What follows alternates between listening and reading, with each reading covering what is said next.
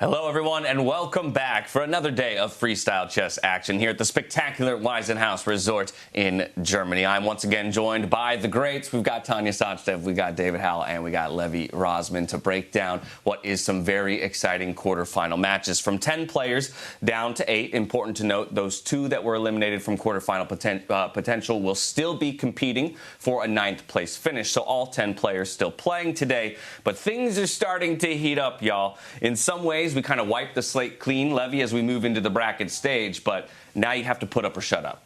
For sure. I think the top 8 who are most deserving qualified. There was a chance yesterday that Fedoseev would sort of break out from Azkaban, but unfortunately the top were just too solid. Win, lose, it didn't really matter. They sort of consolidated.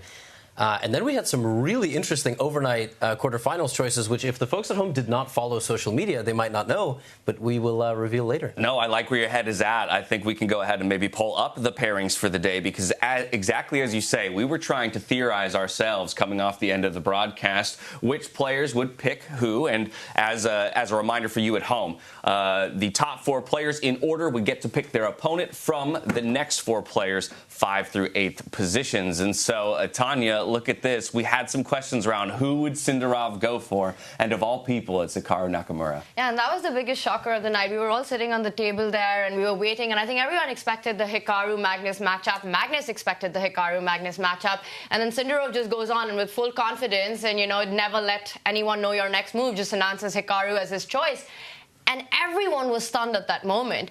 No one saw that coming. What a big day it is for Uzbekistan. Their 2 biggest superstars play against the world number 1 and the world number 2. David, the collective oohs, ahs, gasps in that dining hall last night as the name was uttered. What did you make of it? Yeah, I was actually standing right next to Magnus. There's some great clips on social media of Magnus being like, whoa. I think the relief to dodge Nakamura, to kind of maybe postpone that matchup for later in the event. But Sindarov, that shows big confidence. Yes, exactly. Will he be rewarded? That's the question. I will just say, we kind of, it was a 50-50, right? Because 1, 2, and 3 were able to choose from a group of 4 players. We had a feeling that Alireza would choose Vincent, because if you just compare the rest of the field, there's no, 2 ways to cut it. Like, he's the lowest rated, but it's not by a lot, but it's the truth. And then you sort of say, okay, Javokhir has an option to play Nodirbek, which, might get him some fans and might get him some enemies. I don't think he's going to go Uzbekistan versus Uzbekistan. So it's either Hikaru or Gukesh. So do you want to play against, the young man who is the world champion, and also there's this Uzbekistan-India rivalry, or do you want to play Hikaru, who isn't maybe playing as much classical chess, right? Like, do you want to have this generational matchup? So it was 50-50, and he showed respect to the world champ, which Fabi didn't. Fabiano could have played Nodirbek and left Magnus to play Gukesh. And what a statement it was when he announced that. He didn't say, I'm playing Gukesh. He said, I choose the world champion. Yeah, say his name, Fabiano. Say his name. What's his name? Give him the title. I love that. Either way, I think one of the other big things that we should talk about, of course, is who hit the number 1 spot, Alireza Firouzja, because we came into yesterday with that tie between Javokhir and Fabiano, but it was Alireza who would kind of sneak his way into that top spot, David. Yeah, we see some informed players already from the playoffs. We should mention the time control is totally different this time. Oof. It's classical chess. It's going to be long chess. But Alireza ended that one with a bang. So did Magnus and Hikaru yesterday, the 3 top scorers. I think right there, that's another interesting point. How much does kind of the energy shift for these players moving from a rapid style game to a classical time format? And how does that ultimately change the approach of the players in the game? Where are we going to see more time spent than other places? I have to imagine it's going to be lengthy openings where we have heard the players time and time again say, my biggest fear is to blunder on that first move, and it's very possible in this format. Yeah, it's a totally different beast, right? Classical with rapid. And this is something that Magnus has spoken about, felt so strongly that this is the element he wants to bring into Fischer Random, where the players get enough time to figure the first moves out, because that's what freestyle chess is about. And maybe that's the reason that Javokhir also went with Hikaru. Hikaru is not playing as much classical chess.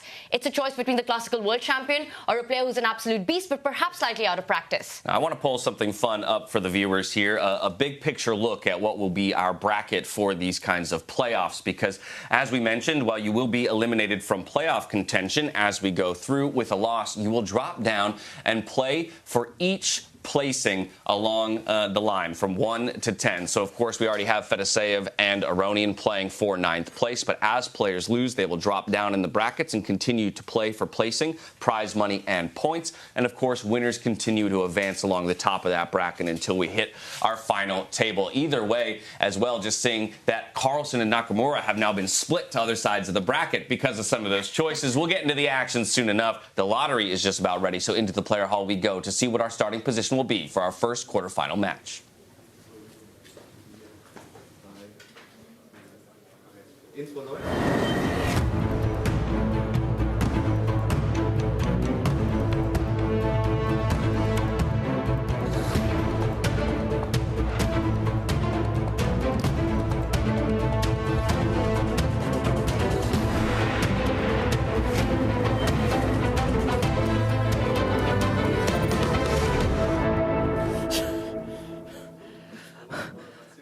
Welcome, welcome, everyone.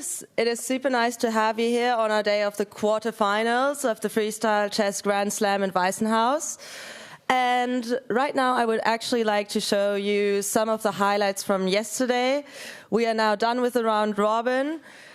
Unfortunately, had to eliminate 2 of the participants for the quarterfinals.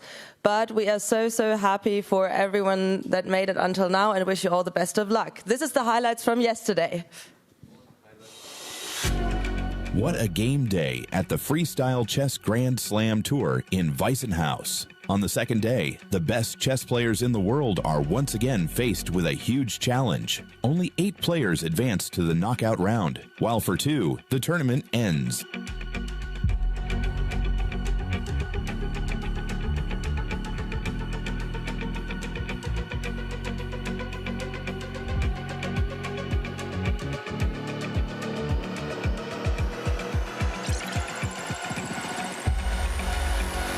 It's over for Vladimir Fedoseev and Levon Aronian. It was a nightmare of a tournament. I've pondered more than throughout maybe the whole last year, but those things can happen. I was maybe playing too slowly, and then I was getting in time trouble and then panicking. The huge sensation again on the second day, 19-year-old Javokhir Sindarov from Uzbekistan, one of the youngest grandmasters in history and definitely one of the young wild ones in freestyle chess, together with Alireza Firouzja in first place with 6.5 points. I was played without pressure, but okay, I think I was played very good. I was a very good defense against Abdusattorov, and against Nakamura I think I was played very well game.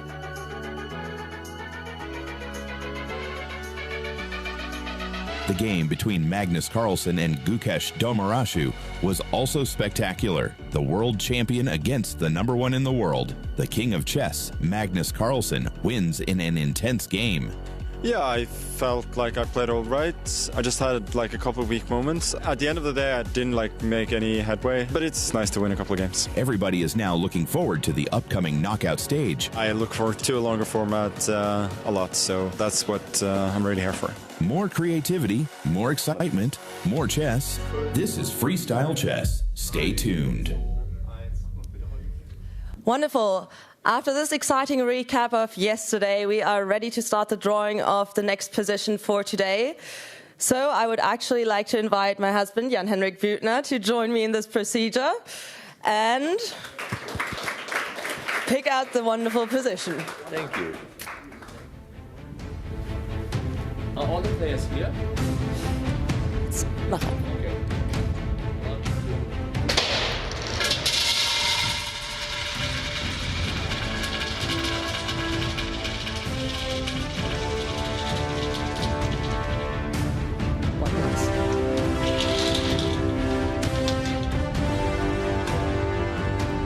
Position 381.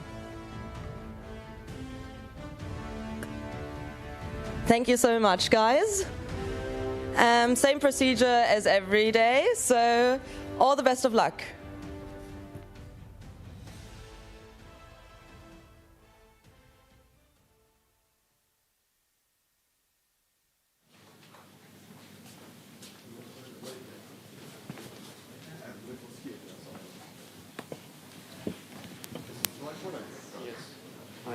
rook, king.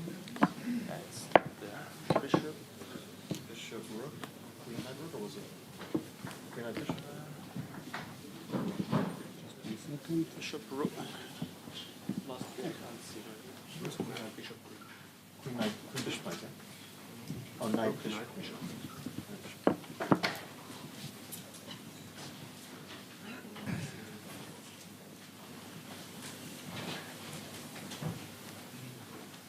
See from the side?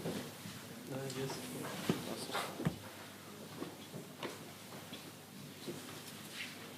So I have serious problems here with a7. But knight b6 covers it very easily, right? Okay, let's say maybe f5. Knight b6 there's this kind of annoying. What about f4, f5? Yeah, maybe f5. Stupid.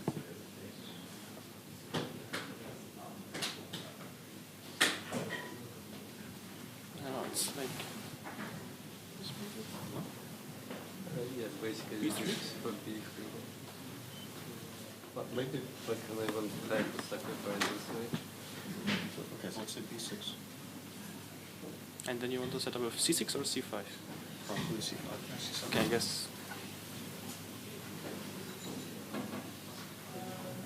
b3 maybe. Yeah, b3 or b3. Yeah, maybe b3. Maybe c6 setup. But then d4. Okay, but also then we have to understand that actually if we both take everything, that's something we like or not? White can also play b3 here, right? White also. Yes, yes, but I mean, for us, we basically accept this weird symmetry with kings fixed on the lanes. Can we avoid it? Yeah, just like Okay, we could also play I think b6. b6 is not like, but with bishop on d1. But I mean, I prefer b6 to knight b6 kind of, yeah, this knight I feel like it's tricky. Maybe c4, let's say. Okay, then we play f5 with the same position, right? Yeah, that's what I mean, like maybe we don't avoid it, unless we want to play f6 and... No, I mean, I want to avoid that there's this bishop a7, bishop a2, which I'm not entirely sure we actually want to play. Okay. So we get some opposite color bishops and our king is fixed. It's tempo down. Could be dangerous as well. Some quick e4. Although this bishop is not like a virtual attacking piece. I don't know, some quick g3, e4, e4 after taking everything. Okay, let's say b6.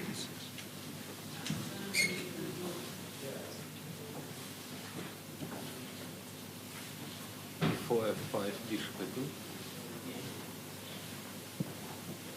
This is dangerous. I don't like b6. Yeah, I think b6 So you want to play is f5? dangerous for king. Okay, what about knight b6? Is it b3 or d3? Why not? Also a4 is some...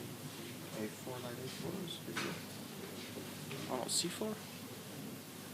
Get a lot of tempo, right? Yeah, but maybe these are just weaknesses. Knight b6. c5? g3? f5 is it? I have f5 again, it's nice. I think knight b3. And this, let's say? Let's say here. Knight h4. f5. And then knight e3, no? Bishop f2 was coming also. Ah, f5 is here. Yeah, probably looks good, yeah. Yeah. I think like queen g8 or something. Queen g8, we will play knight e3 and bishop. Bishop c6. Oh, okay, bishop c6, we can probably just take this bishop. a2. Ah, yeah, a2 was hanging, yeah. a2 was hanging. Okay, knight e3, then h4 maybe. Yeah. Okay, probably first h4 also, not bad, I think. But this is so clear. I just want to understand. So let's say I go here. Knight e4. Ah, 95. No. Yeah, this I agree. But take e6. This is slightly worse. E4. Ah, bishop e4. Yes. I think probably here d3. d2, yeah. Take d3. Ah. And if he goes here, Knight d4. knight d4. Yeah. Yeah, then takes d3. Can we analyze first move, knight b6? Yeah, let's do it. e4. Then a4, b4. Ah, if he starts pushing Ah, this. yeah. Then he is Yeah, more and then you have another flexible. square. Yeah, absolutely. No, you're right. b4 maybe first, and then knight b3. Or Before Okay. him, So sure about this? overextended, like G5. And you will push Instantly with check. G5 also. Instantly check. Like, Yeah. oh, G4, I I'm think a people's little bit diagonal scared. is A4, you play just C5, yeah? A4, You're yes, fine. C5. And then B4 still you have So A4 we can also ignore because like A5 knight E7 is a big deal. Take rook A, I don't know. But okay, A4 C5. So if we play random move, he plays E5. Which move for one? Like Might knight be C2 has the knight C2. move. Yeah. G6 first or E5?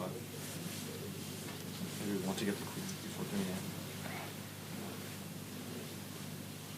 This looks okay for black. Maybe E4. Okay. Oh, some Take, rook take, then maybe bishop G4 somewhere. rook takes, yeah. Bishop E6. I also Oh, have then bishop rook is- D4, knight six, D4 one. jumps. This bishop is kind of... Bishop on D8 is Oh, bad. what's the big deal about this? Like, don't feel black is so badly prepared for this.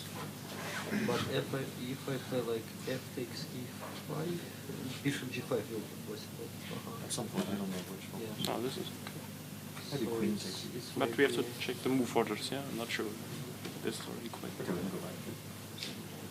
But F4 is So also- F4 you start knight B6, yeah? Besides F4, people want to anything else. I mean, F4 looks like the...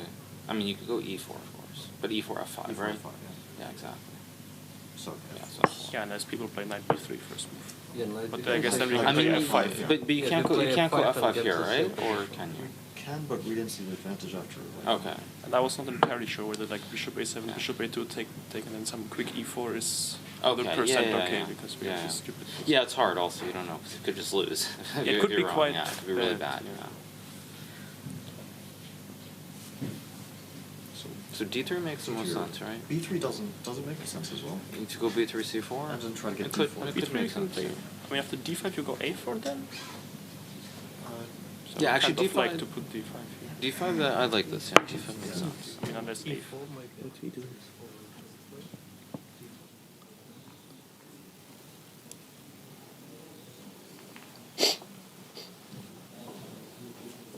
Okay, worst case, you could just go here, castle, to play, yeah? It all depends if knight g6 is possible, yeah?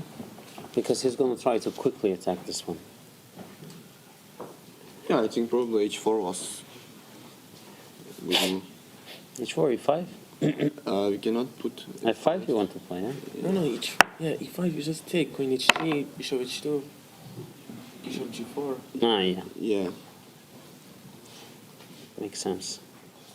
And if I try with... No, I think here you can probably give pawn. Yeah, 2 minutes to the start. yeah, queen h3 was. Queen h2, yeah? No, yeah, queen h2 was also good. e6, h5. Yeah. Interesting. Yeah, looks logical, yes. E6 you will have always knight d4 also, Yeah. or knight d5.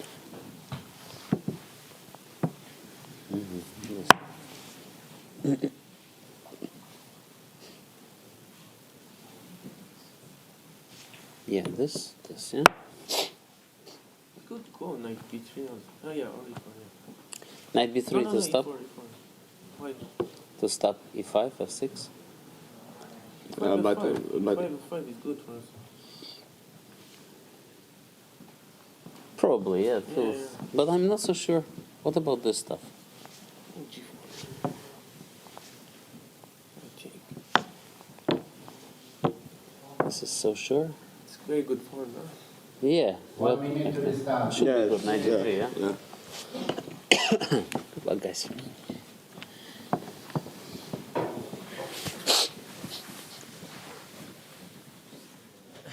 Also, Welcome back, everyone, to Freestyle Chess at 2025 here in Weissenhaus. The players are continuing to work through some of their theories around this opening position, and then perhaps we'll do a bit of the same over here. I mean, immediately, David, as we always do, we're going to take a look at maybe some undefended pawns, weak pieces that we can target early, and that common cornered queen that we have had at this tournament so far. But I'm eyeing those two pawns over on the left side of the board sitting in front of the knights as maybe an early focus for either of our players.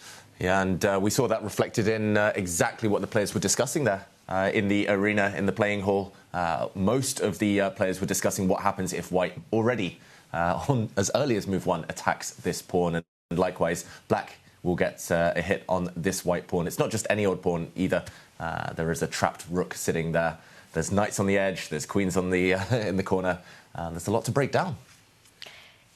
Not a single piece on its standard chess position in this one. Everything rearranged. I think the approach that you and James are looking at feels the most aggressive to me. Also, Levy, did you notice how in their pre-game sort of analysis, deep dive, there are certain players who are really proactive, you know, bringing in the moves and the ideas, while some are observing what's being done? For sure, and I wonder if part of it is also like the more you speak, the more you allow me to see inside of your head, or if they're just introverts. Like, there could be the whole, you know, over-analysis of the situation and psychoanalyzing how they behave, or just, you know, some of them don't talk that much. But yeah, I think they're all very eager to share their ideas, at least for now, while all of this is a mystery. Well, into the games we go, and we're going to kick things off with none other than the world number 1 in Magnus Carlsen up against Nodirbek Abdusattorov, who did have a bit of a rough group stage round robin, but did manage to squeak through. And I think that's the important thing again, David, is how does Nodirbek kind of calm his nerves, perhaps anything that, you know, did develop through that group stage, because this is the reset button. The scorecard is wiped clean. Granted, you are up against the Titanic Magnus Carlsen. That's the thing. You can forget about everyone else. It's just you versus your opponent. Knockout chess, head-to-head. It's a totally different dynamic, but the fact he's facing the world's best player and the fact that Magnus has already opened very confidently with this move we predicted. Did you see? I think he was looking around at the big screens, because inside the venue they have large screens, and part of that is to track, let's say, what move you're on. For example, you can offer a draw to your opponent, but only after 40 moves, and the players are not going to sit there and calculate that. But another reason is to look around and go, what did everybody else play? And, you know, there was a discussion in the technical meeting before the tournament. Should there be a big screen? Should they set up a little tablet next to your table so that you know what move you're on, but you can't look at other games?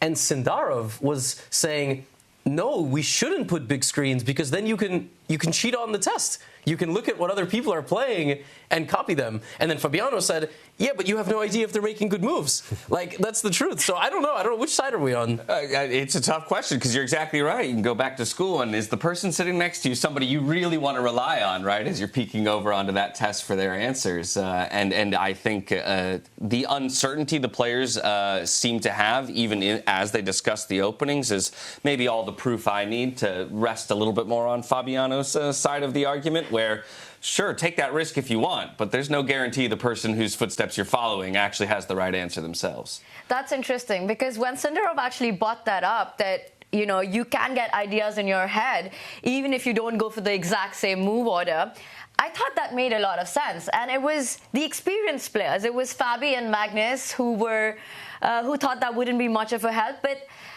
But to me, it felt that Sinderov did have a point. You know, you see your game, you can see the number of moves. Why have the option to look around what anyone else is doing? I will say, it felt like the young players in there just didn't have as strong of a voice. I mean, like, I'm going to be honest, as a neutral party just sort of spectating, they found themselves on the losing vote quite often. But it wasn't, you know, it wasn't like whatever, you know, Magnus or Fabiano or Hikaru say goes. I think Hikaru wasn't there. I think he was sleeping. I think he was jet-lagged. But yeah, they found themselves sort of outvoted. But okay, I mean, yeah, if you look around and you see what did everybody else play, it's not like you're going to copy it. But I will say, this has happened in classical tournaments where two people sitting side by side accidentally play the exact same opening, and one of them has to be moved. Didn't this happen at a Grand Swiss? Weren't you there?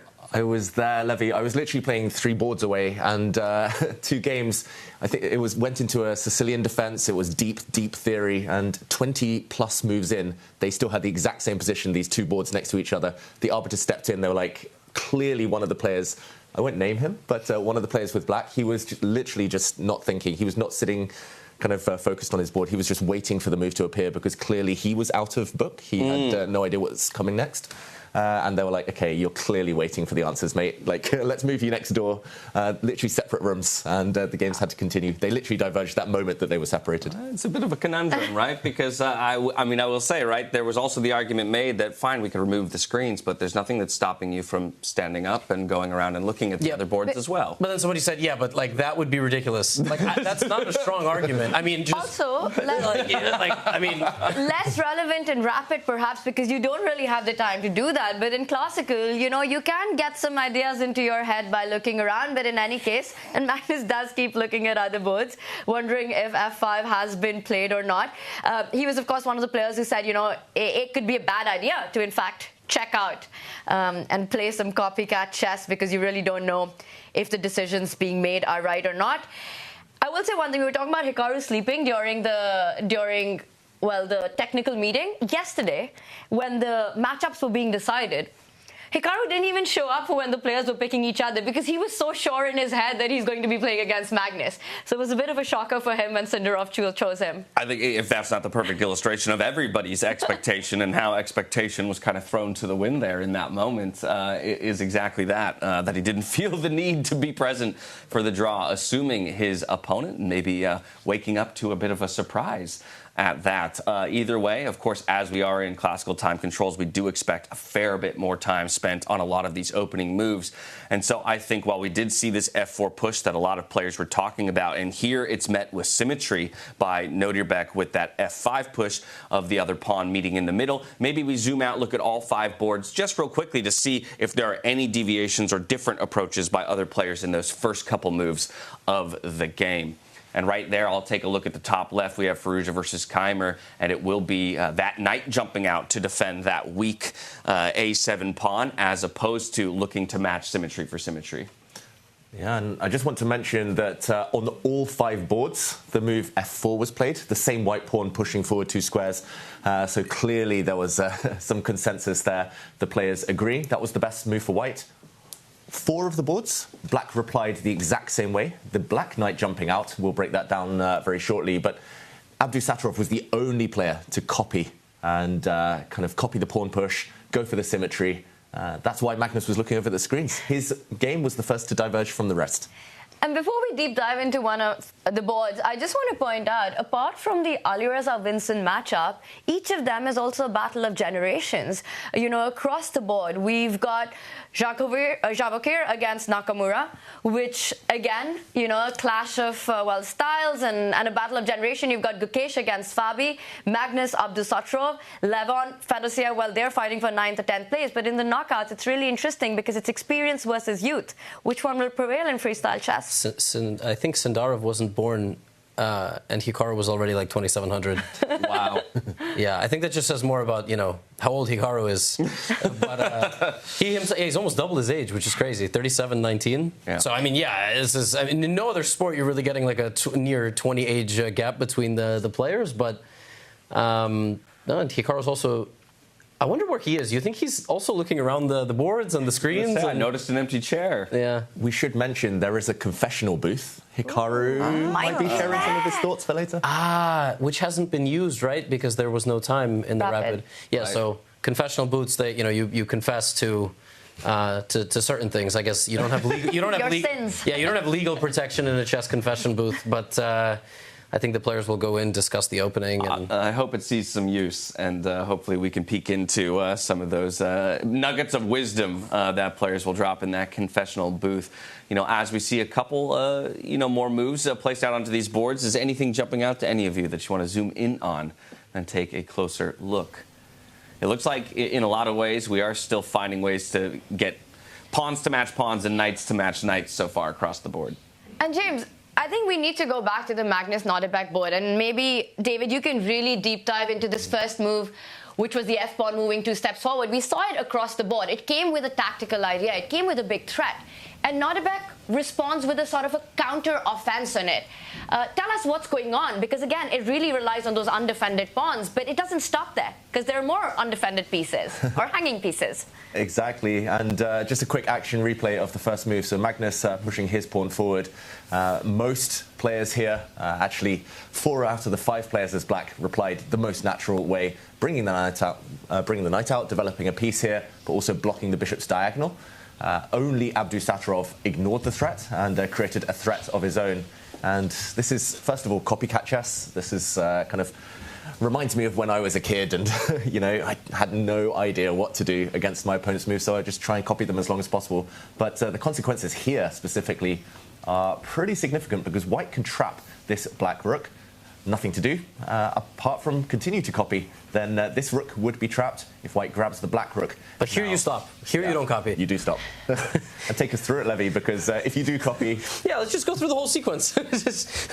Bishop takes rook, bishop takes pawn, bishop takes pawn, bishop takes bishop, bishop takes bishop, bishop takes pawn, bishop... yeah, just keep copying. You think this is going to happen, guys? I mean, this would be absolutely spectacular. But then here there's rook takes rook check, right? If takes. So I guess you don't copy the whole way, but that would be quite funny. Okay, and there it ends in a nice victory for white. Yeah, no, but you don't do this. Incredibly, if black just finally breaks the copycat chess and takes this bishop, black has the advantage. Maybe slightly. Interesting, and I'd like to think that this is why we are still locked after this second move of the game here, with Magnus giving a lot of thought to how he wants to continue. Does he want to entertain the idea of matching move for move, or will he look to kind of mix things up immediately here?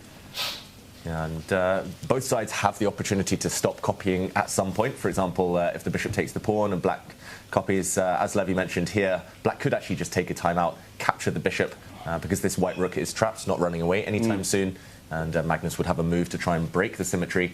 The reason Magnus now looking away from the board, looking at the camera, is because if he wants to just avoid any complications, any mess, he could just bring out his knight, block the diagonal. Black will bring out his knight. But then the other games are basically following this path. Right. He wants to be creative. He hates, he hates following these well-trodden paths.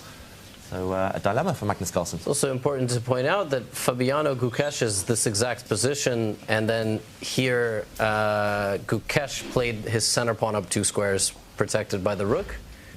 So, yeah, that is the current position in their game, and Fabiano is deciding what to do with the black pieces. So, yeah. It also happened, this position, in the game between Javokhir Sindarov and Hikaru Nakamura. Yeah, who are even maybe one step further, having traded pawns. And then, of course, the rook is going to slide out. Maybe we hop over there since they're making progress? Yeah, I like that idea. Let's go check in on the youngster in Javokhir Sindarov up against Hikaru Nakamura, throwing down the gauntlet last night in selecting Hikaru as his opponent. Could be very fun to see how these two match up. Yeah, so there we go. Yeah. These boys decided we have no patience. We're, we bought the Flash Pass at Six Flags. I'm in Germany. Nobody knows what that is here. Okay, now we have these. There's no music here, right? We just hype them up. I mean, this is the best way to hype them up. Gotta love the shots, looking cool. But of course, his opponent, another chess great, world rank number 3. This would be quite the victory for him to take. Isn't he 2? In live ratings. Oh, he got demoted. Poor Hikaru. So here, as you mentioned, we've already kind of accelerated beyond. They dealt with, that initial line that we were talking about, where the bishops would run rampant through the back line of each opponent's pieces by bringing those knights out. Obviously, rook out onto the field, nice development. I'm thinking, though, immediately that this is a piece similar to maybe an early queen coming out that I'd want to target and harass. Mm-hmm. Yeah, this rook this rook journey, I'm not sure where it's going next. Is it just going back? Because it can be hit. As you mentioned, James, there's a couple of ways to do that. A pawn could attack the rook.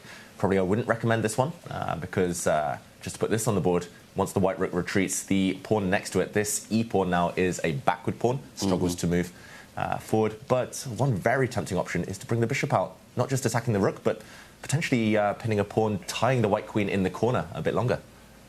Yeah, I like that move a lot. Developing a piece as well, still guarded by the knight. Okay. Interesting to see Hikaru think here, Tanya. Yeah, and David, we see Javokhir, he's going for that concept, right? Again, freestyle chess is sort of finding its own opening principles as we go along playing more and more games in it, where it's so much about breaking the symmetry and having that first move advantage. As black is playing copycat chess, white gets that first central break in, the first open line in, but it does also come at the cost of, well, the diagonal and making a major more vulnerable to attacks. I do like this approach from white. I think it's a very active one. The next question that Javokhir will have to answer is what to do about the minors in the first rank. Do you think about bringing the knight out towards the center of the board, controlling more central squares? Or are you looking at first perhaps activating the bishop to that square, the d4, and pinning it against that black queen, making sure it stays in the corner? I really like it when a player is able to get that first central break in. It feels not only like a power move, but you control more of the board.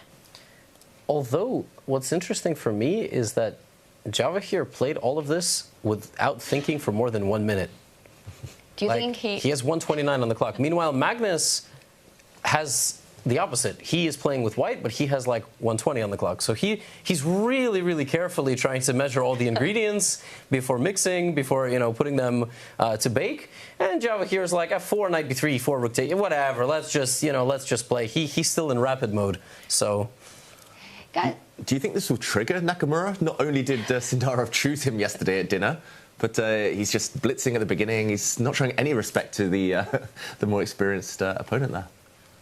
Yeah, it's a good question, right? And for Javokhir, it was a pick between Nodirbek, Gukesh, and Hikaru. I think we can delve a little bit into the dynamics of choosing Hikaru. We already touched upon that.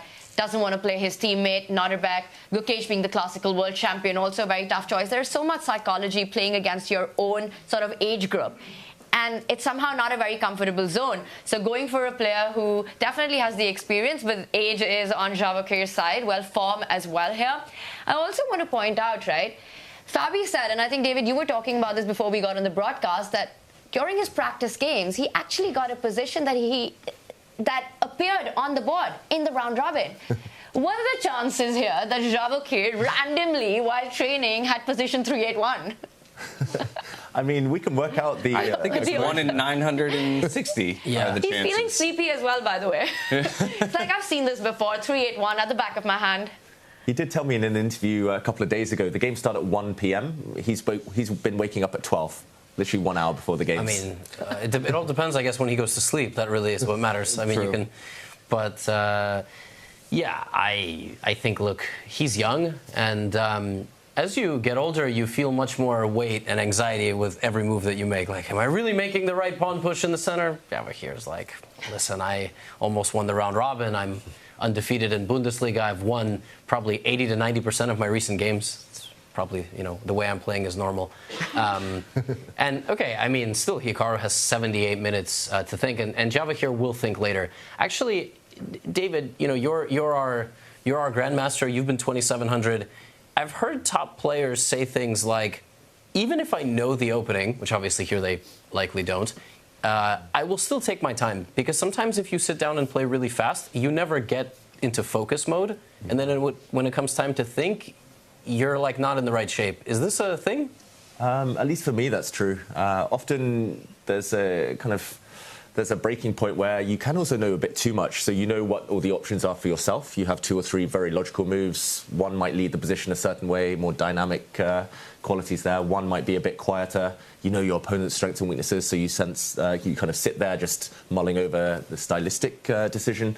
That could be relevant here, but also you know that your opponent has 2 or 3 good moves. You're deciding whether to bluff, whether to kind of play those moves quickly. There's so much under the surface that we don't see. There's no just one kind of correct move, especially in the opening. Exactly, and understanding that there's going to be no one answer for every player. I'm also curious how the time controls themselves and even the time remaining on your clock ultimately plays into your decision making. At the end of the day, you'd love to find the perfect move, but at a certain point, you have to make a move before the clock runs out. And budgeting your time is a skill that maybe is under talked about when it comes to chess. So is that something that you're thinking about from the get-go? How am I budgeting my time? Or is that something that doesn't come into consideration until you feel the time pressure itself start to creep up onto you. You're asking the worst person in the world, James. I'm the time trouble addict. Are you? I can't budget in life or in chess, especially on the clock. But the top players do, right? Hikaru, Magnus, they never seem to be too flustered, even if their clock is ticking down. And we should mention the time control, Tanya. There's no kind of added time later in the game. It's just 30 seconds per move that you get extra. There's no time control. Normally at move 40, you get this extra hour or half hour on the clock. But here it's just to the death. Yeah, the players start with 90 minutes. Every time they make a move, push the clock, an additional 30-second added. Our community is also asking, is this a one-game match? It's a best of 2. So the players will play one classical game today and reverse colors, new position tomorrow. If it remains at a tie, we will have the faster formats. We go into the 10+10. And then if that's a tie, then blitz. We might even have an Armageddon to decide. And there we have it, James. Yeah, so of course, we're right now in that knockout stage, classical 90-minute plus 30 seconds. We will have opportunities for tiebreakers if through 2 days any of these players ultimately are tied up in points. We go rapid, blitz, Armageddon in that order in order to end up with a victor in the end. And, I want chat to get involved because we've been talking so much about Javokhir's pick of Hikaru Nakamura. What do you guys make of it? What do you think of it? Because I think very few predicted here. We were all expecting a Magnus-Hikaru matchup. And, I am not good with the Gen Z lingo, but to me, as the Twitchverse would say, it was a very Giga Chad move. Would that be the correct way to put it, Levy? Yes, please never say that again. I will never say that. I apologize. No, not because it didn't sound good. Just don't incentivize them. Right, that's true. Don't give them that power. Leave them in the basement. I'm giving you all the power, chat. Come at us. What's the emoji for this power move by Sinderov? I think it probably depends also on how he does. Like then the emoji will change. It might be a bit of a Papega decision, shall I say? If he ends up losing the game. But I know we're the community stream, but we're not like the DGen stream, No, we're, by no means. Yeah, or maybe we are, I don't know. But also predictions, right? Let's get those up. Let's get our poll up on chat as well. What do you make of this match? Who wins? Do you think this will end peacefully? It's just the first game in their best of 2. Let's get you involved, and we'll bring up our results. Something about this tells me it doesn't end peacefully. I don't feel like Javokhir is the kind of player who wants to come away today with a drawish ending, right? I think he should have a fair amount of confidence based on his group stage play while he did suffer a loss right at the end to Alireza Firouzja. I'm hoping that he comes out with a more attacking-oriented chess and really tries to apply the pressure onto Hikaru. And just diving back into the chess, I wanted to mention another peculiar instance of déjà vu, because this position, this is the live position between Sindarov and Nakamura. This position also arose in Firouzja against Keymer, where Keymer has just pushed his pawn a few seconds ago to this square. The clocks were exactly the same, by the way. So both Hikaru playing with black and Vincent Keymer playing with black thinking. And now this move played. This was also the choice of Fabiano Caruana in his game against Gukesh. So that position arose in 3 different boards. And White's rook retreating, also the choice of Gukesh. It's copycat chess. This is also the position of Gukesh against Fabiano right now. Yeah, but how about that? After a long think, Hikaru decides to commit the bishop towards the center of the board, force that rook back, and then bring the queen into a position where she can get active as well along that same diagonal. Speaking of diagonals, take a look at what's happening on that bottom left board. Magnus versus Nodirbek, where it's fire on the board already. The bishops did land on that A-pawn. The weak pawns, rooks have been picked up. Magnus keeps looking on the side. No, Magnus, no other game is following this drama as yours is. What is happening here, David? Yeah, I think we will dive into that Carlsen Abdusattorov game in a moment, but it is copy-paste, just to mention. It's literally Sindarov and Gukesh against Nakamura and Caruana.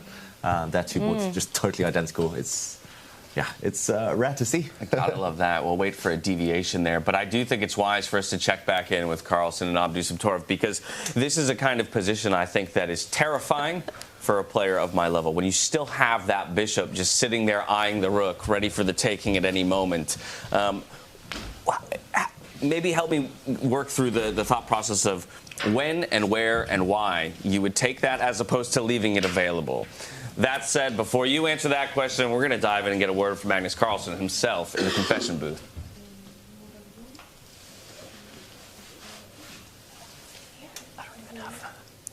Realizing it, which we can't hear. If I'd managed, let's say he'd taken the pawn immediately, I go g3, opening up for the queen. He protects the pawn with pawn to d5. Then I think I can probably give a check with the bishop, and then after he blocks the check, I can move the rook from b1 to d1, castling. As far as I can see, the rules allow that. So at first, I'm thinking, what is he doing? Because now g3, the thing is, his bishop was covering squares along the diagonal.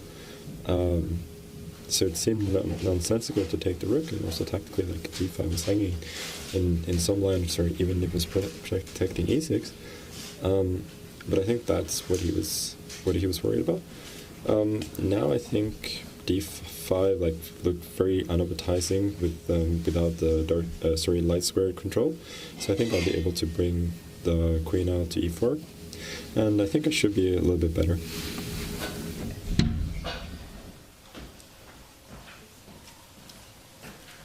Well, that a little top-tier insight from the players themselves. A peek inside the mind of Magnus Carlsen as he evaluates this position. Seems to be happy with the way things have played out for him so far. And as you mentioned, he's looking maybe to find a way for his queen to get involved, eyeing that pawn, of course, that rests on the e4 square.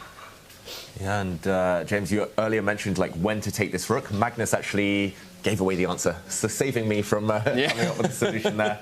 He's basically saying that this pawn in the center that he's gambited right now, if it is defended by a fellow pawn, if black pushes his central pawn there, white can give a check to the black king, so developing with gain of time. So leaving the black king slightly vulnerable, I think, is the concrete answer. But maybe just for our viewers, an actual replay of the last few moves. I think that'd be lovely. Yeah, let's remind ourselves how we got here, because the last time we did check in on the board, both bishops were still there, eyeing the rooks. And of course, we can go ahead and quickly blitz through these positions before we hear from yet another player who stepped into the confessional booth. Yeah, so Magnus broke in the center. Abdusattorov took this rook. The white king simply recaptured, leaving the black rook hanging. A capture in the center, and rather than rook takes pawn, which we saw a similar move in the other boards, Magnus trying to get his queen out with gain of time. Very ambitious play by the world number one. So that's how we got to where we are, but I would love to hear more from the players themselves. So as quickly as we can, we'll dive back into the confessional booth.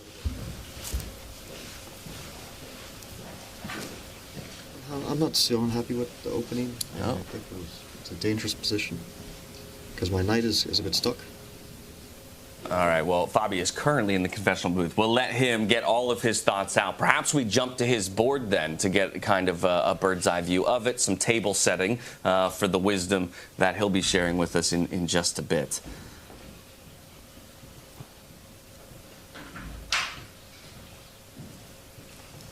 And there we see Fabiano isn't currently in the board. We know where he is. He's confessing his sins. Meanwhile, Gukesh is thinking, and as mentioned earlier, this is the exact same position as another game, Sindarov and Nakamura.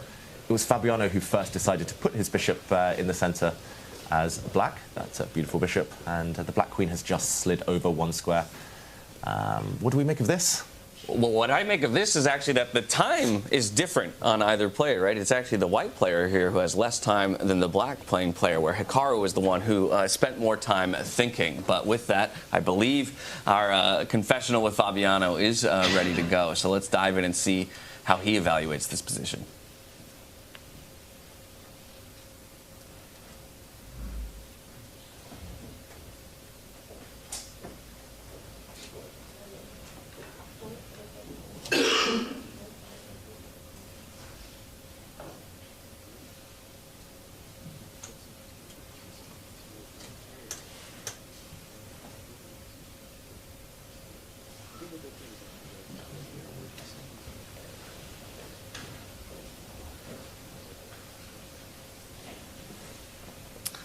Looks like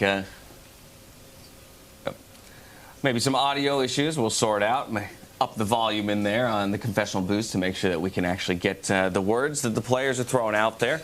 But taking a look at this, do you find it to be confidence-inducing that, you know, if you're a player seeing a number of other players matching your position up to this point?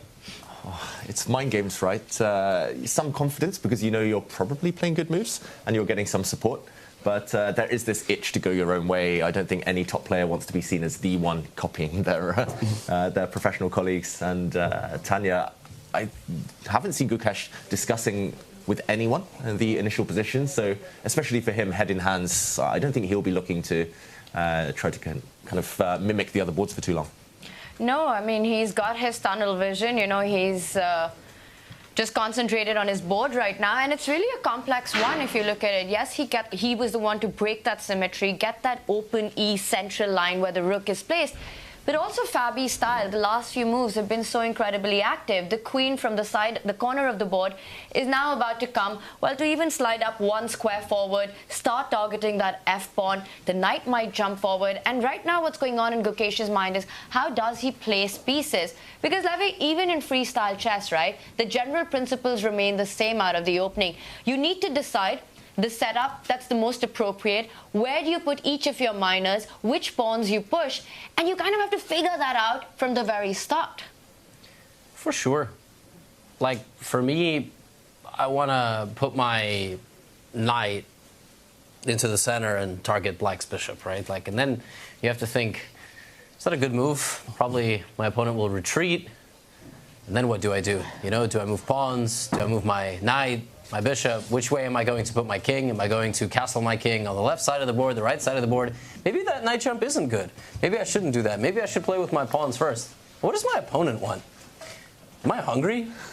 Like, was the opening a good choice? I wonder what other people are doing. Yeah. You know, whatever goes through a chess player, why am I here?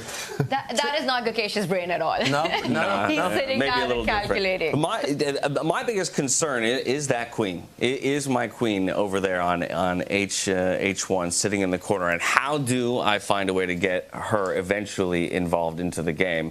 As Levy mentioned, maybe the knight kicking the bishop away is one possibility. But of course, could always slide back, you know, one on the diagonal and continue that pawn pin. So then my other thinking, David, is, okay, let's take our own light squared bishop, bring it up here to the F3 square, and maybe offer a trade, but then we're opting into doubled pawns, which never feels good, especially since there's no opportunity to connect pawns on the other side of them. Yeah, unfortunately, I just don't think you gain enough compensation for the double pawns. Normally, if you are about to wreck your pawn structure, let's just put that on the board like this, then, as you say, James, you need something in return. You need active pieces, you need targets in your opponent's camp as well, but these two are just isolated and weak. So, yeah, this is a bit of a dilemma for Gukesh. Well, so then, but is it, well, a bit of a dilemma, but then I always go back to, is it a problem we even need to solve now? Yes, it's a long-term concern, getting our queen, you know, involved in the game, but is it something that we can say, I'll deal with that later and put focus elsewhere on the board, maybe try and create some kind of counter pressure of our own? Yeah, ideally, if there was a way, but there's no obvious path, I would say, here, Tanya, for white. Not clear, which is why the world champion's taking so much time right now, right? And this is exactly the reason why the players really enjoy the classical format when it comes to freestyle chess. Standard chess, you'd be blitzing out the first 10 to 15 moves. It would be part of your home preparation, especially when you're playing against one of the best in the world, when you're playing against Fabiano Caruana, but not in this format. I also want to talk about this matchup a little bit because, yes, it's a clash of generations, you know, it's experience versus youth, but their story does go way back. In the candidates as well, at the end of it did come down to Gukesh and Fabiano fighting for that spot for the World Championship match.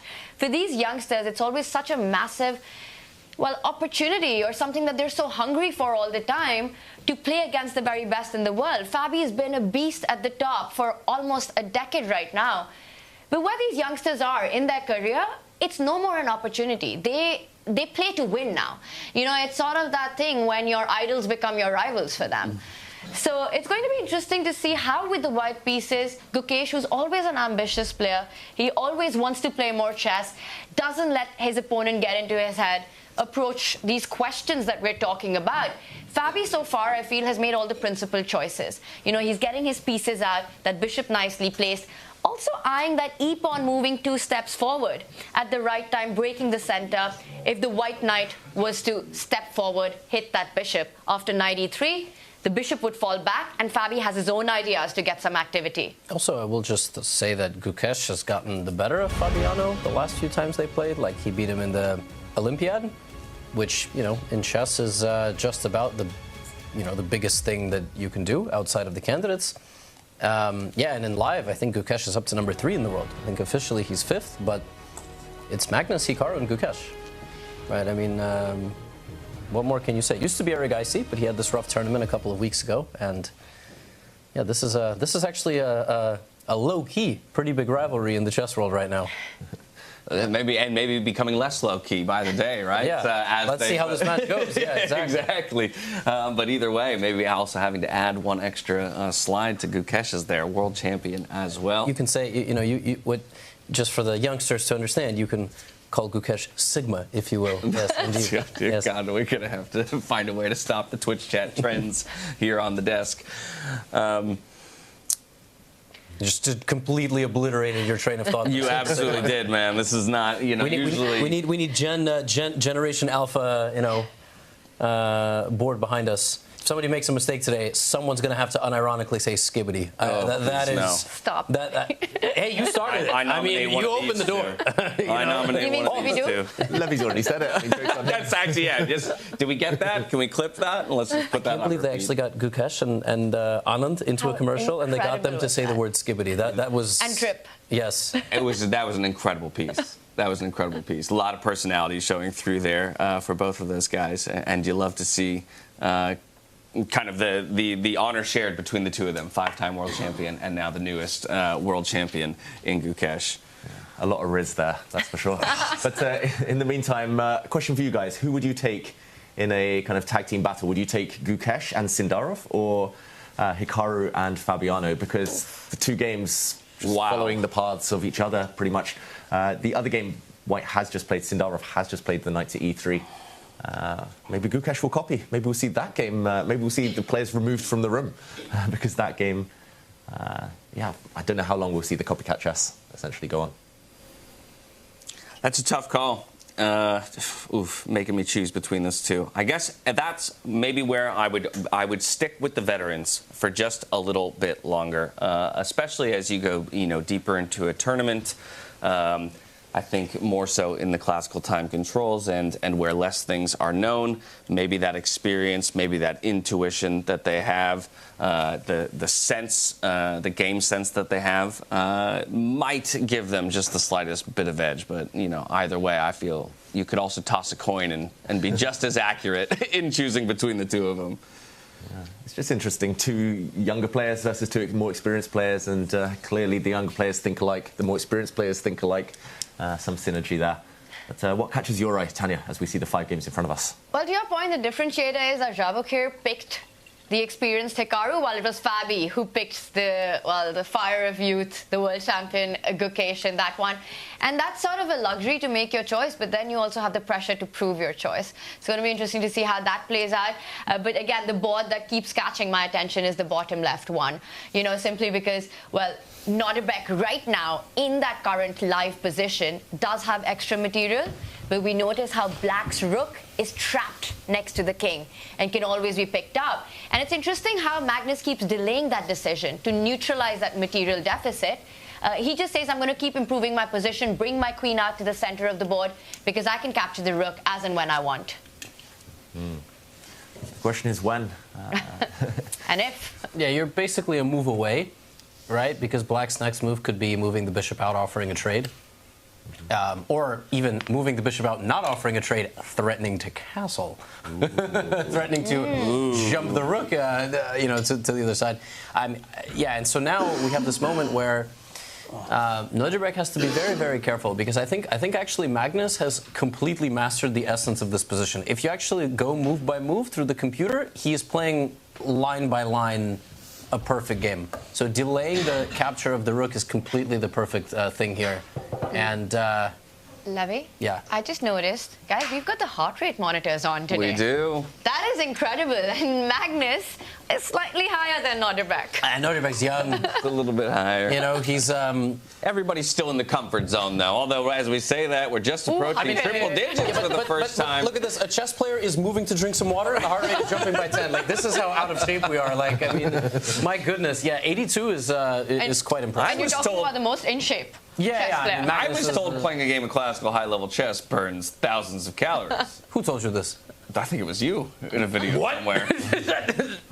Not only is it misinformation, it's being directed at me. I'll challenge somebody to go through the archives of Gotham Chess. There was some article, about Fabiano, and yeah, I think the truth is, like in tournaments, you need a lot of fuel during the game. You can have like nuts. You can have. Some people drink energy drinks, but yeah, I mean, you can definitely burn a lot. It's like processing power. It's not exactly muscle twitching, but yeah, the brain is hard to fuel. I mean, the position here, returning to the position looks good for Magnus, bringing this knight out. To me, David, it looks like, if I'm trying to understand his kind of strategy here, is to start bringing the knights over to the left side of the board, maybe support that bishop, even dive in onto the b6 square eventually. Obviously, right now, bishop protecting that, but looking for, putting continual pressure on that king. Interestingly enough, the a1 knight could effectively do the same thing as well if it finds a way to jump out here soon. Yeah, and I'm expecting one of the moves Levy mentioned, maybe a bishop move here for black. Just to put this on the board to show everyone who hasn't been with us here in the first 2 days how to castle in Fischer Random Chess, or freestyle chess in this case. For example, I mean, you should take the rook now probably, but if you were to just take your eye off the board for one move, develop a piece, I do believe that black can, there we go, bring the rook over. Which is apparently very bad. I don't know why this is bad suddenly, but at least you saved the rook. The materialist in me thinks that this is... knight d5? Something like some jump into the center? Oh my god, that's not the move, but it's also not bad. Let's just show the idea. It's just forced checkmate in the corner. There it is. That's pretty sick. Yeah. It's beautiful. I love how white's king can teleport to the right side of the board and castle to the right, because that's your rook. No, he moved it up and back? Yeah, he took... he moved it. Yeah. Okay. He recaptured the black bishop. Oh, sorry, the king moved, not his rook, right. Yeah. It didn't start there. It started on, on the bishop square. So, of course... This is not confusing at all, okay? Yeah, I mean, come on. What are we even doing here? So what is the best move for black? It's a tough one, right? Well, I do like that initial idea of the bishop moving forward and sort of forcing that trade of the bishop and the rook, forcing Magnus's hand to recapture material. You also place your bishop on a nice square. Mm-hmm. Yeah, I think you have to at some point, right? Because otherwise, I just don't like sitting with this kind of tension the whole time, right? And so reminds me of family Thanksgiving. Yes, exactly. Let's get the arguments out now, and then we can all enjoy a bit later. So let's trade the pieces now, and then we can settle back into a nice classical game of Also, chess. to make it completely clear, black's the only one in this position who can legally castle right now. Yes. White has moved the rook, the other rook's off the board, but I don't think that luxury will be with black for too long, as Magnus, I think he's looking at recapturing the rook next to it. Dare I say, if we are being super technical, black cannot legally castle at this very moment. But that is true. Yes, if there was space, he could. Magnus obviously this is like the happiest Magnus that you can see. What?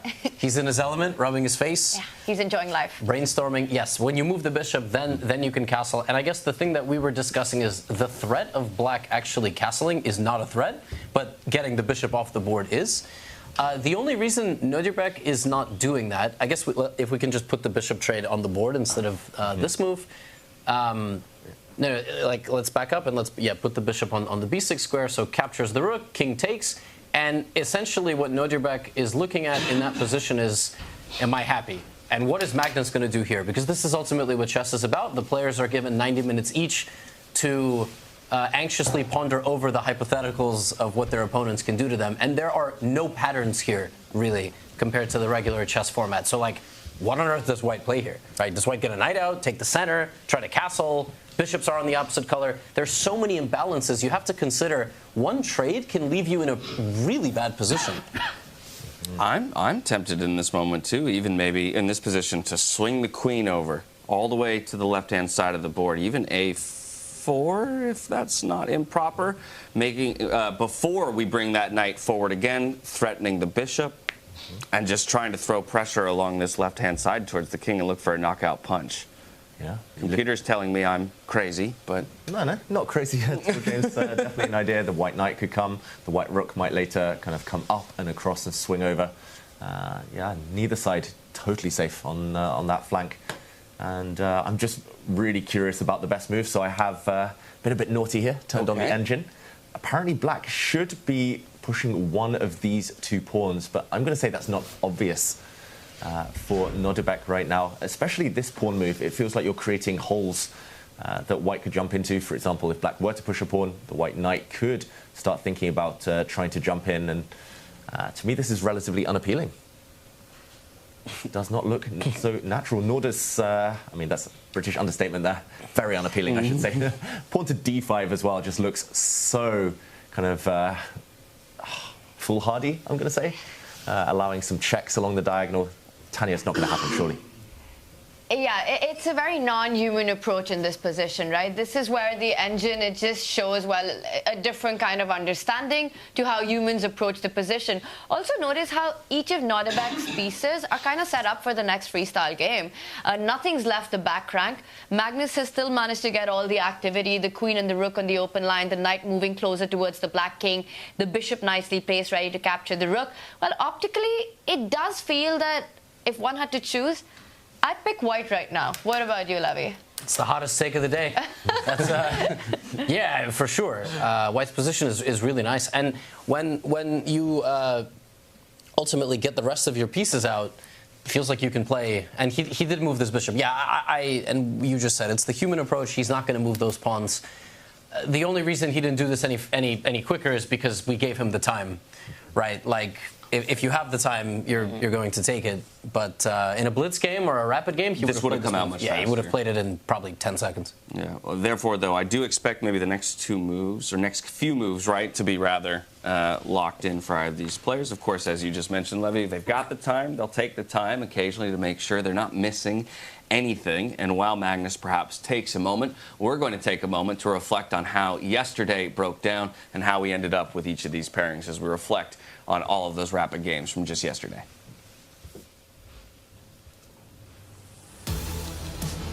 A fierce fight for survival shaped day 2 of the Weissenhaus Freestyle Grand Slam.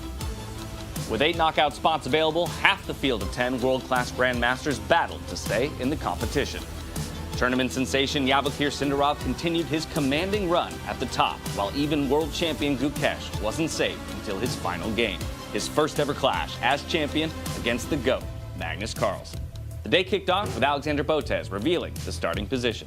Early on, the two last places seemed nearly set. Levon Aronian and Vladimir Fedoseev both lost their first game of the day, falling 1.5 points behind after 6 rounds and facing serious danger of elimination. But Fedoseev, European Chess 960 champion and freestyle qualifier, wasn't ready to pack his bags. He fought back in the next round, defeating Aronian in a direct elimination battle to stay in the race. Heading into the final round, Fedoseev had cut the gap to 0.5 point. Gukesh, Vincent Keymer, and Nodirbek Abdusattorov knew that if Fedoseev beat Hikaru Nakamura, he could catch them. A 4-player tie-break for survival was still in play. Gukesh has made a huge slip. Now the white queen can jump in with a check. It's not just one check. She's going to pick up a pawn, maybe even come and pick up this knight the long way round. She's going to do a dance around the board. Hikaru's favor for Gukesh, remarked commentator David Howell. Gukesh lost against Carlsen, but thanks to Nakamura's win over Fedoseev, the Indian chess sensation is still in it. Fedoseev is not. His comeback didn't have a happy ending. He and Levon Aronian are out. But the 2 eliminated players won't have to leave the stunning Weissenhaus resort. Good news for the audience. The nice week includes guest appearances from Aronian and Fedoseev as co-commentators on the live shows. Stay tuned for the knockouts starting Sunday in Weissenhaus.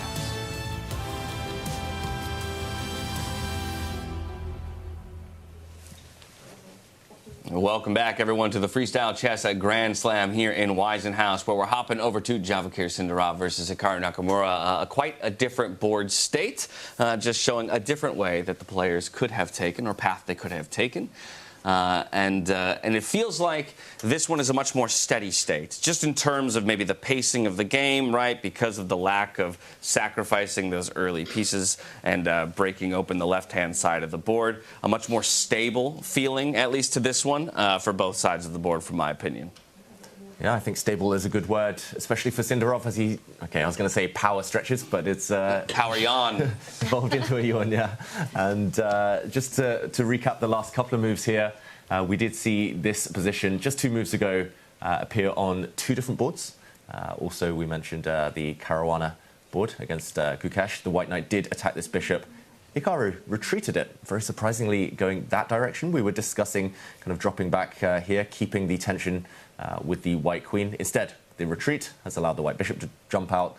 Now this problem of the white queen is solved. You're going to push a pawn forward as white in the next couple of moves, and nice diagonal. And now, admittedly, that feels a bit odd to me, because not only would we have been able to keep the pin, we also seem to have reblocked our queen from making an easy step out, maybe onto that very square that the bishop is resting on now, and threatening the pawn down the line on that F square. It feels weird to me, too. I have no idea why he moved his bishop back there. I'm not saying it's not a good move. I guess he didn't want the bishop on the diagonal to be targeted by maybe white's other knight. Like, he felt as though if he had kept his bishop on the left side of the board in front of all of his pawns, it was an easier target. It's like when you're trying to escape a wrestler in a cage fight, but you run out of space, and then that's when you get taken. Maybe he's like, all right, I'm getting out of there completely, and then it's not so clear what white's next moves are. And there could be another additional idea to what Levy just said, that with the move that he's chosen, falling back on that diagonal, he instead wants to use the square for the pawn in front of the king to move 1 step forward, and then vacate that square for his other bishop to land on, to kind of try and find some harmony in his pieces, and also create, well, this Berlin Wall, I want to call it, against the white bishop, because we're in Germany. We're almost in Denmark, which is, I don't know, that was fascinating to me. I didn't realize how close Denmark was to us. Did you know that? We're a short drive. I didn't know that coming, but somebody told me on the way. Yeah. Like, we don't know. They were like, you should stop over in Denmark, because I've never been there before myself. And you were like, where is that? I feel quite out of place here. I might have better than average geography for an American, but that's still subpar compared to the rest of the world. They should quiz us one day, like flags, or we should do one of those commentators, like flag quizzes or capitals quizzes. Like, if you're game, I'm game, because we can both look stupid together. Can you name the European capitals that start with the letter B? Berlin, Budapest, Bucharest. Oof. Killing it. Is Brussels the capital of Belgium? Brussels. I've run dry. Yeah. Are there more? I think so, yeah. You think so? I don't even know the answer to your own question? I know, I wasn't... what kind of a test giver is that? Bratislava? Bratislava? Nice. I think there's one more. Impressive. Oh, I'm going to start thinking about this. Chat, help us out. I mean, a move is not going to be made. We might as well just solve this one, you know? Yeah, chat will help. They know everything. It's actually quite impressive. Mm-hmm. Now, we talk about that pawn to c6 as a possible option to unlocking the bishop. I think it feels a little strange to me, though, just in terms of the pawn's positioning in front of the king, and then trying to figure out where the king is going to end up in the end game in terms of a point of safety. Yeah, it's difficult to say. Again, white could actually just castle next move. The white rook from b1 hopping over to d1 would complete that little maneuver, but... I think for Hikaru, it's very unlikely that he's going to go the long way, Tanya. Just too many pieces in the way here. I just keep looking at the camera. Javokhir really did not get much sleep last night. What, he's yawning? He's been yawning, at least 10 times since the game has started. He will get a stern talking to after the game. Javokhir, if you have to yawn, don't yawn. Sponsors are watching. Look excited.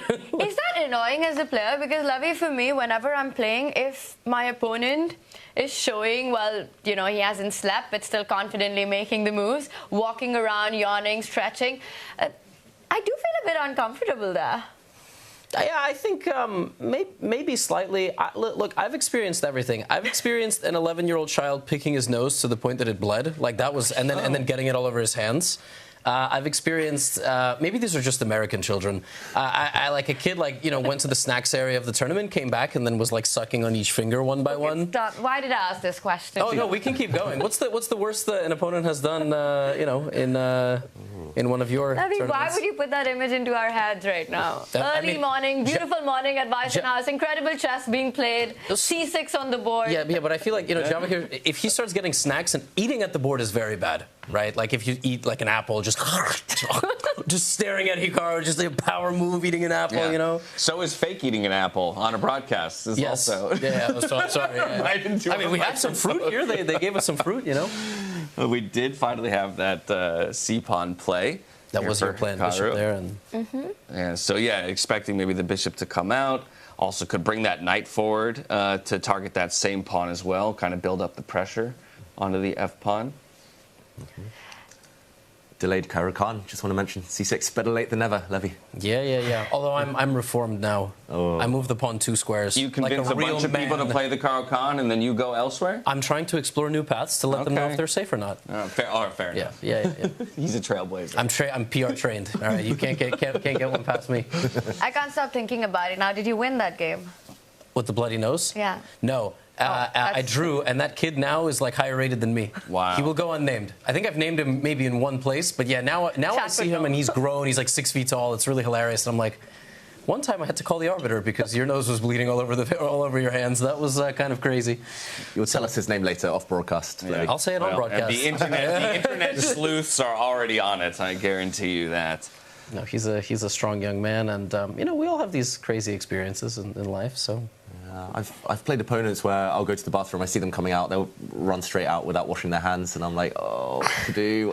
Do I shake that hand? Well, later? the best is when I've walked into a bathroom in a tournament, and a man was at a urinal with his pants fully down, like that, just fully. You just said this is not a DGen stream. You're just going on making it one. This is community stream. We're just sharing our stories. We have the therapist set up here. You know, we have Dash and David as the therapist, and we'll have the Botez sisters here later. And you know, the moves are coming in slowly in the States, so we have to make the audience laugh. I hope they're entertained. I don't know, maybe we can pull up the chat and see. Hopefully, they're having a good time. Rather laughing or crying right now. A good break in all of this discussion is to let the viewers at home know that we are currently running a prediction in chat, so make sure your voice is heard. Let us know who you think is going to come out on top in this one that we have before us. Is it going to be Javokhir Sindarov or Hikaru Nakamura? Of course, drawing is always an option. Before we move ahead to tomorrow as well. That's maybe a good opportunity as well to refresh everybody on the fact that these are best of 2s, so it's not one and done today. Even if your favorite player does fall down in this first game, they will have the opportunity to strike back tomorrow. Another thing we didn't talk about as well coming into today is that the higher seeded player in each situation got their choice of whether or not they wanted to start as white or black. And actually across the board, we kind of had people making different decisions.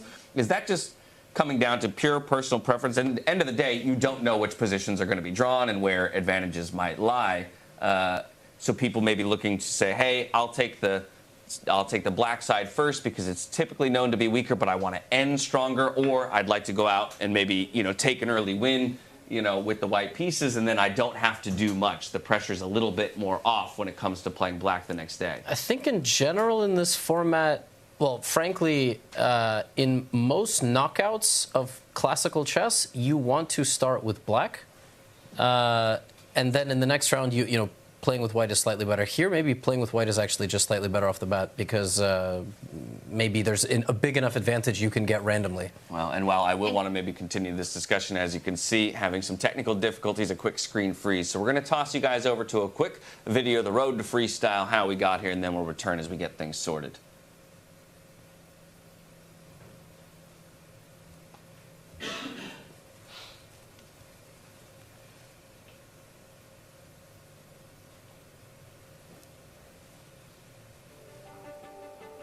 The revolution of professional chess starts now. 10 world-class players, 5 unique destinations, 1 gripping and innovative format. Changing chess forever. Welcome to the 2025 Freestyle Chess Grand Slam Tour. bringing a unique chess experience to iconic places around the world. Only the world's best players will take on the Freestyle Challenge. During the 2025 season, players are awarded points based on their placement in each Grand Slam tournament. Over the course of the season, each player's points from all the tournaments are added together. And after the last Grand Slam, the player with the most points will be crowned Freestyle Chess Champion. It really is combat from move one. This is so much better than classical tournaments. All events in the Freestyle Chess Grand Slam Tour will be played in the format of Chess 960. Each Grand Slam starts with a round-robin phase. All participants face off against one another in rapid chess. The 2 last-place players in the round-robin stage are eliminated, but will play for 9th place in a playoff match. The remaining 8 advance to the quarterfinals. From here on, the games will be played with classical time controls. Each matchup will be a best-of-2 game over 2 days, and in the case of a draw, 2 rapid games will be played. If there's still a draw, 2 blitz games will follow. And if the winner is still undecided, a final Armageddon match will be played. From the 7th to the 14th of February, the first Grand Slam of 2025 will take place in the luxurious Weissenhaus Resort on the Baltic coast in Germany. As it is the first Grand Slam of the year, all Grandmasters are eager to make their mark, with the top spot there for the taking. After 8 intense days of play, only one competitor will become the 2025 Weissenhaus Grand Slam champion, taking home 25 points and $200,000 in prize money. Let the revolution begin.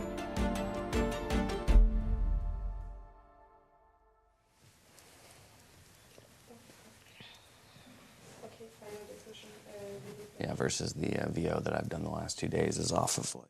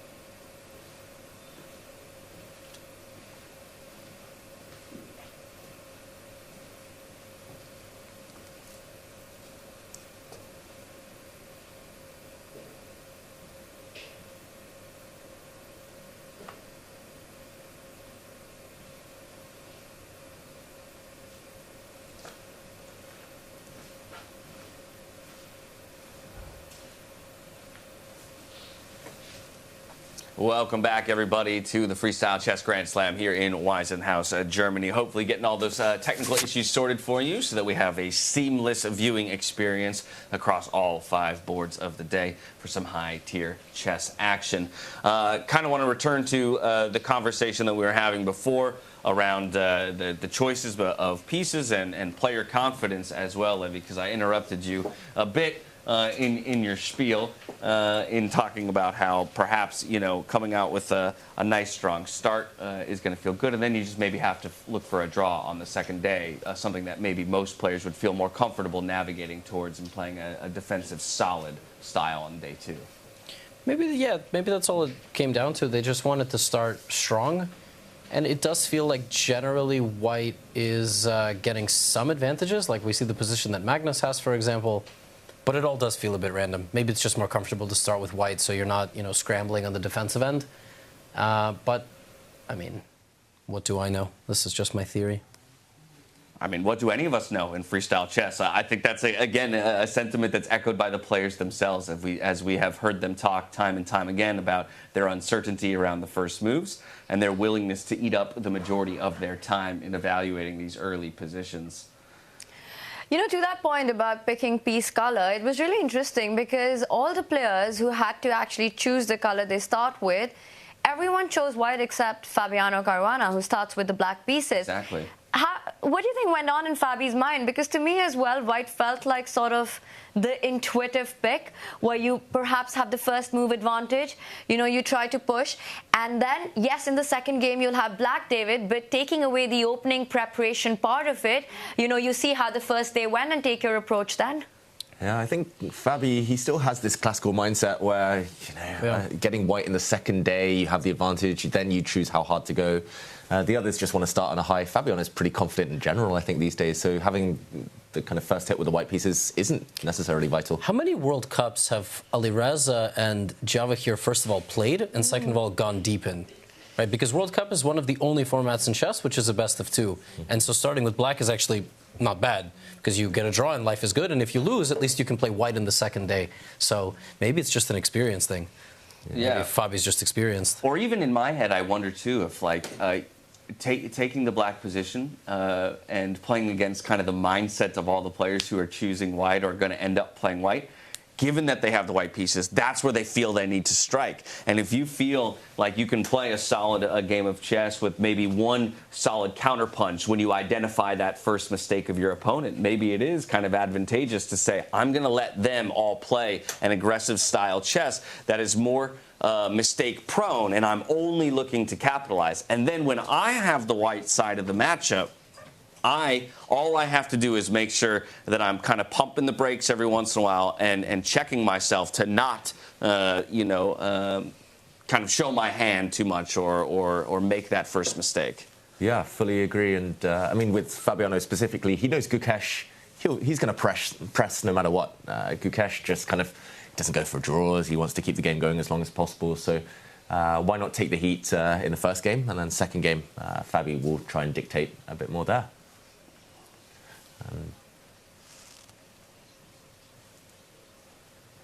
All right, well, as you can see, still experiencing some technical issues, so we are going to say goodbye to stream for just a couple of minutes, throw you to a minor break while we get things sorted. We'll get you back in here as quickly as possible. See you soon.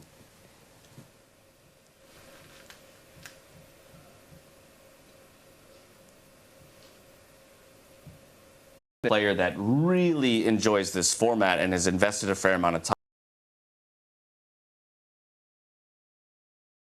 in general, but what elements of his play lend towards a chess 960, a freestyle chess style? Well, he's massively talented and creative on the board, and he has a hunger to win regardless of who he's playing against. The form and, exactly the creativity that he showed in the plains was just fantastic. He took down some of the biggest guns in the chess world. He's a new entrant to the 2700 club. Massive talent from Uzbekistan. He was part of the gold medal winning team. It's been awesome to see his rise, and I feel somewhere freestyle chess, it shows pure sort of your chess skill and talent from the very start. You're not relying on seconds, on opening preparation as much, on memorization. You've got this fresh position every time, and it's just about strategy and skill from move one. And I think having that motivation, ambition, hunger for a player like Javokhir, this opportunity that he gets to play against the world #1, the world #2, the world champion, and all these greats, it's sort of he wants to prove himself, and that's what he's been doing in the tournament so far. Yeah, and going back to Fedoseev and Aronian, I would say both of those two players who came out at the bottom, unfortunately, in the round-robin stage, they've got quite similar styles. They both have this, they put pressure on themselves to be creative every single game, every single day. But in the rapid format, yesterday and the day before, it was just 10 minutes each on the clock. I don't know if you have time to be super creative as early as move one. Often the best players, the players at the top, they were just in survival mode early on. And I think it's just that gear shift that they were lacking. And that's what means they're in this playoff today for the 9th and 10th spots. If I jump to the other side of that matchup and speak just briefly about Levon Aronian, while I will make my best efforts and have been to get to know each of the players here, I've had the distinct pleasure of getting to know Levon over the last couple of days, and what a joy he is, just as a person, sitting across the table talking anything from musical theater to old classical movies to politics. He's just a wealth of information and levity, I think, in the way that he speaks. I was going to listen. I'm a bit biased, but I will say that anybody who has a prefix in their name, LEV, is well-adjusted, very normal. Quite charming, and full of great stories. Oh, so humble. Yes, and full of great stories. Yes, and brings an element of levity indeed. No, Levon is probably top 3 on the of the top players who are most beloved. There's Vichy. There's always these interview questions like, who would you have dinner with? And it's always Anand, Levon, That's it. Yeah, that's it. No, these guys are great. Anand again. Yeah, and then Anand, if Levon is not available, yeah, these guys are really just a joy. He has like a love for chess, but he has a love for, like, you see players, they lose, they get upset, they don't do interviews, you don't see them at dinner. Levon's always there. Oh, he's always there. 100%, and really such humility, I think, in his approach to his own chess. Understanding that every day isn't going to be his best day, and these last two weren't. And so, while he would have enjoyed performing better, still had quite a positive outlook, looking towards this 9th place matchup today and tomorrow up against Fedoseev. Of course, up on your screens right now, we're checking back in with Javokhir Sindarov and Hikaru Nakamura. David, perhaps you can help us understand just what we missed in that time where we are away. Doesn't look like too much, which is maybe the benefit of classical time controls, is not too many moves have been blitzed out. Yeah, it feels like we've been off on a long adventure there, while in the meantime, in the playing hall, 2 moves, a grand total of 2 moves each have been played. Tanya, the main development in this game is that both sides have indeed castled. Normally we would say to the queen side, we see the kings on the same square they started this game, but the rook's jumping over. And Javokhir here lower on the clock for the first time in the game. And I think we're going to see this quite a bit, and not low by a lot, because Hikaru is also touching the 1-hour mark here. Just the top players, the very best players in the world, how much time they spend for the first few moves. We saw it in the round robin as well, that in freestyle chess, you could be completely lost in the first 10 moves, even if you're Magnus Carlsen. So they have to be extremely careful. David, I think the position that we have right now in front, it says, our evaluation bar says, that Javokhir should be happy with the outcome. It feels that the pieces are more centralized, more out. But I think it's just about Hikaru getting that central break in, Levy. Once he's able to push that e-pawn 2 steps forward and open his own lines, we're in for a real fight here. I think at this point we can sort of safely say, after an hour of coverage, that the position was angled a bit for White to get an edge. It seems it's happened on almost every board, although, and we will pop over to this game in a moment, we are in Germany after all. At some point we should cover the local German hero, Vincent Keymer. Like, Vincent is actually slightly better with black, is what I'm seeing, but every other board, White is happy, which is generally how the numbers go here. Hikaru has just castled his king to the left side, so we're going to get a symmetrical battle there, but Javokhir just simply has more space. But here... This is like a Dali painting. I mean, Firouzja is like just doing whatever he wants. He decided to bring his queen out, which apparently was the wrong approach, David. Yeah, it looks like Firouzja, just this one thing that he's done with his queen is the main difference between the other boards we've been covering. Fascinating to see that Vincent Keymer has actually done pretty much exactly the same as Hikaru, while Firouzja, going his own way. And I'm not liking the fact that the white queen is lined up on a diagonal, stared down by the black dark square bishop. But it is surprising to me that black has such an advantage. We see the eval bar there on the left of the board. Decent advantage, despite the fact it feels like Firouzja hasn't done too many committal things. Yeah, so how did we get here? Let's walk it back, because it really is about the first time we're checking in with this Alireza Firouzja and Vincent Keymer game. And I want to understand, while 4 other boards are going the way of White, how it is that Keymer exactly found himself into an advantageous position. Of course, we could still wonder if he's aware that he's as well positioned as he is in this game. Yeah, let's actually go back to the start, because believe it or not, this looks like a middle game, but it's only move 7. Wow. And let's trace it all the way back to the beginning. Pawn to f4 was played on all of the boards. We mentioned this earlier. The black knight jumped out just as it did on 4 of the other 5 boards. And, okay, we saw a strike in the center from Vincent Keymer, hitting this pawn. Pawns were exchanged duly here. And this move, the Caro-Kann, again, we mentioned the black bishop. This seems to be the key square, the key way to get the bishop out the way in order for the black king to castle. And, yeah, to me, the most surprising move of the game. After the black bishop landed on this diagonal, Firouzja decided to happily walk into the eye line of that bishop. Very odd strategy there, I'm going to say. But, okay, black castling the king, and this is how we got here. Odd strategy. Can you excuse it, though? Like, what is the logic behind it? Just that we need to defend that pawn. No, it's already defended by the rook. So why is it so peculiar? Yeah, James, I think to your point, what you were about to make, that one idea or one explanation of that move is to fight against Black's break-free idea of going e5. You know, that queen from h2, it is x-raying that central square. So you're getting more forces to stop Black from getting space in the center. Yeah, pawn breaks are the key here for Black. I mean, the Black rooks are perfectly poised in the center. If line's open, it's clear that Vincent's actually ahead in piece development. It might not look that way. Black's piece is a bit cramped, but the rook's already perfectly centralized, connected. That's always a key in any middle game. The Black bishop's nicely poised, and if the Black pieces can force a central break and get the knight and queen out, he's pretty much ready, whereas Firouzja still needs a lot of time to be ready himself. It just seems like every player with white understood the role that time and tempo plays in their setup, meaning they have to get all their pieces on the right squares, and then they probably have to commit their king. But Firouzja did not somehow. Like, he used some liberties to push his side pawn all the way up the board, which makes sense. He's taking space. He's restricting his opponent. He brought his queen out a little bit. But he still needs all the correct elements of the position, meaning he has to get his bishop and knight out, and he has to castle his king, and get his rook out of the center.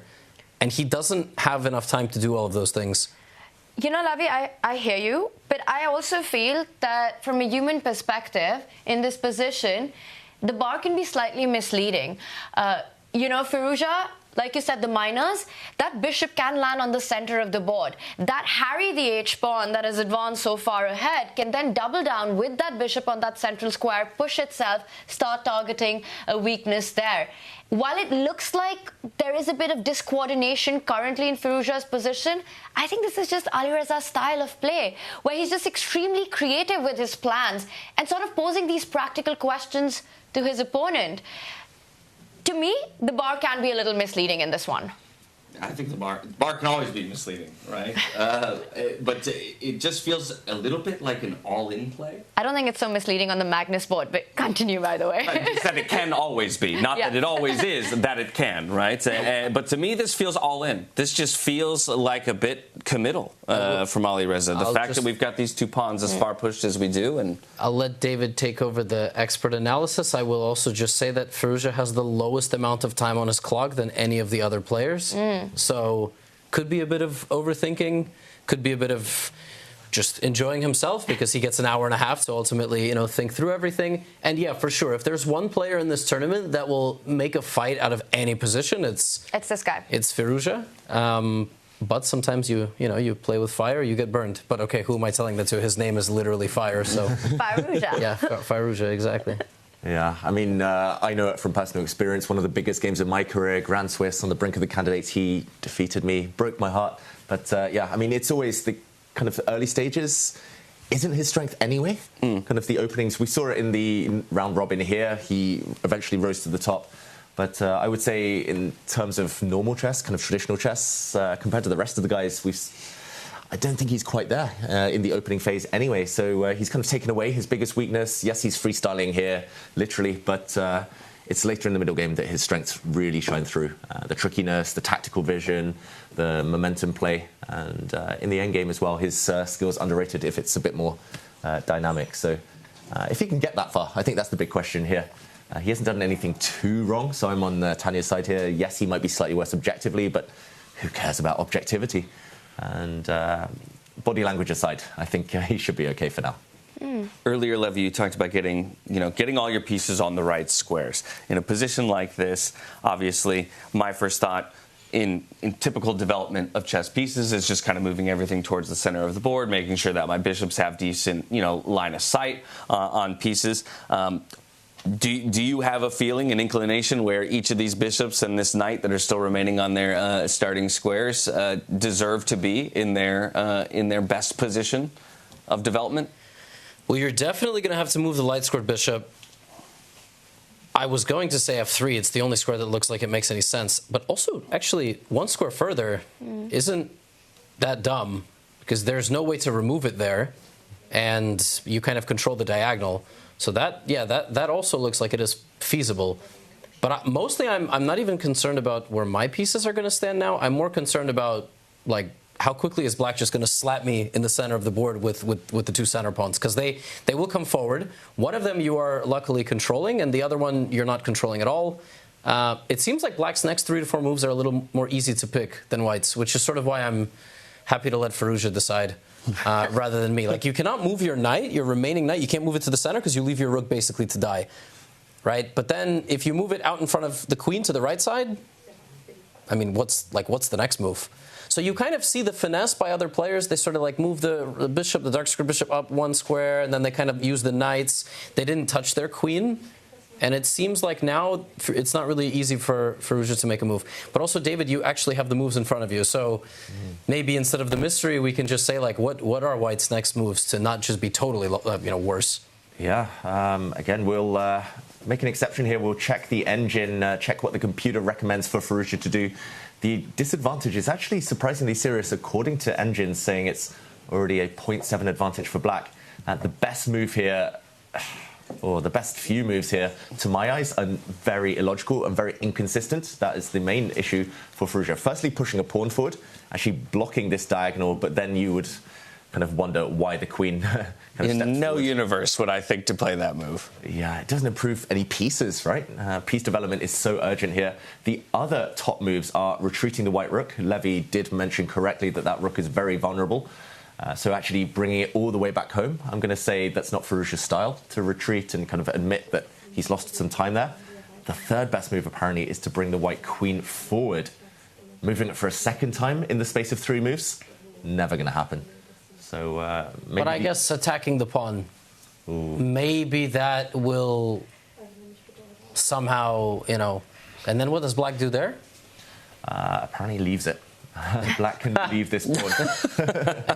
Are you going to play Queen G8? Oh, this is cool. It is cool. Queen G8. Queen G8, rook takes pawn, and this loses, I believe, to the move, or loses some material to the move G5. This is computer chess, everyone. But it shows the pitfalls of not developing your pieces.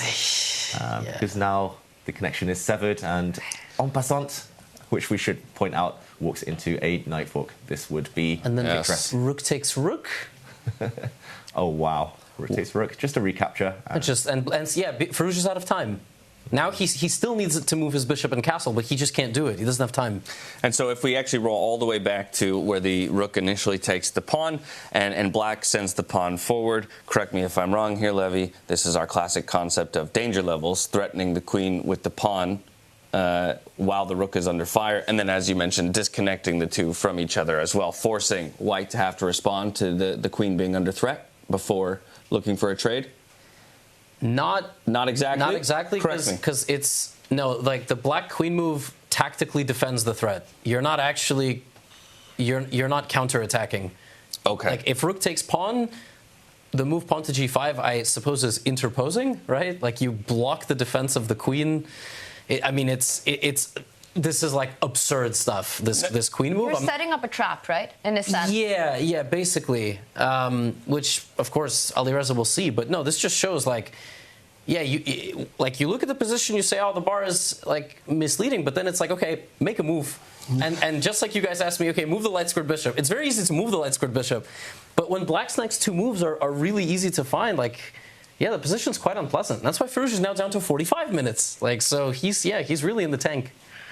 But to Levy's earlier point, I think, again, David, you said queen to h4, the move hitting that central pawn is one of the best moves according to the computer. But a player who's just moved that queen 1 step ahead with the idea of stopping a certain idea at the center of the board, right? The black pawn moving 2 steps forward. It's so counterintuitive to have this move on your radar, on your mind, that on the very next move or just 2 moves down, you replace the queen without it being forced to move.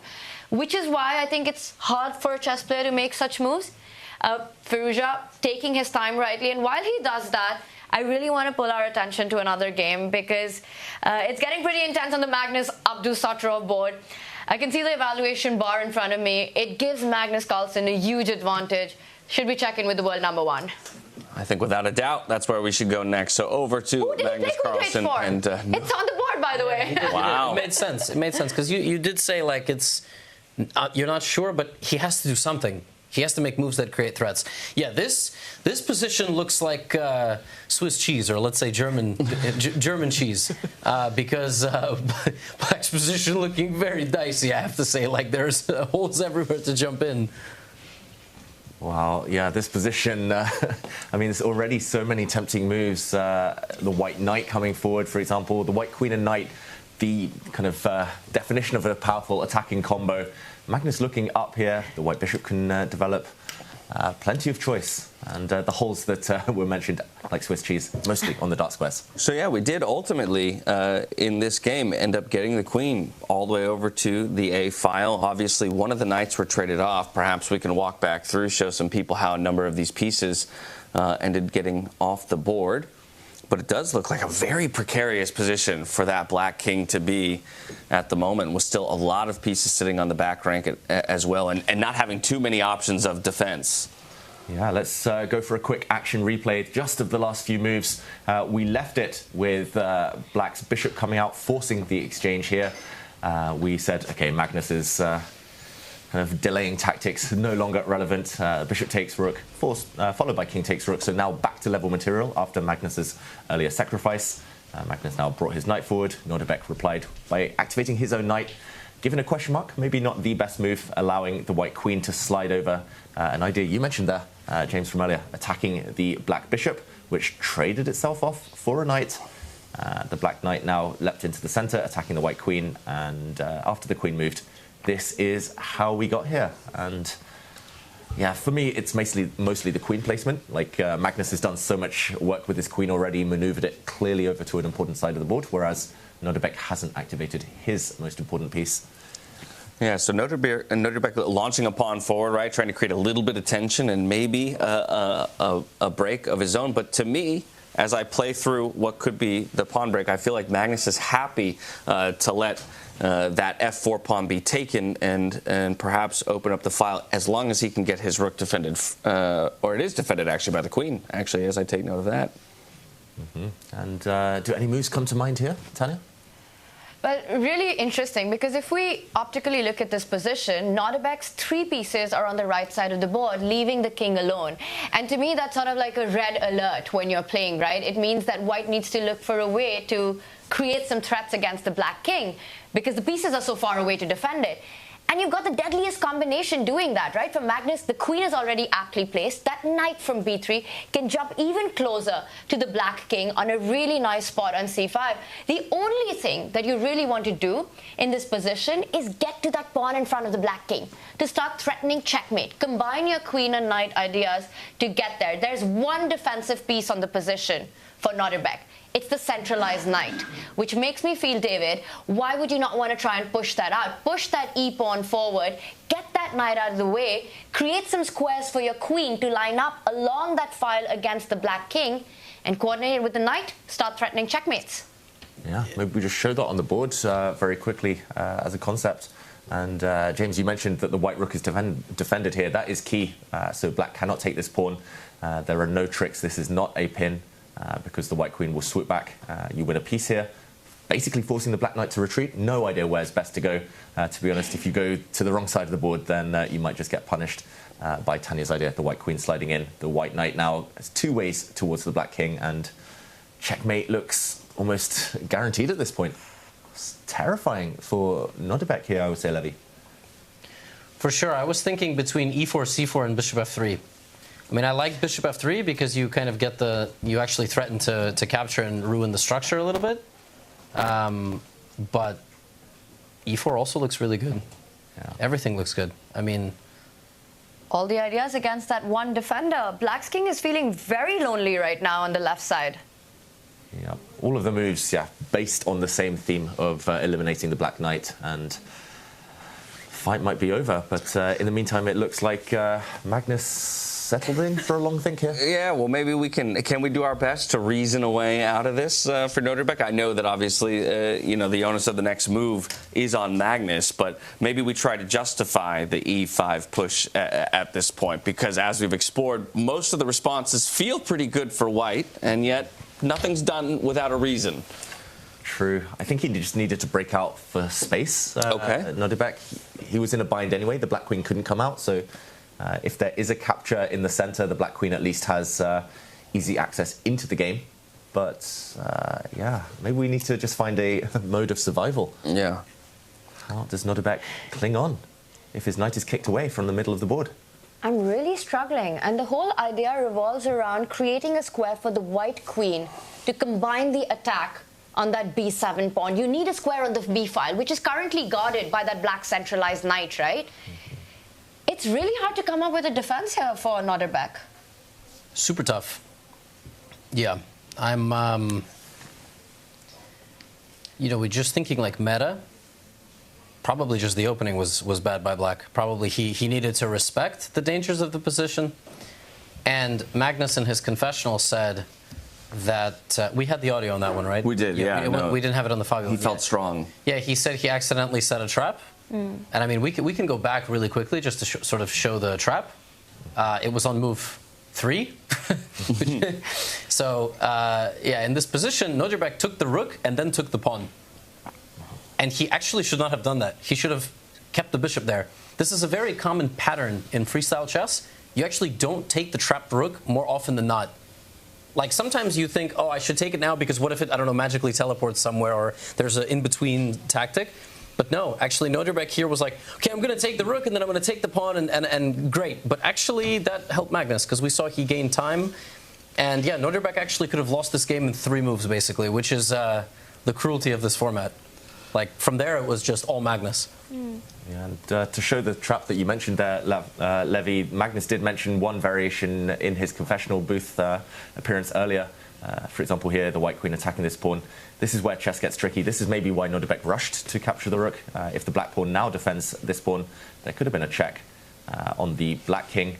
And when this is blocked, the white rook can suddenly save itself. Doesn't look like it can, but you can castle and swing the white rook over, leaving the black bishop looking silly. But actually, black is better. Yeah, this is optical illusion.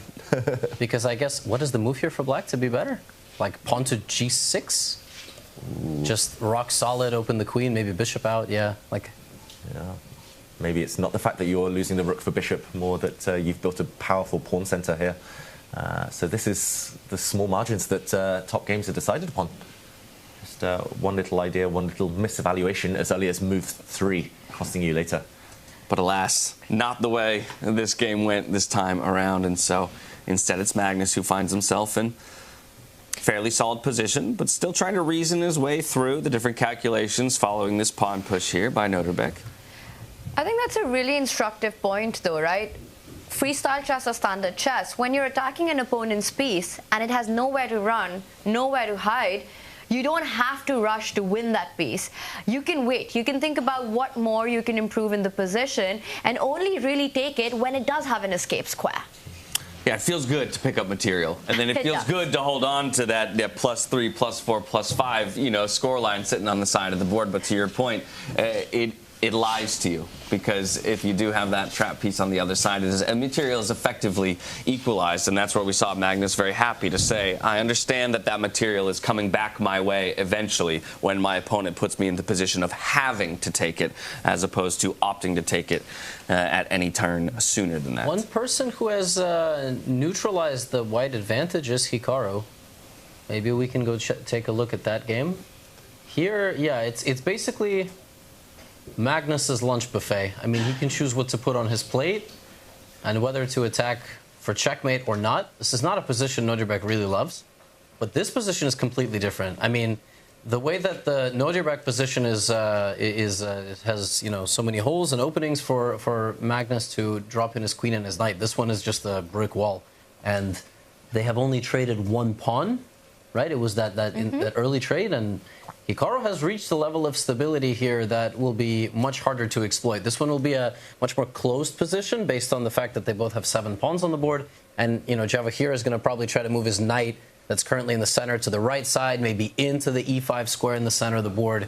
That's what I'm expecting, unless there's something more aggressive. And his most recent move, Hikaru, receiving the exclamation point, but I'll admit, to my untrained eye, feels a bit like a peculiar move, because we've exposed a diagonal that our king could potentially be attacked on. Well, maybe not immediately. I still see a light squared bishop exactly on the board that could potentially line up for something a little tricky. Yes, on the flip side, if we back up one move, compare the position, here you can't breathe. Right, as black. Like, here you have nothing. And if you make another move, like, let's just put pawn to h6 on the board, David, like, can you play pawn to d5? Like, can you just play it? And now you're, like, almost winning, right? Like, this is actually the problem. So if white, because if you look, and just for everybody watching at home, you have 4 pieces pointing at your pawn. Rook, knight, bishop, queen. Generally, it's going to be the right move because you have so much support, right? It's like the kid that goes to college, supported by the whole family. There you go, like right off, leave the nest. So d5 is fantastic. Now that Hikaru played it, yeah, it's a very different kind of flavor of position. Yeah, but that family reference doesn't really work because that kid would be off the board for the rest of the family to come into play. So they're kind of sacrificing the kid there. All right, well, now I'll let you get butchered in the comments, because I was going for positivity. So it's more like sending him off to boarding school, never to be seen again. He misbehaved. He's going to boot camp. Yeah, there you go. Yeah, boot camp. But I think that's the key point, right? You have to fight against that idea. Otherwise, your king with the bishop and the queen lined up, targeting that tender b7 spot. You don't want open diagonals and files in the position. And optically, to me as well, James, I was with you, that this creates all these dark square weaknesses for the white knight to jump into, right? It's the c5 square. It's all the squares that are red alert right now. But again, Hikaru has the option also to develop his own knight in front of that rook to try to take control of the squares. And at the right moment, strike in the center with the pawn adjacent to the one that's just moved forward. And there's always something interesting about how, you in any game, but obviously in chess as well, learning the fundamentals and sticking to the fundamentals. But then there's I imagine, a point in every chess player's journey as they climb the ranks where you hit that point where you have to learn when to break the fundamentals, when to throw them to the wayside, and understanding where the exceptions to the rules are. And that's maybe what separates, great from exceptional, from world class. Yeah, and of course the players, all 10 of them, we see in that playing hall, world class. They know when to break the rules, when to play these slightly odd-looking moves, and when it is really necessary. And wouldn't you know it, as we are sitting on Hikaru Nakamura versus Javokhir Sindarov, we do have the results from the question we asked earlier in chat about who would come out the victor in this one, and overwhelmingly in favor of Hikaru coming out with the win, so probably happy to see an equalized board position with 60% of the vote, 24% of the vote going to Sindarov, still believing that he's going to pull this one out, and then 16% feeling that this one will end in a draw. Do a geo-targeted poll in Tashkent and Samarkand, and see how those results change. I think the Uzbeks just haven't been exposed to chess, too many chess broadcasts yet. All right, let's get them here. Does Hikaru lose any poll when it comes to Twitch ever? No, exactly not. I mean, well, look, of course, he's number 2 in the world. He's probably still top 3, top 5. You got to take him in like rapid blitz bullet. Not at the recent World Championship, but at least overall in performance and results. Javokhir's a bit new. And like I said, I'm not sure how many folks in the chat were from Uzbekistan. So let's not get too carried away. But at least as far as the opening goes, yeah, this is as good as Hikaru has gotten so far. All right, well, in this moment, I'm seeing the door fling open, and we are happy to be joined by 2 very special guests. We've got the Botez sisters slotting in to join us on the couch. Andrea and Alex. Guys. Thank you guys so much for joining us. Thank you for having us. Oh, a fabulous day of chess for us. How about for you? Were you spending time inside the player hall checking out live games? Oh, we did a little bit earlier. I was watching a bit of the stream. Levy, you got a lot of capitals that started with B. Oh, well done. Of all the things that I said in the last 2 hours, that one was definitely the most mild. We definitely forgot one, though. No, the story about the kid and the boogers bleeding. Gosh, don't start it. That one. But you made content also about playing kids recently. Didn't you go to a tournament? You played like 10 kids in a row or something? Practically every tournament I play in America is just me losing to a ton of kids. So that's why we don't play in America anymore. And we're preaching to the choir here. She has like a... Welcome to India. Yeah, I was telling Jules, like, this would be wrong and we probably couldn't do it, but they should just start age gapping tournaments so that we don't have to play kids under 18 because they're always too good and I'm tired of losing to young children. Yeah. Shout out to the Charlotte Chess Center, which literally puts on tournaments for only people over 21. You have to be legal drinking age. Yeah, good. Yeah. That's what I was proposing. But I agree. It's heartbreaking nowadays. When I started playing or competitive chess at its peak, I would always be one of the younger players, and every match I would be paired against somebody older to me. Now I go anywhere, I'm playing someone half my age, and it's just annoying. They're so good. They know all the opening moves. You know, they've memorized theory. I think we need to get freestyle chess into the opens and take them on without the openings. I feel like I would still lose. Like, I feel like I'm going to talk all this crap, and I'm still going to play some 11-year-old who's not going to know any openings and still beat me, and I'm going to be like, okay. Probably true. All of us. I mean, I played like Andy Woodward when he was, 2250, and now he's the youngest grandmaster in America. But I managed to win that game. That was like the last time that But I remember during that game, I was winning 5 different times, and he just kept defending, and I was like, who is this child? Well, now he's, GM. So that's probably what's going to happen to a lot of our opponents. It does make us feel slightly better when they go on to do well, though. Then you can feel it more at peace with your loss. Yeah, I beat Gukesh when he was like 10, so it was bullet. He mouse slipped on like move 5. But I'm still going to frame it on my fridge. Have you farmed that video and put it on YouTube yet? Yes, I lost every other game we played. Okay, good. You analyzed that bullet game? Yeah. That was the highlight of my career. Speaking of Gukesh, we should probably put his game on the screen, right? I feel like it's been a while. What's been the most exciting thing you guys have seen today? Maybe chess related, maybe not even chess related. Wait, you guys were there yesterday when the players did their pick, right? Did it surprise you as much when Javokhir went for Hikaru? Oh, the picks? Yes. Andrea started clapping. I was clapping. And then Aronian looked at her and started clapping. I love Aronian. He always makes me laugh. He's so funny. I thought Fabi was very bold going for Gukesh, so I was pleasantly surprised when they also went for Hikaru. But Fabi doesn't understand content. If Fabi had chosen Nodirbek, Magnus plays Gukesh. I mean, does he understand we would have quadrupled the view count of the tournament if Magnus and Gukesh played on that? Somebody had to speak to Fabi. I think Fabi understands it better than anyone. Now that he's a podcaster, he termed Gukesh as, I want to play the world champion. He knows there's this big Indian audience watching. Yeah, he's thinking for himself. Fans, yes. This morning, basically a celebrity.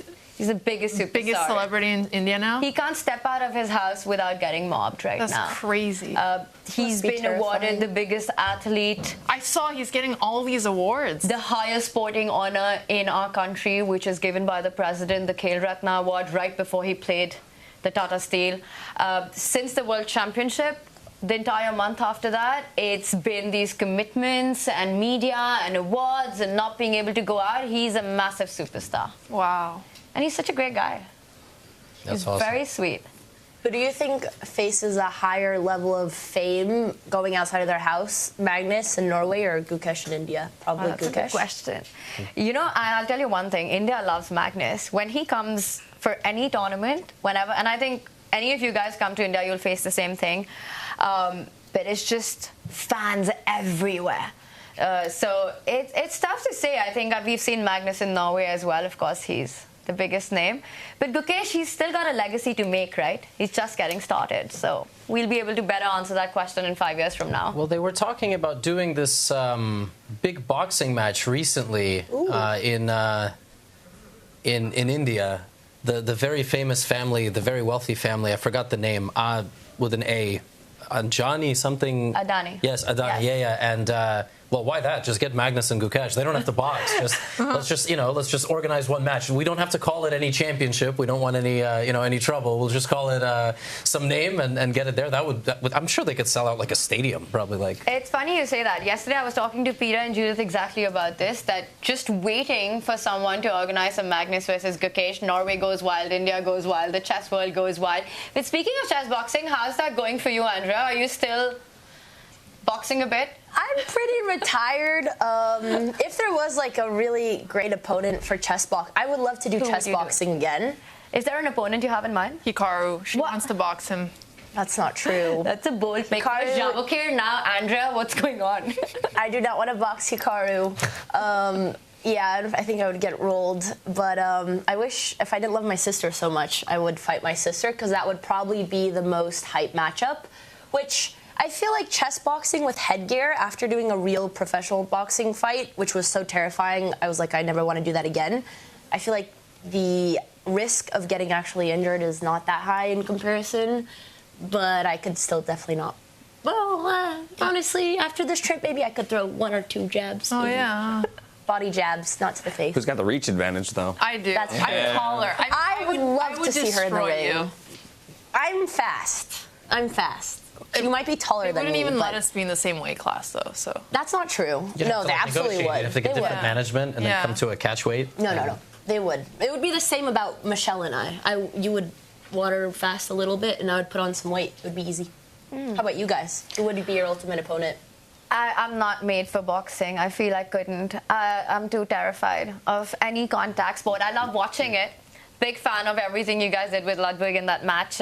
Really enjoyed watching you, Andrea, in it. But yeah, chess boxing's not for me. But you know, there's this new format. Ludwig. Oh. I feel like him and I are pretty similarly now that you say rated. You guys kind of look similar. You don't even have to play chess. Well, I mean, you can, I guess. You're pretty similar in chess strength. Yeah, that could be a good match. Yeah, but Ludwig, if you're out there. I think the last one lost too much money, and then the next one got canceled, so he decided not to even go through all the trouble. But yeah, and I've also said, like, for me, it's way too much risk. I've told this to you when you've offered sparring sessions. He was too scared to even spar. Yeah, I was too scared to even spar. I sparred in the gym like 1 or 2 times, and I was getting hit in the head and was like, why am I doing this? Like, this is really like people who need to fight in life for like, you know, self-preservation and everything when they're young. Like, that's the people who are like really admirable, and those are fighters. I'm just doing it for like some fake chess boxing thing that may or may not happen. So I've always said, like, if I do it, it has to be just giant. I don't know. It has to be against somebody like Magnus, Hikaru. I don't know. I can't just take like a random person in the chess world who's my level, because then it's way too much risk for me. Like, I would never do it against Canty, for example, because I would wake up in the hospital. So, but what about like a mismatch? Someone who's lower rated in chess, but maybe has the advantage in boxing, like Tyler 1? I mean, he's like 220 pounds, so probably not. Like, but you're also how many points higher rated than him in chess? I mean, I just have to like, no, he'd survive long enough in chess. That yeah, he'd like that cow opening. Yeah, I'd have to wait for the muscles to tire out. You know, so. But you know, there's chess boxing, and then there's also chess and boxing. That's the other format that everyone's looking at, where 2 people team up, a boxer and a chess player, and they're kind of playing simultaneously. So lame. Really? Well, that we one... need to put the chess players in the ring. Yeah. But I think the solution would, which the crowd wouldn't love it, but it's like you just don't allow hits to the head. You just do body jabs only. You see all the chess players having to run around in the ring, because even just like throwing punches and trying to do body jabs, they're gonna get exhausted. It'll be pretty entertaining to watch like chess players. I think like what's so entertaining about chess boxing is the training regimen and seeing everyone get in like the best shape of their life. And like the truth is, on fight day, your punches are so much worse than anything you've ever done in training. I feel like we just have some mutual agreement. You just heads are off limit, and everyone must go anyways. It's insane. You know, you look at Andrea, and she looks like this really sweet, nice girl, super friendly. And then on the inside, you're just a badass killer, Andrea. What's going on? I grew up with this one. Honestly, I'd say it's more Alex than me.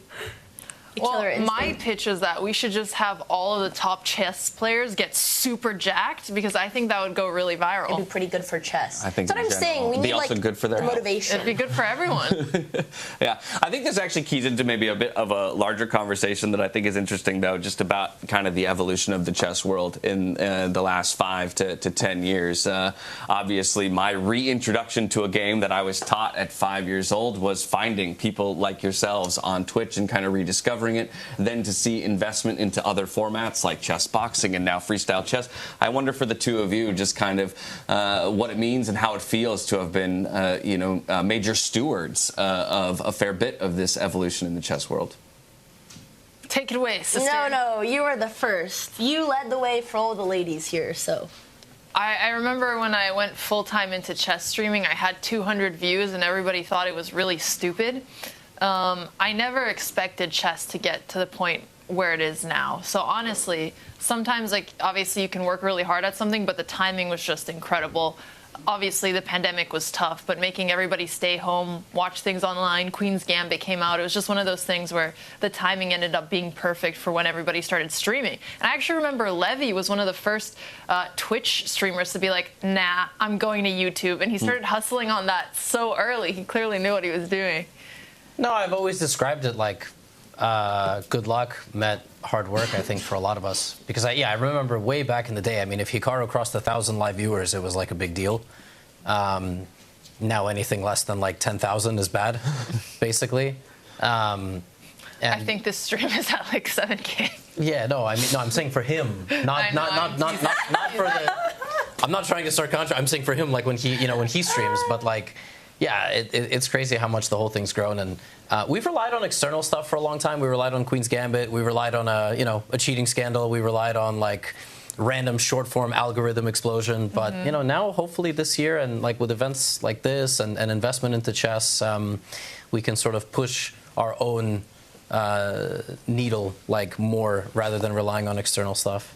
I gotta ask you to do something. I don't know where it was, but I've been reading that on the internet, some beef between you and Andrea. But I look at you both of you sitting here, and it feels like secretly you guys really good friends. And is it all for content? The only beef that I have is with the French chess community, and that's not because of me, But I've talked about it openly. I'm Batman, and there's a Joker out there, and he will go nameless. But now Andrea and I are pretty cordial. This is not true. He kicked me under the dinner table, and no one heard what he said, but he called me names the entire trip. This is actually the first time he's been on. This is like when Hans Niemann got on and started acting, I have to say, I love to shit talk Levy, but the first time I deeply sympathized was when I did watch that interview, and it made me Hans Niemann fan. Yeah, exactly. That's where I was going with it. There's only love here in freestyle chess. In Weissenhaus. Everyone gets on with everyone. Yeah. Are you guys enjoying freestyle chess? Well, Why did you hesitate and look at me as if I need to give you permission? I got a little bit sick as soon as I arrived here, so I've been slowly coming out of my shell, which is such a shame because, the part I'm most excited about, so obviously half of our content here is going to be chess content, which is we're doing today. We're going in the playing hall, but we're also really excited to just get vlog content with our best friends, with Jules, with Anna, with Levy, my bestest friend. Oh, we just keep putting Hikaru, a camera in his face, my other best friend. That's true. Levy loves the Botez vlogs. And I haven't been able to do a lot of the exciting vlog activities yet, but I'm finally feeling better today.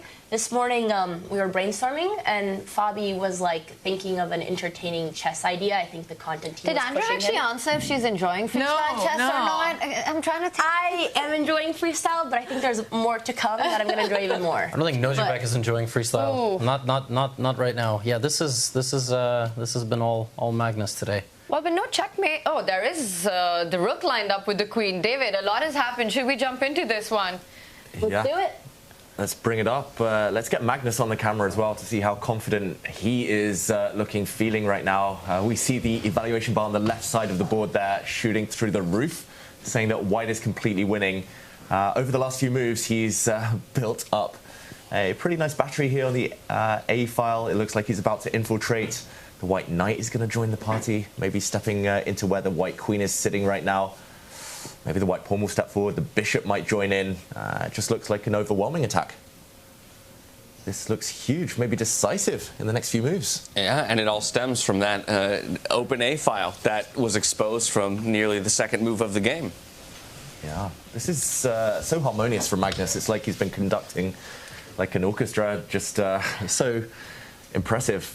He brought his king up, his rook, which was activated from much earlier, has slid across, his queen, which was posted up so long ago. I'm not sure where the knockout blow is.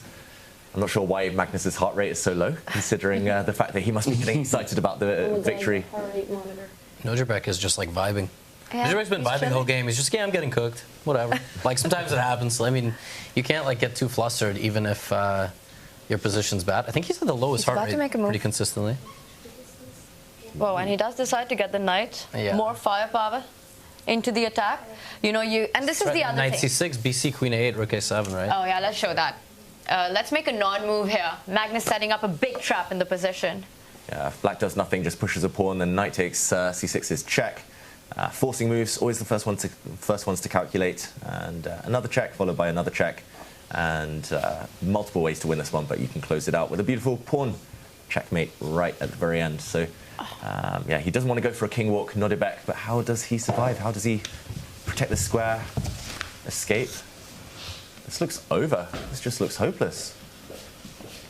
Yeah, Nodirbek knows that. To my eye, the only defensive resource for that pawn is the rook sliding over, but that doesn't really solve many of our long-term issues. Mm-hmm. Maybe we can check it out, see what happens if black does play that move, James. Just defends the pawn. Might be the only one. Can you actually give a check with the queen on A7 and then bring the rook into the attack as well, try and threaten ideas along the 6th rank once you've pinned that pawn to the king? Computer says yes, Tanya. The eval bar still up in white's favour. This pawn is now threatened, the rook untouchable, there's a pin. And black can only postpone the inevitable by starting to run away. But white starts gobbling up pawns. And like a pack of dominoes, it all starts to collapse. Well, look at Magnus. He's checking out the other games. He knows he's winning or about to win in the next 5 moves. Yeah, exactly. Looks to be dire straits here for Nodirbek. Going to spend that remaining time that he has, no reason not to, right? To see if you can find a way to reason yourself out of this position, but probably well aware that it is lost. And Magnus, ever so confident, coming away with that, or near coming away with victory. White pieces on day 1 just means that he's set up beautifully for tomorrow in the 2nd round, as these 2 players will swap to sides of the board and go at it once more. Big trouble for Nodirbek here. Andrea, Alexandra, is there a player that you guys are rooting for in this one? Do you have a favorite player here? They're both diehard Nodirbek fans. Well, either in this matchup or across all 10 players. It's hard to pick. I have a lot of favorites. Nodirbek was on their parlay, so, you know. I've been slowly making a list of everyone who answered some of my more silly interview questions. So there was one who answered, actually, I probably shouldn't even share this one on the stream. How many times do you go number 2 in a day? So there was only one player who answered. I won't say who. He was my favorite. But then Aronian was also really funny, and he was also entertaining my questions. So it's a hard tie. But also, I'm a really big Hikaru fan, so I feel like ultimately I have to be rooting for Hikaru. Aronian's coming to poker night. He's the only one confirmed so far, so we gotta cheer for him here. He's the best. We're trying to convince him to do commentary with me tomorrow. Hopefully he says Andrea yes. hasn't asked him yet, but he'll say yes. We know. Yeah. Isn't he playing tomorrow? He's playing. He's got After one. his game. Oh, sorry, Tuesday. It's Sunday. Yeah. Yes, Tuesday. okay. There we go. No, maybe he is playing. I don't know. Maybe he will do commentary. Just he'll like go in and out. Go make a move. If there was any pro player most willing to do that, I feel like it would be Levon. Yeah, go. Oh, I need to go make a move. Excuse me, and now I'm back to comment on my own game. He's so easygoing. How about you guys? Who are you rooting for? Well, as commentators, I think we're, you got to stay. Yeah, you got to stay unbiased. You want the event to win. You want freestyle to win. But I think Javokhir's story here has just been incredible, right? Coming into this tournament, we've spoken so much about that. And I think if there's one player who's impressed me the most so far, it's Sindarov.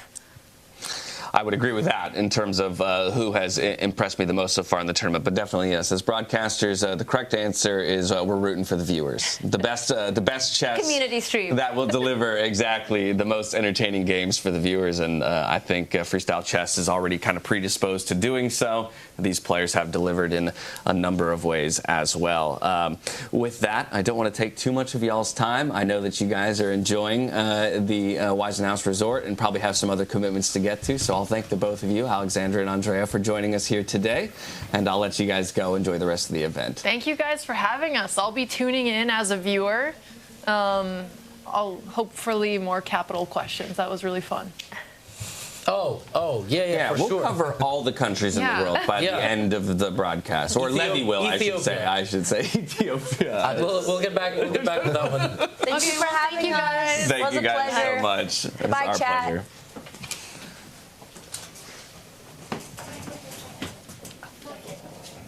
So keeping our attention here on the Magnus Carlsen and Nodirbek game, as Nodirbek still looks for some kind of resource that might be able to pull him back into contention, but not looking so great. So perhaps we zoom on out and take stock of all of the boards. Look for another one that perhaps catches our interest, because as it was a number of the players with the white pieces advantage through the middle of the day, it seems like a few more players in the black position have wrestled some small advantage, or at least gotten themselves back to an even game state.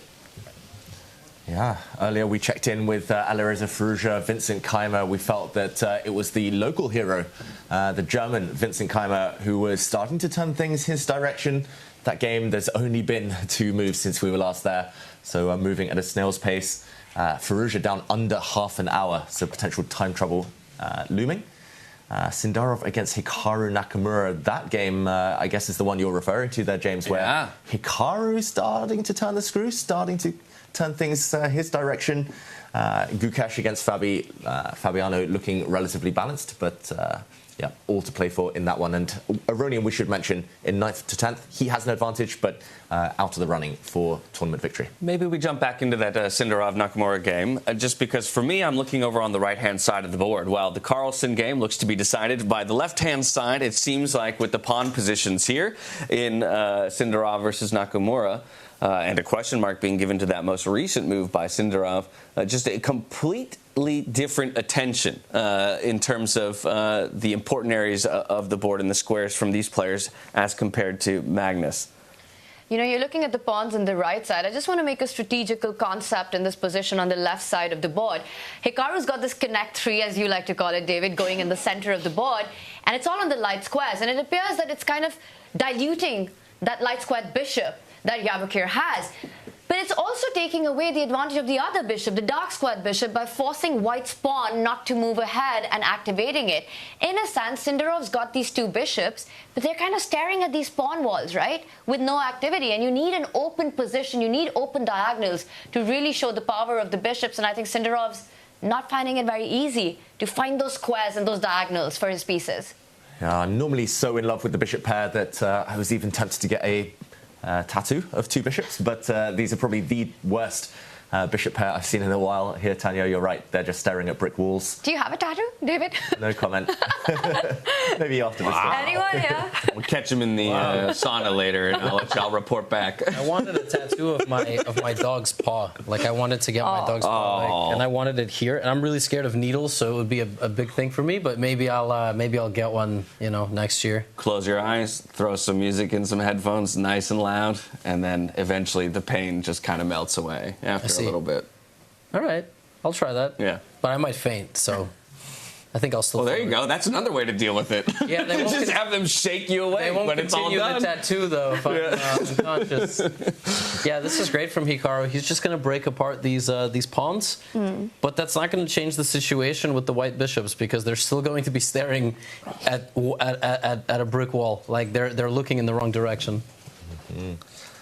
Yeah, really nice move from Hikaru. And yeah, it just looks like tactics are working his favour as well. There's some nasty checks against the white king if you're not too careful. Right, it feels like both of these bishops want to be one square diagonally up and to the right from where they are each, right? Like those would be much better diagonals in the end, it feels like, in a number of ways. So that H-pawn maybe coming forward, making some space, either offering that trade against the bishop or at least playing along that sight line.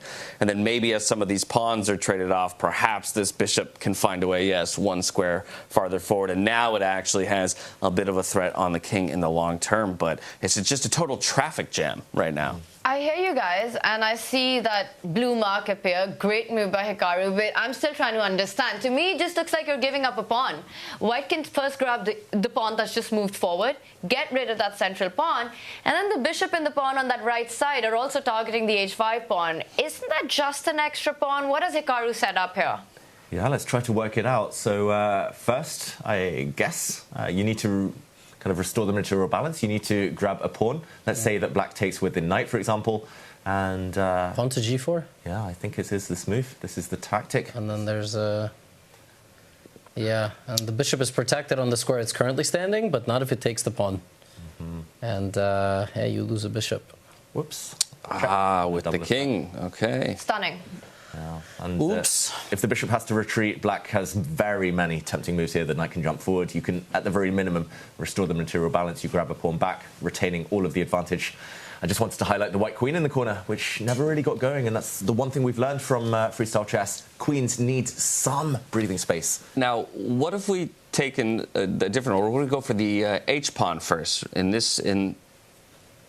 Right, offering, if you can't take that back with the queen because it's still protected by the bishop. So what would be the response here from Hikaru? Yeah, and now I guess he would connect his pawns. And again, the bishops aren't so great, but the pawn structure now definitely favourable for black. It's two connected pawns. They're often just much more flexible, much stronger long term than two doubled pawns, especially isolated pawns like this. Okay, so while even positionally, not a good situation for white, because I would see that, okay, I have a passed pawn. One of the things we hunt for more than anything, right, as winning chances would be that H pawn, but just unsupported enough to be relevant. Unsupported, yeah. Passed pawns are normally best when they're protected or when the board is already relatively clear, so they have a clear run through. But this pawn's not going to survive too much longer. The black queen will just hunt it down, or, I mean, it's easily going to be blockaded anyway as it advances. I'm not saying this is lost for white. This might be one of his best tries, I agree. But looks like either way at the moment, it's not a pleasant choice for Sindarov. Good finds here for Hikaru. I know that a number of players were definitely looking forward to and excited for that switch into the classical time controls, right? Giving themselves just that a bit more time to really work through some of the calculations where maybe they feel they will get advantages over their opponents that they had to play without or live without in the rapid setting. Nakamura taking a quick stroll around the room, took a quick look at Carlsen's table, probably recognizing as well that Carlsen is on the edge of victory.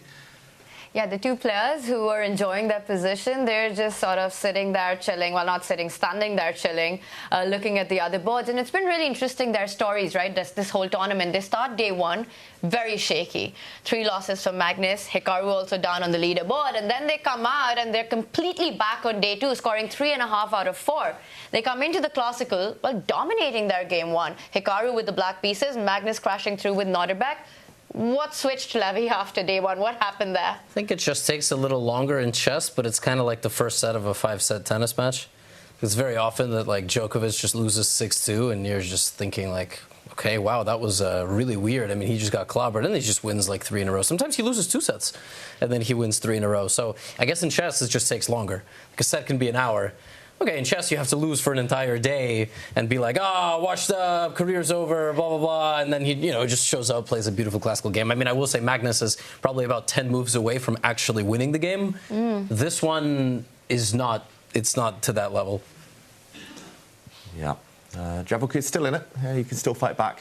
Early days here. The clock maybe not in his favour, not his friend right now. But I wonder whether we go back to the Magnus Carlsen game just to see if it ends, how it ends. Yeah, there has finally been a decision made over in that game by Nodirbek. So let's hop over there because he thinks he's found his best resource for staying alive. And I say his best, but that doesn't necessarily mean that it is going to ultimately keep him alive in this one. Dropping the knight back to try and lock out that A file so the queen can't infiltrate the way that we were talking about before to that A7 square. This just feels like... don't even know how to describe it without being too harsh here, but it feels like you've got an enemy army running at you. White here with the queen, the rook, the knight all attacking, and you've put your weakest soldier kind of without any weapons just on a really flimsy square like this. The black knight is not going to hold the tide much longer. It can just get kicked away. So what's stopping me, even though from here still going for knight takes pawn on d6? Because if you recapture, I now take the hanging knight on a6, no? I love it, James. I think that's... D6 would be illegal. That would cause some issues, but that would be a great move. Knight takes C6. Yeah. Yes, C6. But C6? Thank you. Sorry. C6 is a fantastic move. And that's why we have David over here being the one to draw the arrows, understanding what I meant. know what you meant. Yes, but knight C6 is, I mean, it's completely winning. Yeah, it's completely winning. It's just about how Magnus wants to win this and how much resistance he wants to allow. Just to put this on the board, knight takes C6 is a deflection tactic. The black pawn is overstretched here, overworked. If it does take the knight, I think the one downside here is it does allow the black queen to swing across, but Magnus still extra pawn, big attack. He tries to be even more ambitious. This would have allowed black to defend maybe just a few more moves. He instead plays the move pawn to b5, just totally eliminating this defender. And Tanya, this just looks like it. Well, where does Nodirbek find the resistance? Is it over? Well, Magnus was taking a think, right, before pushing this pawn, because to all of us, knight takes pawn felt like the tactics you really want on the board. He's calculated something true in this line. And to me, it's really not that obvious. It looks like a very powerful move. Nodirbek will take it, as he does. And now the thing is, I want to grab that pawn back with my own pawn kicking the knight away, but it opens up a line towards the white king, which the queen can then once again slide over and force a trade. And that cannot be Magnus's idea. David, you're highlighting the move, the rook sliding over, but even the queen coming over to that square, forcing a trade. So what does Magnus want? Because if it's not a recapture with that pawn, how is he following this last move through? Can we recapture with our queen, setting up a pin on the pawn towards the king, and then the knight jumps into that c6 square that we were looking at?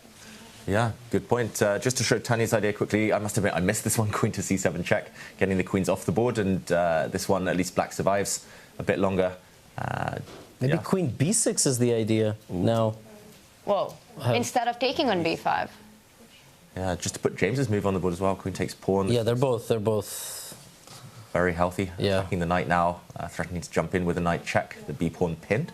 But Levy, I think your move probably just winning as well. Queen to b6, maybe. And he goes for that. He goes for Levy's idea. And I think I spotted the difference, that after queen takes pawn, it might again give Nodirbek's queen the possibility to dash over to defense, offering a trade now from the d7 square, David. So queen b6 just perhaps doesn't allow that, because if you try to replicate that idea, bringing the queen closer to the black king, white can jump in with the rook, capture that knight, and defend the queen. Let's show it. You do not need to trade queens until you win a knight first. And rook takes knight, and the black b-pawn pinned. And white will emerge with that extra piece, even if it is an endgame. And Nodirbek will not continue that on much longer. He would resign if he loses a piece. And well, this is the benefit of Magnus's position, right? Almost no bad moves for him to make, and for Nodirbek, almost only bad moves at this point, as he still looks for any resource available to him to weasel his way out of it. They're good moves. They're just at the wrong moment. There's nothing you can do. Like, you know, if the position is bad, are your moves bad, or can your moves be good but the position stays bad? I guess that's a good point. You can make the best move in the bad position, and it is still effectively losing. Yeah, in the end. He's in a lot of trouble here. A lot of trouble, and I'm just thinking, right? To me, it almost appears like a flawless game by Magnus. After Nodirbek gave him that chance out of the opening, the one that Levy brought up earlier on, he hasn't given him any moment to really bounce back into the game. I'd love to check the accuracy on this one from Magnus Carlsen, David. Ooh. Do we have it? Yeah, it's high. It's okay. Let's take a guess before David reveals it. What do you think it is? I saw it. I'm staring at it. I know. I've also looked at it throughout the game. I know. I'm sorry. My goodness. I ruined your game because I saw it, but it is an astronomical accuracy. Yeah, 99. I mean, that's massive. Yeah, it's incredible. Just how good the guy is. Especially in freestyle chess. We've seen the first 10 moves in the round robin stage. The first 10 moves, often the players were down at like 75, 80% accuracy, but give Magnus a bit of time on the clock, he finds all the best moves. I just want to say as well, Nodirbek didn't use his time wisely. He had a lost position. He had nearly an hour on the clock, and he was dead lost already. So clearly adjusting to this time format was a struggle for him. Well, I mean, best player in the world, right, is going to be the kind of person who, when you give him just the slightest advantage, is generally going to be able to navigate to a finish while eliminating as many mistakes to hand it back as possible. I'm actually going to let you guys continue without me, because I think I'm going to be interviewing players one by one in one of the other booths as they finish, and I'm sensing Nodirbek will not think for 41 minutes before. I mean, I sense this one will be over probably in a few moves. So maybe I'll drop back after the game is done. But I think that's more than fair, my friend. Thank you so much for lending your expertise. Still haven't and told your me ideas. The capital of Ethiopia, by the way. Well, you know, Addis, no? Addis Ababa. You're British. You're well educated, and sorry, we're American. Yeah. Admittedly, my African geography is probably my worst. In 7th grade, we had to memorize where every country was and then fill it in. Wow. Did you guys ever have to do quizzes like that? No, see, it was so insular. It was, can you name all 50 states, like, do all 50 states, but no one ever not even sure. decided to look outside the country. I never went to school. I was playing. Yeah, you were like you both were child prodigies and so on. And... Yes, but right, I could, but for you, I could say any position on a board, and you'd be able to visualize it. And for me, I can't do that either. The castle in the right? position. Here it's Magnus's queen on b6. But you know, to your point, world number one for a reason, right? That insane accuracy of 98.7. But it's also the precision that he's shown over the last few moves, just converting this to a win. Instead of grabbing that pawn, instead of going and giving Nodirbek chances perhaps to offer a queen trade, he's sort of done this clinically, flawlessly. Just shows what a beast he is. The other thing I will tell you about Magnus, and perhaps, David, you know this better than anyone else here, he loves to play against these youngsters and beat them. There's this added sort of motivation in him when he's playing this new lot, whether it's Gukesh, whether it's Nodirbek. He especially enjoys these battles.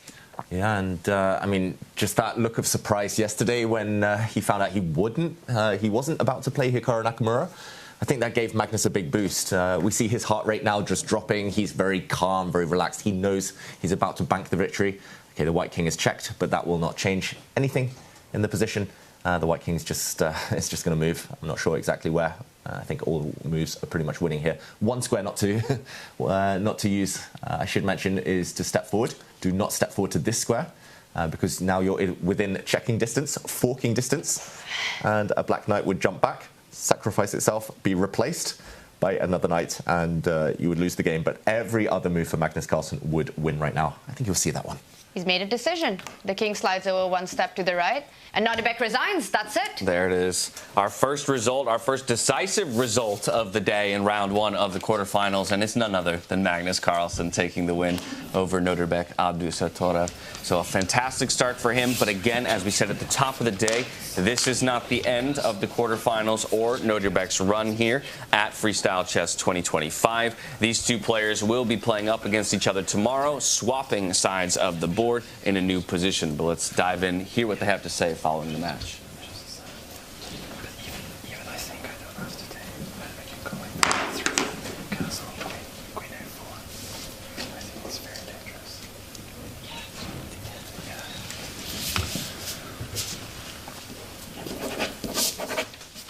Again, something that I think I will always massively respect in the chess world is the immediate coming together from opponents to colleagues following even a decisive result, to immediately evaluate the position, maybe where things went wrong, and to talk it through with each other. I think it's spectacular.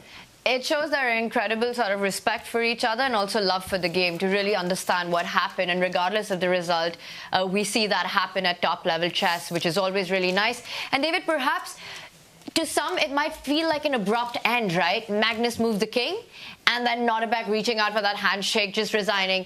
If we've got a moment, could you really show what were the problems and why Nodirbek resigned and just decided to end it at that spot? Yeah, let's do exactly that.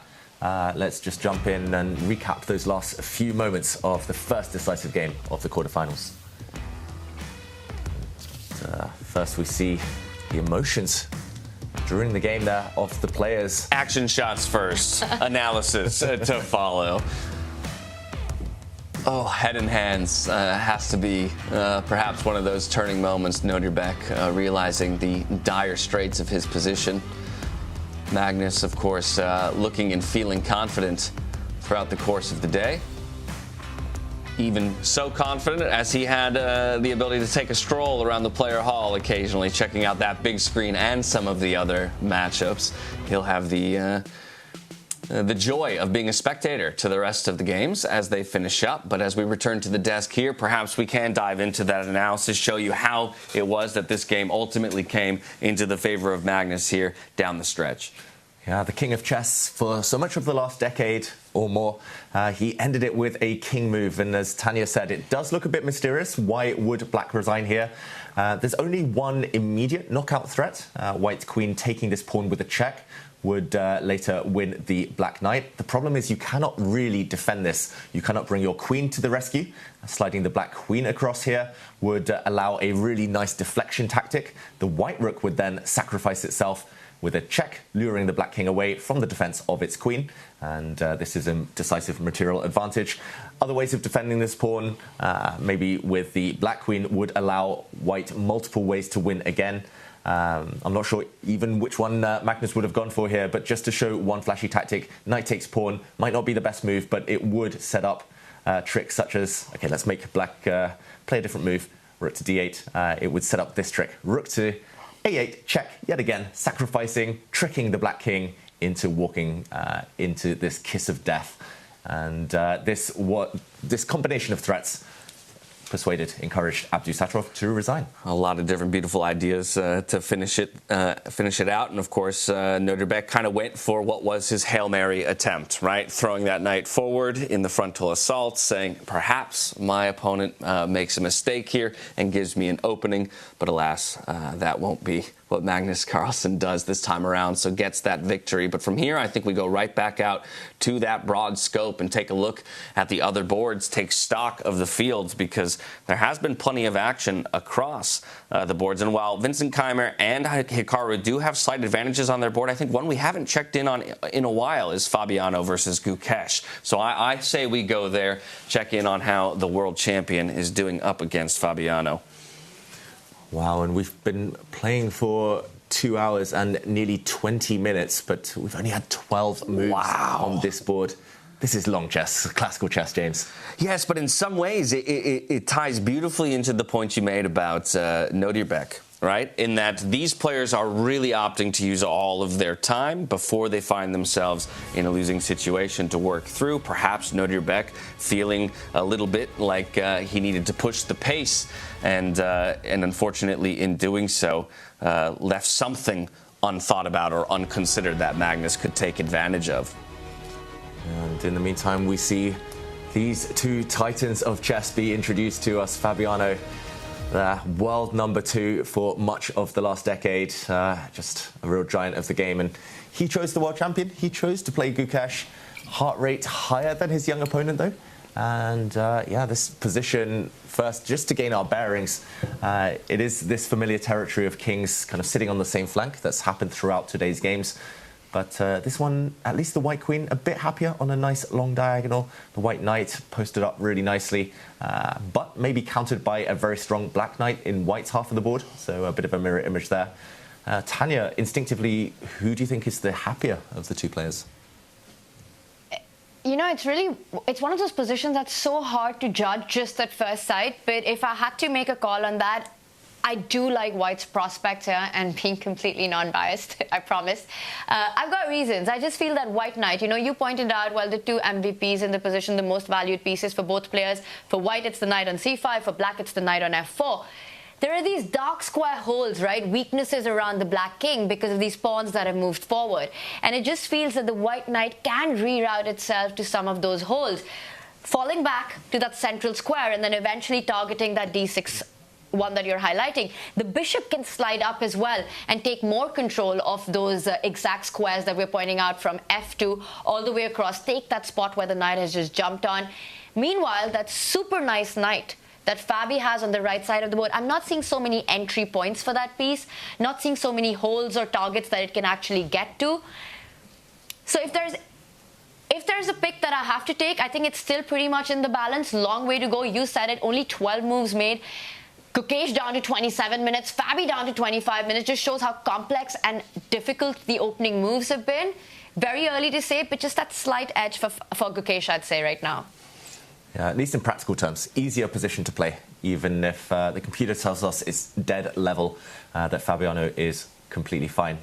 James, earlier you were talking about budgeting on the clock, budgeting time. It feels like these two have budgeted a bit too much for the early stages, a bit too little for later in the game, but at least healthier than what Nodirbek ended up doing. Time will tell there. Another opportunity for us to tell the viewers at home, of course, that this is a 90 plus 30, right? So with every move made, they do gain 30 seconds back on the clock. And I think a number of these players pretty confident in endgames, maybe that 30 seconds is all they need to find a move. But we are in a weird position where at a certain point you might transition from what feels like a classical game of chess back into a more rapid style style of chess as those clocks begin to tick down. As we did earlier with the Hikaru game, we also threw a poll out to our audience for the results of this game. And this one, I think, much more interesting because of the closeness of the results. Fabiano getting the edge by just a single percentage point from our voters at 40% in favor of him to win. Gukesh getting 39% and then 19% for a draw. It doesn't add up quite to 100, but I'm guessing there's some rounding happening there. Either way, just as the evaluation bar seems to indicate, the fans at home believe the same, that these two will go blow for blow with each other all the way through. And the position kind of mirrors that, right? It's sort of in the balance, and it might be equal, but it's as far away from a draw as a position can get. It's a game for all three results.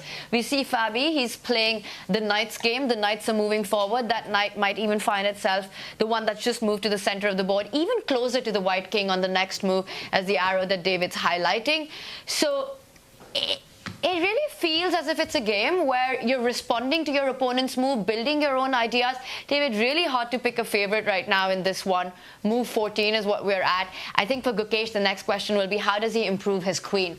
You know, we talk about the queen all the time in this game. Do you just want to lay it there, say I'm on a good diagonal? Do you want to centralize it to that nice juicy square on the center of the board, or perhaps somehow find greener pastures for Her Highness?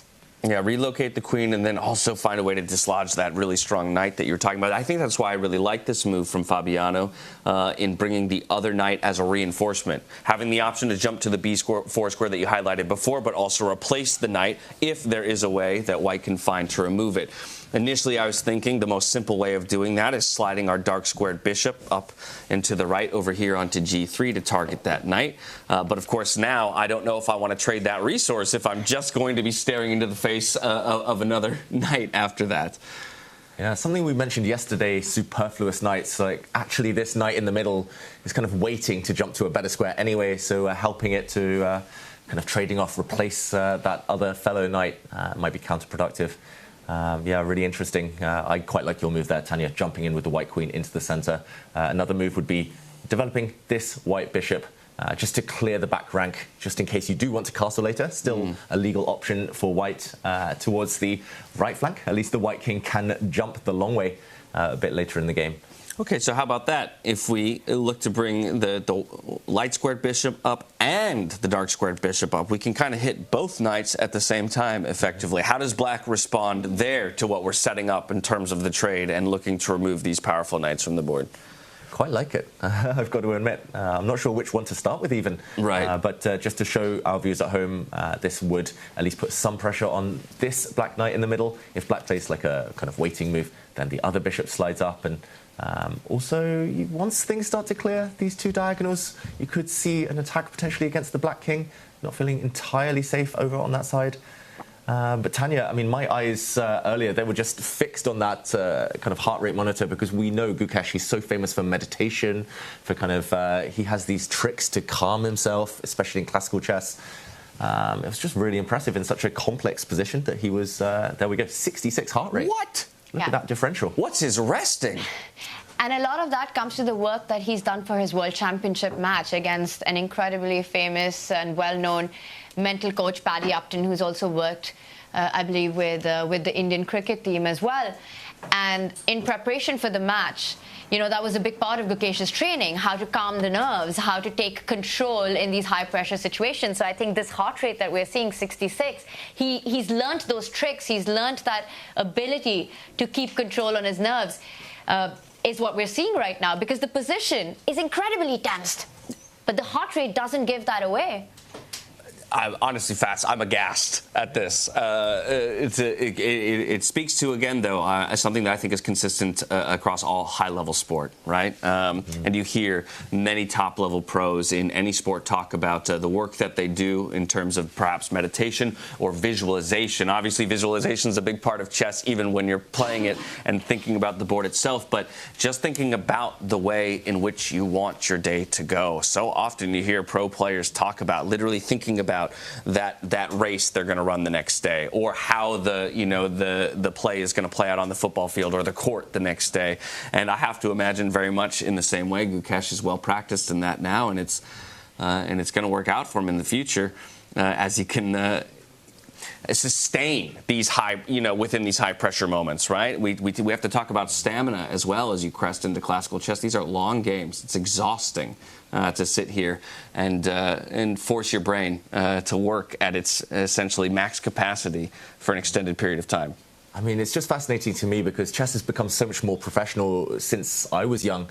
I mean, when I was young, I would turn up to tournaments. You'd see grandmasters in the pub till kind of at the bar till 2 a.m. in the morning, drinking, turning up the next day. Now, I mean, this young generation, they're looking at all these small details, nutrition, meditation. They're just trying to give themselves an edge. And Tanya, I mean, you were commentating on the World Championship match as well, and we all saw Gukesh with his eyes closed for minutes at the start of every round. But that was a concrete that's concrete proof that it does work. It does help. Gives him a small edge, especially late in the game when the clocks tick down, when the nerves really kick in. And David, you were there in Singapore as well for the match, and I think while calling the action, it was so evident to everyone that yes, he would go into the zone at the start, sort of calming his nerves, but even in those critical moments, sometimes you just see Gukesh take a pause, close his eyes, just focus on his breathing so many times.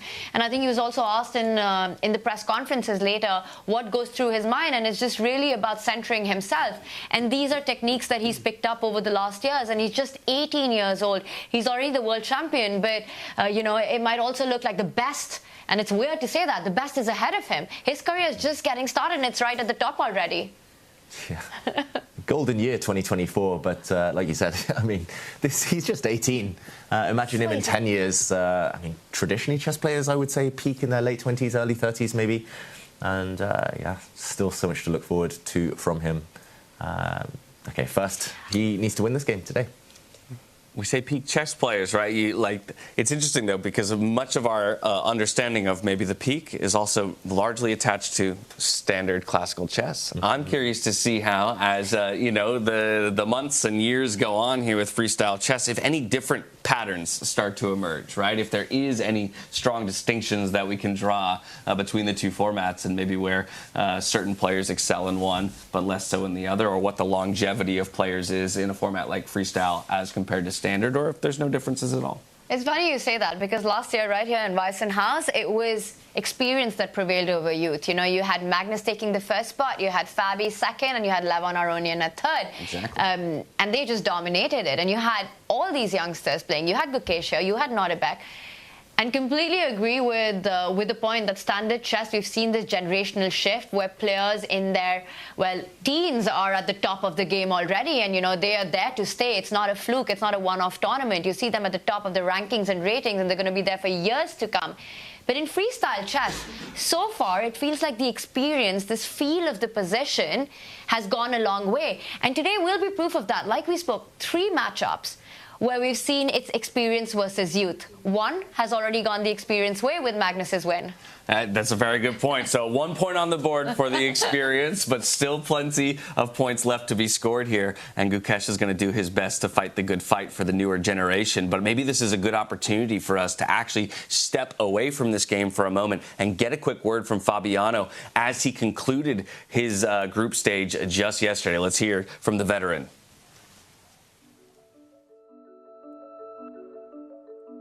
I'm really excited, and I think it's a really great initiative, and also it's very fresh.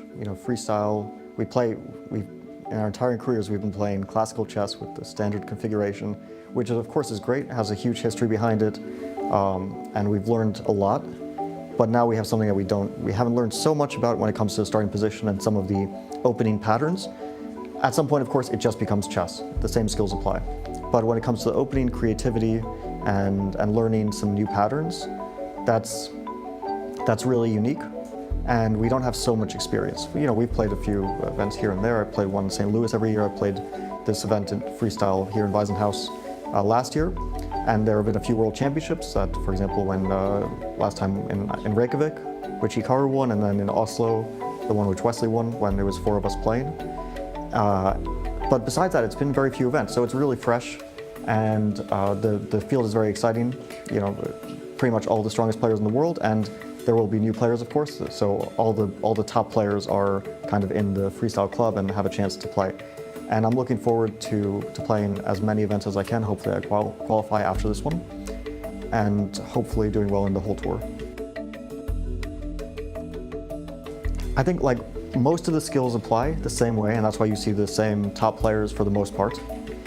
I do think that you have to kind of rethink your approach in the opening, especially when it comes to time usage in the opening. That's very different because we're not relying on our knowledge. We can't rely on knowledge. We don't have much for, or even any for most positions. And we also can't rely on memorization because you can't remember 960 positions. Or you can remember it, but you can't remember like the starting moves or what to do beyond maybe move 2. So it's very different in that sense. All the different stuff is really in the opening, but a lot of that carries over. How much time you use in the opening maybe means you're in time trouble in the middle game. So there's a lot of carryover, and I wouldn't say it changes it really fundamentally. Like you're not going to see, Magnus losing to an FM in a match. Let's say you're not going to see like totally different standings in the world, but you will see different approaches and perhaps a bit more variance at the top.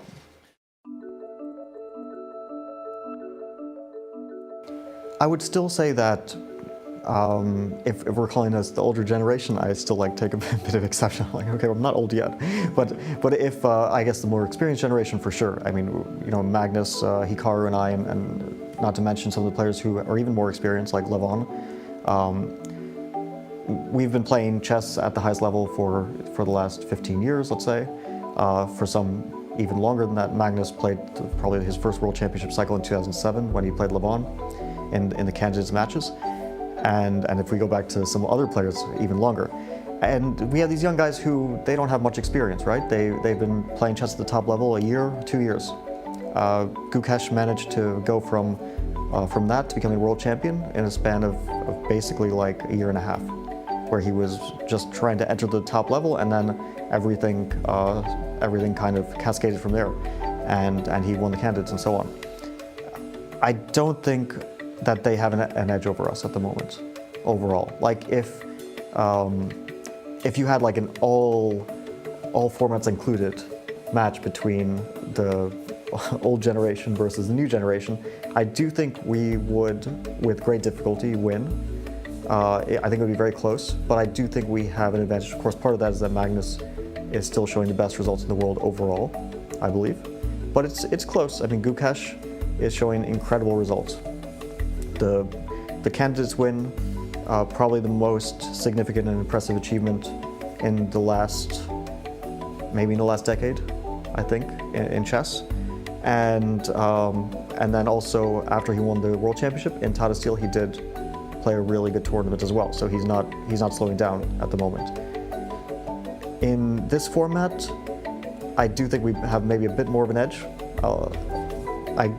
I don't know for sure, of course, but there are some advantages that the younger players have that are maybe a little bit neutralized in this format, and part of that is their like ability and eagerness to work really, really hard, which is perhaps not shared by, and I think it wouldn't even be too controversial to say that Magnus doesn't share the same enthusiasm in preparing for classical chess that Gukesh or Nodirbek perhaps have, right?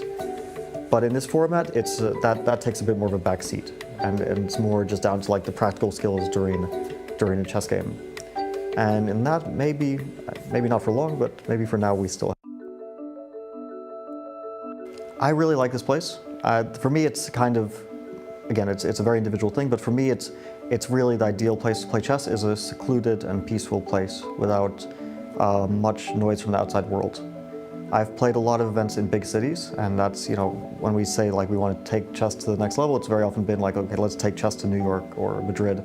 And we played the World Championship in Rapid and Blitz in New York. I've played the candidates in 2022 in Madrid. And it's great to see chess in a big city.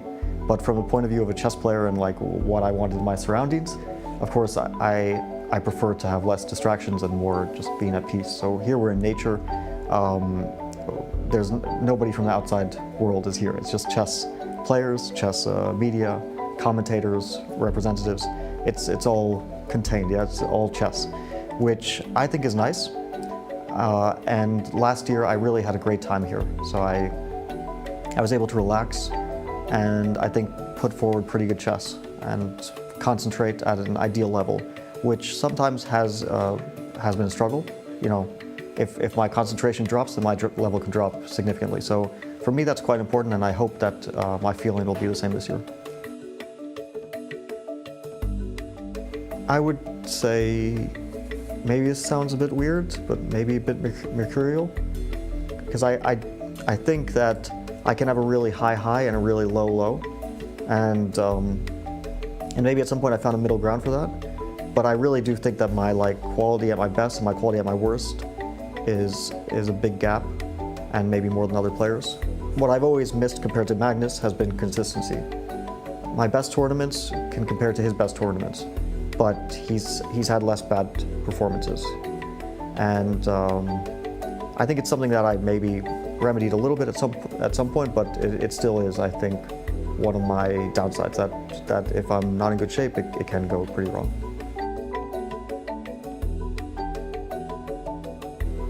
Chess is great.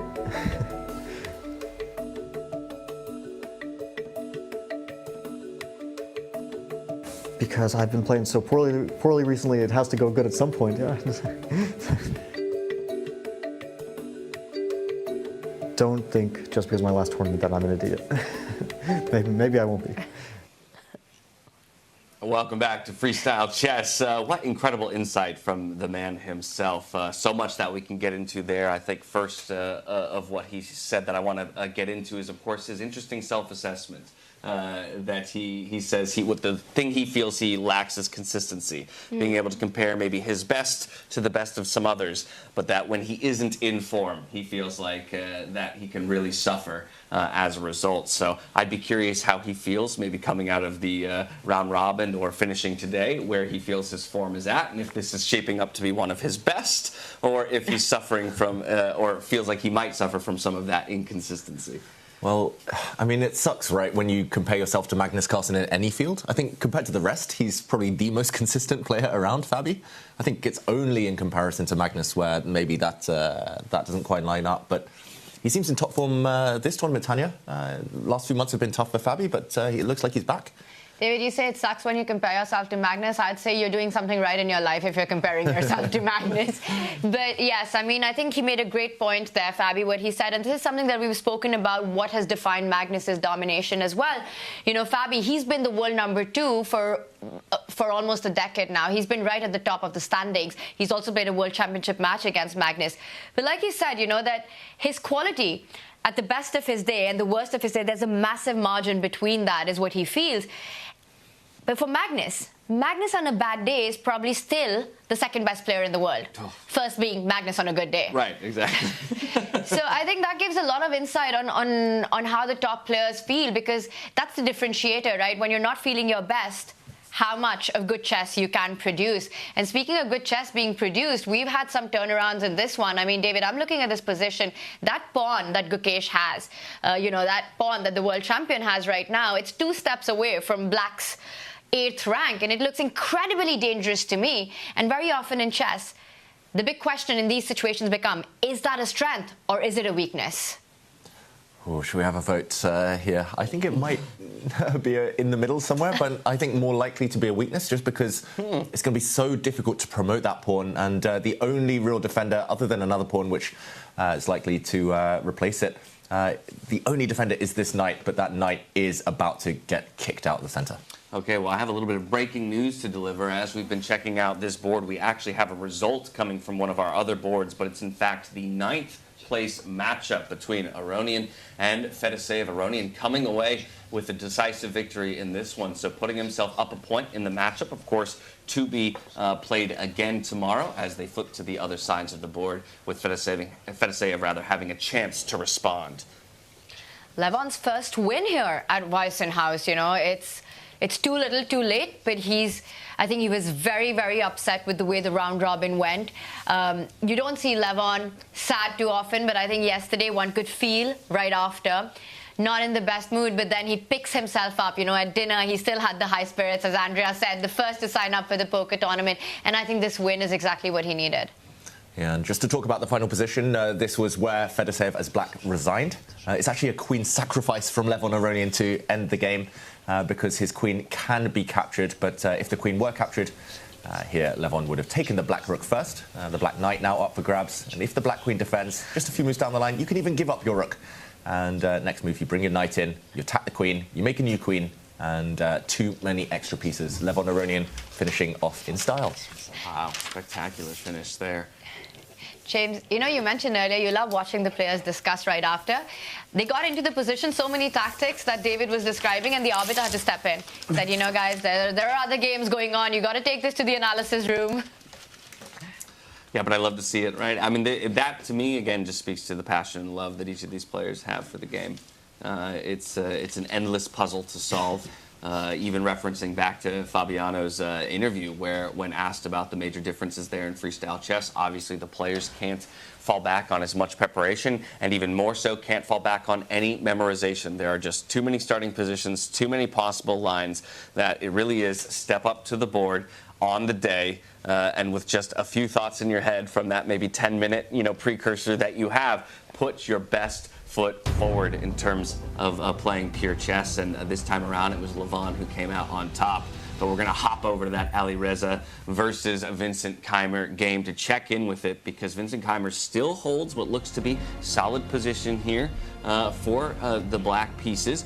But it was Alireza who I think took the most unique approach of all of the players playing white from the beginning of the game, reminding everybody that it was kind of about throwing all of the pressure to the right-hand side of the board, launching those pawns out in front of his queen. And while some of the space has been cleared, actually 3 open files with which to work here, David. It looks to be a very tricky position with lots of different pieces getting pinned to others. Yeah, I mean, this one is a mess of pieces. We literally have to look at every single one in isolation in order to kind of figure out who has the advantage. And I would pick black here mainly because of the white king. It looks nice and safe right now, but actually it simply gets in the way of its rook. He simply forgot to develop that side of the board. As you mentioned, James, full focus on the right here. And long term, white is essentially playing without a rook, without a piece. So everything else being equal, Vincent has the advantage also on the clock. Tanya. Absolutely, and those 2 pieces that you're highlighting next to the white king haven't made a single move in the game so far. Not a single development move. And maybe, David, you can confirm if I'm correct or not, but I think this was the starting position of the bishop. 3-8-1, this is where it started. And that just goes on to show that how difficult, well, it's been for him to find that harmony. Meanwhile, each and every single piece of Vincent is in play at the center of the board. And that's perfect harmony. You know, you've got that beautiful knight, the rook lined up for a trade and capturing that open file. It almost feels as if right now, Vincent has 2 extra pieces. Okay, well, while Alireza decides where he's going to shuffle his pieces next, we're going to do a little bit of a shuffle ourselves here on the caster desk. We're going to let David go. He's got some interview duties that he's got to take care of, and Tanya's going to slot over to be my lead here in analyzing the position and trying to figure out where we'll go next. Now, as I look at the time on the clock, once again, Alireza only working with 6 minutes here, as he has to find a way to get those pieces activated off of the back rank in their starting positions, which I think is going to be quite difficult at this point, because, correct me if that bishop feels trapped just because of the ability for the black queen to slide down onto that back rank at the moment that you decide to develop the bishop. Exactly. You've got all these first-rank problems for the white king to deal with. It feels like you're just not going to have the time to get your king to safety, to castle, to connect these 2 rooks. I think Alireza has a big defensive task ahead of him right now. It's not easy for me to see how white actually managed to get those pieces into the game. You know, black's got all kind of ideas. I would say even if queens were to get traded in this position, if you get the queens off the board, endgames would also suit Vincent just fine. It's advantage Vincent in this one. James, I want to pull our attention back to the World Champions game, because okay. I think we're going to reach that stage where Gukesh and Fabi will have so many moves to make with very little time on the clock. All right. And you know what that means. Your wish is my command, or rather production's command. Over to Fabiano Caruana and Gukesh. We are going to go to check back in with this game, as Alireza will use the remainder of his time to figure out how to mount that defense. Right into it we go. checking back in to see how the position has developed since the last time we were here. We still have all that tension between those pawns that are relatively pushed forward. As you mentioned, only a couple squares away from promotion. Still waiting for the answer of the question you asked. Will that be a weakness or a strength in the long run? It's not an easy question to answer because one of the pieces strong holding that pawn is the knight in the center, but it can be easily destabilized, right? One can imagine Fabi pushing that central pawn 2 steps ahead, attacking that knight out of this really strong post and creating the weakness, which is why I think David earlier felt that there's a bigger chance that these pawns might be targets rather than find itself actually promoting. But David, James, the bigger question here is... You know what? If you're going to confuse me for David, I'm a happy man. You've been predicting great moves, so I think, I think your chess strength is rising with everyone around David. But we see 14 minutes on the clock for Gukesh. And I will tell you one of the things that I think Magnus has also mentioned, that for Gukesh, handling the pressure when the clock is low is one of his weaknesses because he relies too much on calculation and not as much as on intuition. Well, I mean, so then we'll keep our eyes on that heart rate monitor as well in the bottom left-hand corner. Still calm, cool, and collected as a cucumber is Gukesh. But while those seconds tick away, we'll see if anything changes for him and if the time pressure ultimately results in a mistake being made. Still a relatively even position, but one that feels like can break apart at any moment. Let's evaluate that D5 push that you were talking about to push the knight away. One thing I'm looking at that, of course, that allows us to maybe reposition the knight back onto C5 since there's no opportunity to push it away once again and still defended by the queen against the queen of our opponent. And I think that's where the knight belongs. But the only thing that white needs to keep in mind is that if you do it immediately in the position, once again, you lose control of the F6 pawn.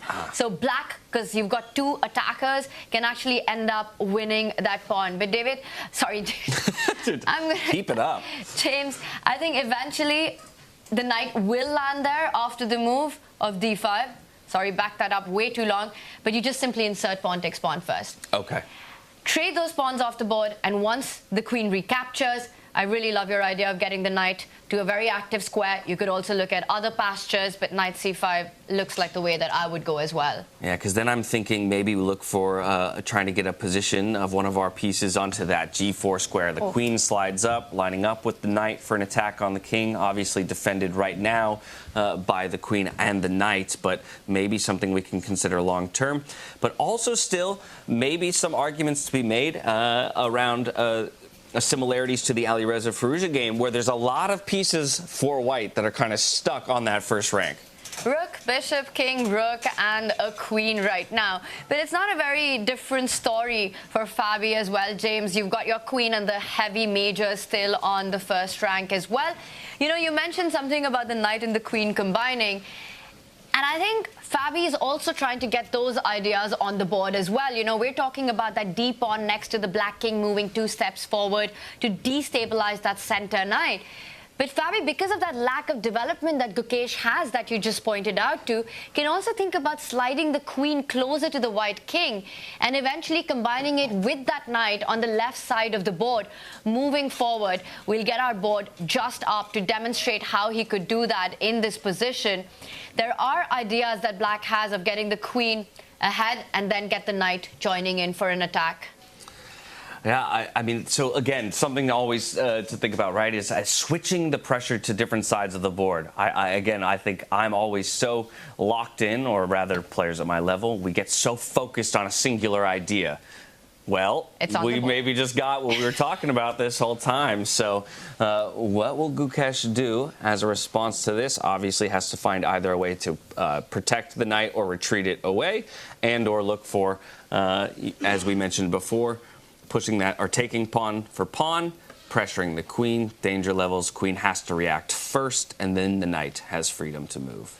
He does it, right? An in-between move, as we call it. You don't immediately have to move the piece that's been attacked. You can look for ideas that you can throw in first before making the obvious jump with the knight. So Gukesh calculates his way through, keeps that pawn defended by trading it off the board.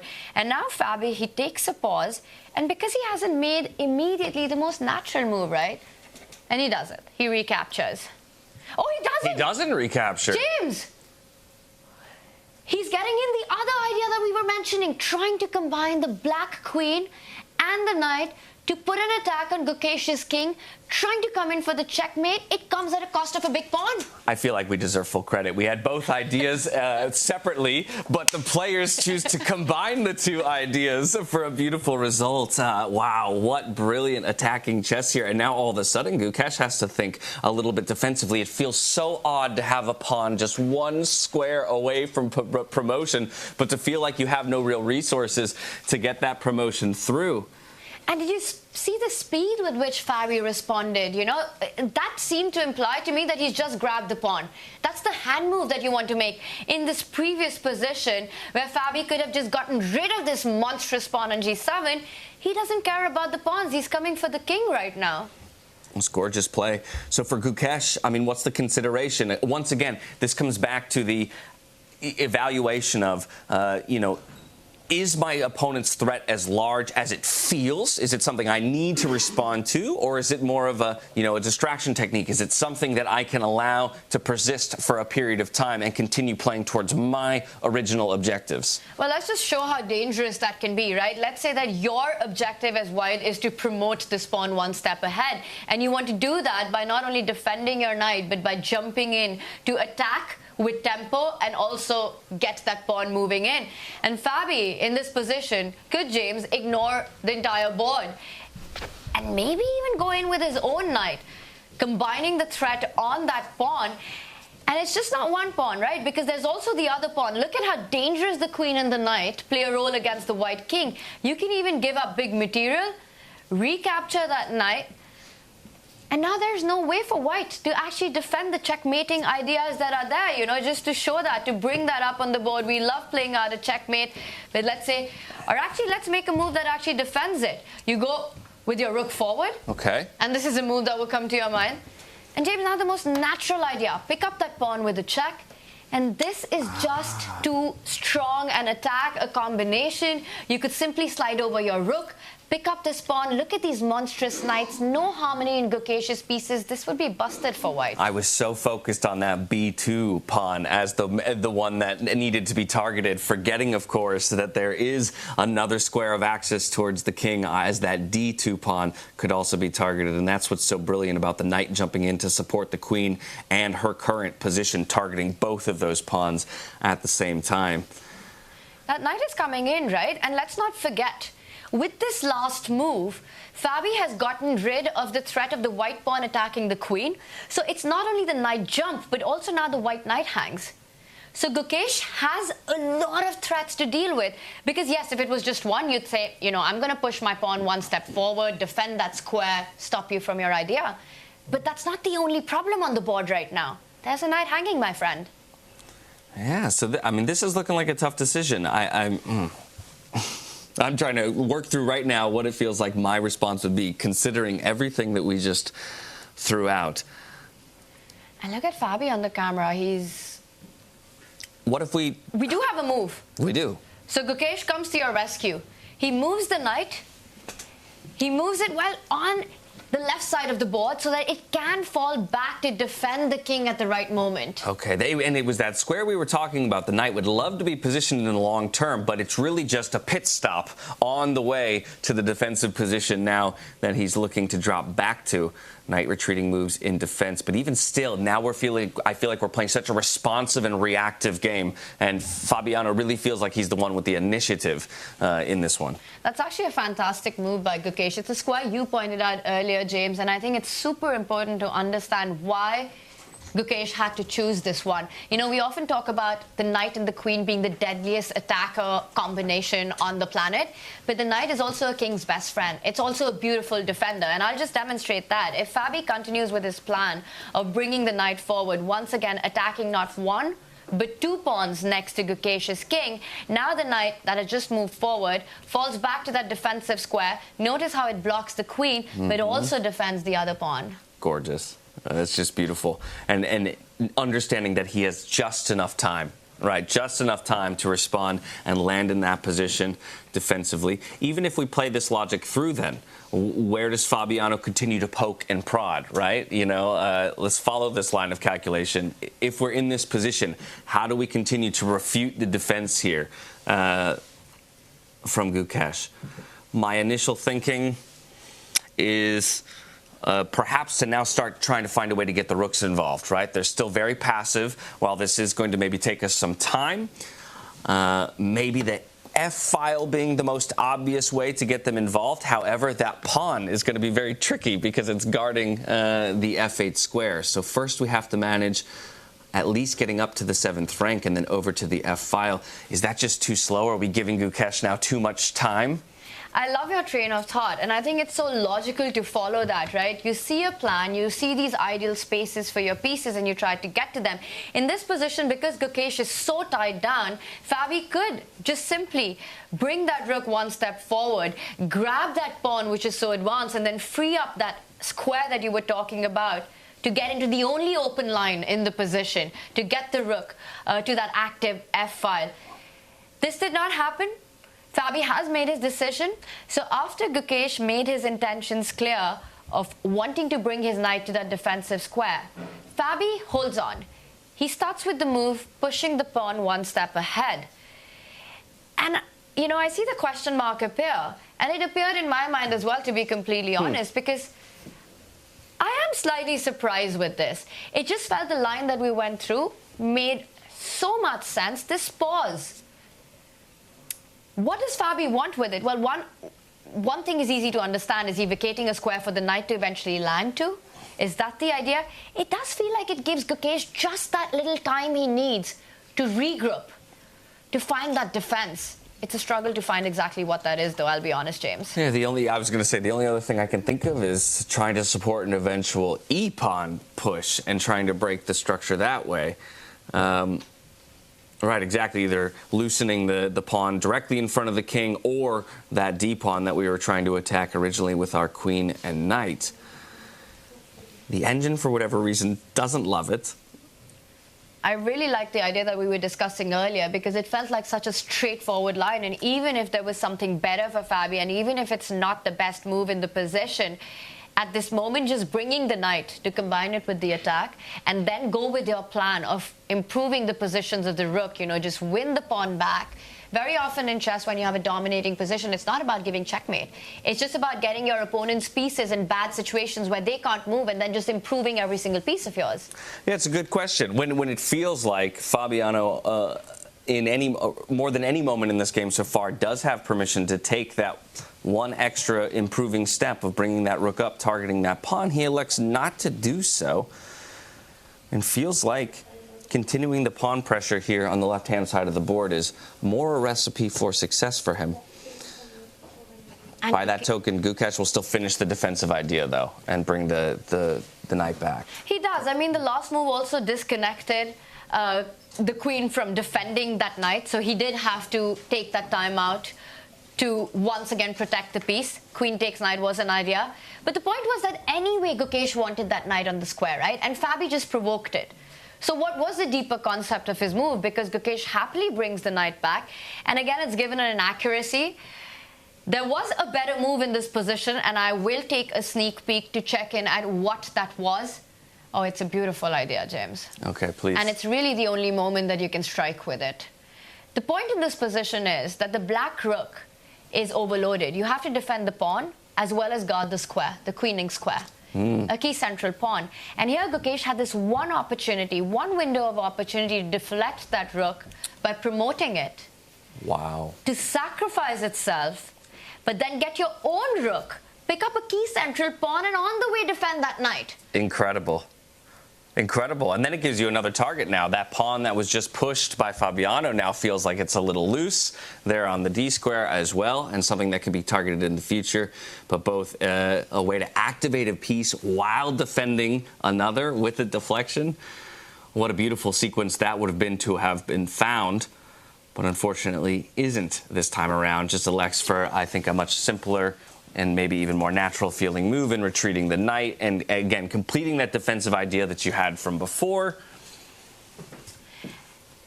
And because we found the problem with Fabi's position right now, Gukesh is still setting up the idea of promote, give up the queen, and capture an essential central pawn. It might be time to get your concept on the board, James. And he does it. It's on the board. Okay. So this allows him still to protect that promotion square with the other rook that's sitting on the 8th rank, but now guarantees that he won't lose the defender on the e-pawn as well, if and when that move is made. So Fabiano perhaps recoiling from his previous move and recognizing that there was that tactical option, and now defending against it, a bit grateful that it wasn't abused or taken advantage of before. And we've got David back on the scene. Not just yet. Well, he is back in the room, but we can't hear him just yet. We got to get his audio all flipped on. But as soon as we do, we'll make sure to get his insights inserted back into this one, as it has been a pretty glorious few minutes here between these two players. And once again, now we're getting into that sub 10 minute. While they do have plus 30-second increment, it's just like you said, both players are going to start feeling the pressure of time, and that's where we see mistakes made. And maybe we go back to that conversation that Fabiano was having in his interview. Consistency, consistency, consistency. And time trouble is where you can lack consistency and you're prone to make mistakes. So, and 19 moves to make to reach the 40 move mark. That's a lot of moves, right? In a position like this, where each and every decision is a high responsibility decision. You have to be so accurate with your defense as wide as Gukesh here. Look at the pieces. They're just completely misplaced. Only the knight on the 3rd rank for Gukesh here. Fabi knows he's got the upper hand, but can he just tighten the screw? Can he manage to convert this? The bar in front of us says this is balanced. James, I'm shocked to see that. I mean, myself as well. But I guess I'm shocked at almost any evaluation bar when it comes to the game of chess. Luckily, we've brought David back in to help us understand some of these positions. Welcome in, my friend. You've missed some exciting stuff in this game. I don't know if you were able to catch any tidbits of it out the corner of your eye while you were running some interviews. Yeah, I mean, I was chatting to Levon Aronian and Vladimir Fedoseev about their game, but I did have a screen. I was getting a bit distracted. I felt guilty. Yeah. It looks chaotic. It looks like missed opportunities for both. But it looks like the biggest twists and turns still ahead, potentially. Yeah, some missed opportunities, some really fun ideas that we could explore, even if they weren't ultimately pursued, recognized later by Fabiano and protecting against it. This is an intriguing move for me, bringing the rook up and just kind of settling it in as a blockade to that e-pawn. But it doesn't look good to me as a player, because I feel like the rook wants the freedom of movement in most cases, and we've completely tucked it in between 3 of our opponent's pieces. Yeah, I guess here the good side is that the rook restricts the movement of some of the opponent's pieces, so I agree, James. The white rook probably doesn't want to be blockading pawns. Knights are the best blockaders, not rooks, but it stops the black central pawn from marching forward. There's a pin, so the black queen would be vulnerable. I'm also, you've probably talked about this, but I can't take my eyes off that heart rate difference. 40 between it. Caruana up at nearly 120. Gukesh under 70, despite how complicated this position is, despite the clock situation. Oh, I'm glad you brought it up. We said we were going to check back in on it, and actually Fabiano's the one whose heart rate is climbing here. And this is what we saw in last season as well, right? The very first event of Freestyle Chess in Weissenhaus. Fabi's heart rate reached 160. He was the one who was completely out of control. Do we have paramedics on standby? Do we have we have everything else, don't we? But also the position, right? He realizes that this has got to be an advantage for him. But coming back to the point you made about this rook lift, placing it on this train square, you know, the pawn formation that Fabi has, it does leave these light squares to get your pieces into. It also comes with a little bit of a trick attached to it. This pawn of Fabiano Caruana, in some ways, is overworked. It's defending 2 pieces at the same time, the pawn on the left and the knight on the right. So Gukesh setting up a tricky tactic here. David, if Fabi is not careful, let me just show that perhaps, you know, with a move, let's say you bring your rook to this side to start capturing the pawn, and then suddenly Gukesh can capture that central pawn, deflect the defender here, and then eventually go on to win that knight. So it does come with a trap attached to it, putting some pressure on Fabi. How does he react? Yeah, and I think for Gukesh, the fact that his king is still stuck on the back rank, maybe that is the one thing he has to worry about. For Fabiano here, he has to worry about all sides of the board, especially that white pawn. There's just this urge to eliminate it, right? If the pawn is one square away from promotion, you just want to get it off the board no matter what. Maybe that's what is causing his heart rate to spike like this. But of course, it comes with a downside. Your center starts to disappear, and White's pieces might look passive, but they could spring to life any moment. It is hard, though, to see a world where that rook sitting on A1 eventually gets involved into the game. Obviously, you know, eventually, if we could retreat our knight and find a new position for our knight, we could slide up to A3 and then over, but that feels like it takes too long. The king, of course, essentially blockading the rook from getting out the other way. And since we don't have the option of moving the B pawn, then it seems like only the C pawn is really a relevant, you know, way to kind of lift the king out of the way and eventually allow the rook into the game. Not suggesting that that move happens now, but yeah, it's possible. It gets complicated. Another idea for Fabiano to worry about. C3 also profits from that pin. You mentioned Tanya. But yeah, I think we should remember that rook in the corner. If it ever does enter the game, it could come with great effect. It's going to be surprising to Fabiano. It's going to be like reinforcements to the battle. It's going to be like the Riders of Rohan joining last minute just to save the day. That white rook in the corner. I don't know about who you prefer, but I quite like Gukesh's chances suddenly. Let me ask you this. We've kind of been looking at two very specific points on this board, right? Obviously, the threat against the white king, but also the threat of that pawn eventually promoting. And we have continual threat onto the white queen, or king rather, as the knight jumps in. But the knight jumps in and the bar shoots up. Yeah. And the question mark appears on the board. To me, this looked like a very natural move, David. You bring your knight. You're also sneakily fighting against the trap that we had earlier mentioned, because now the knight and the queen combine to give a huge check, pick up a big pawn next to the white king. A very natural move. Why is this a mistake?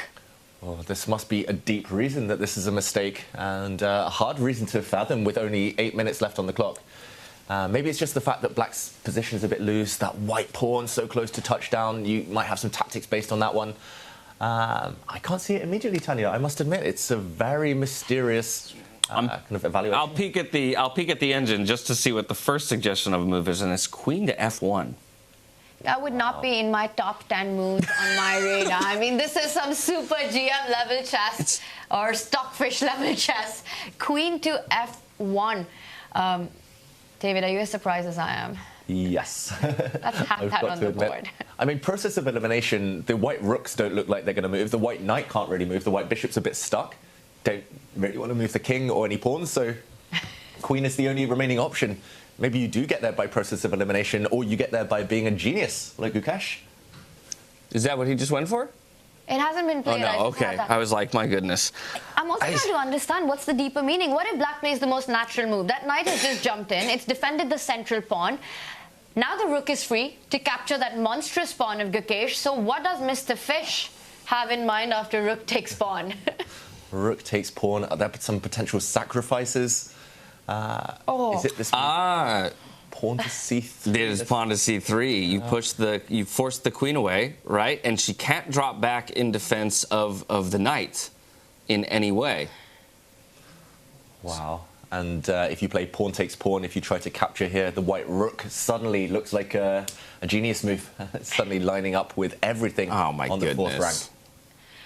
So what I gather from all of this, the reason why queen sliding over one step is such a strong option for Gukesh right now in this position is because it threatens a deadly c-pawn moving one step forward. The black queen can't stay connected to that knight, which would result in losing a lot of material for Fabi.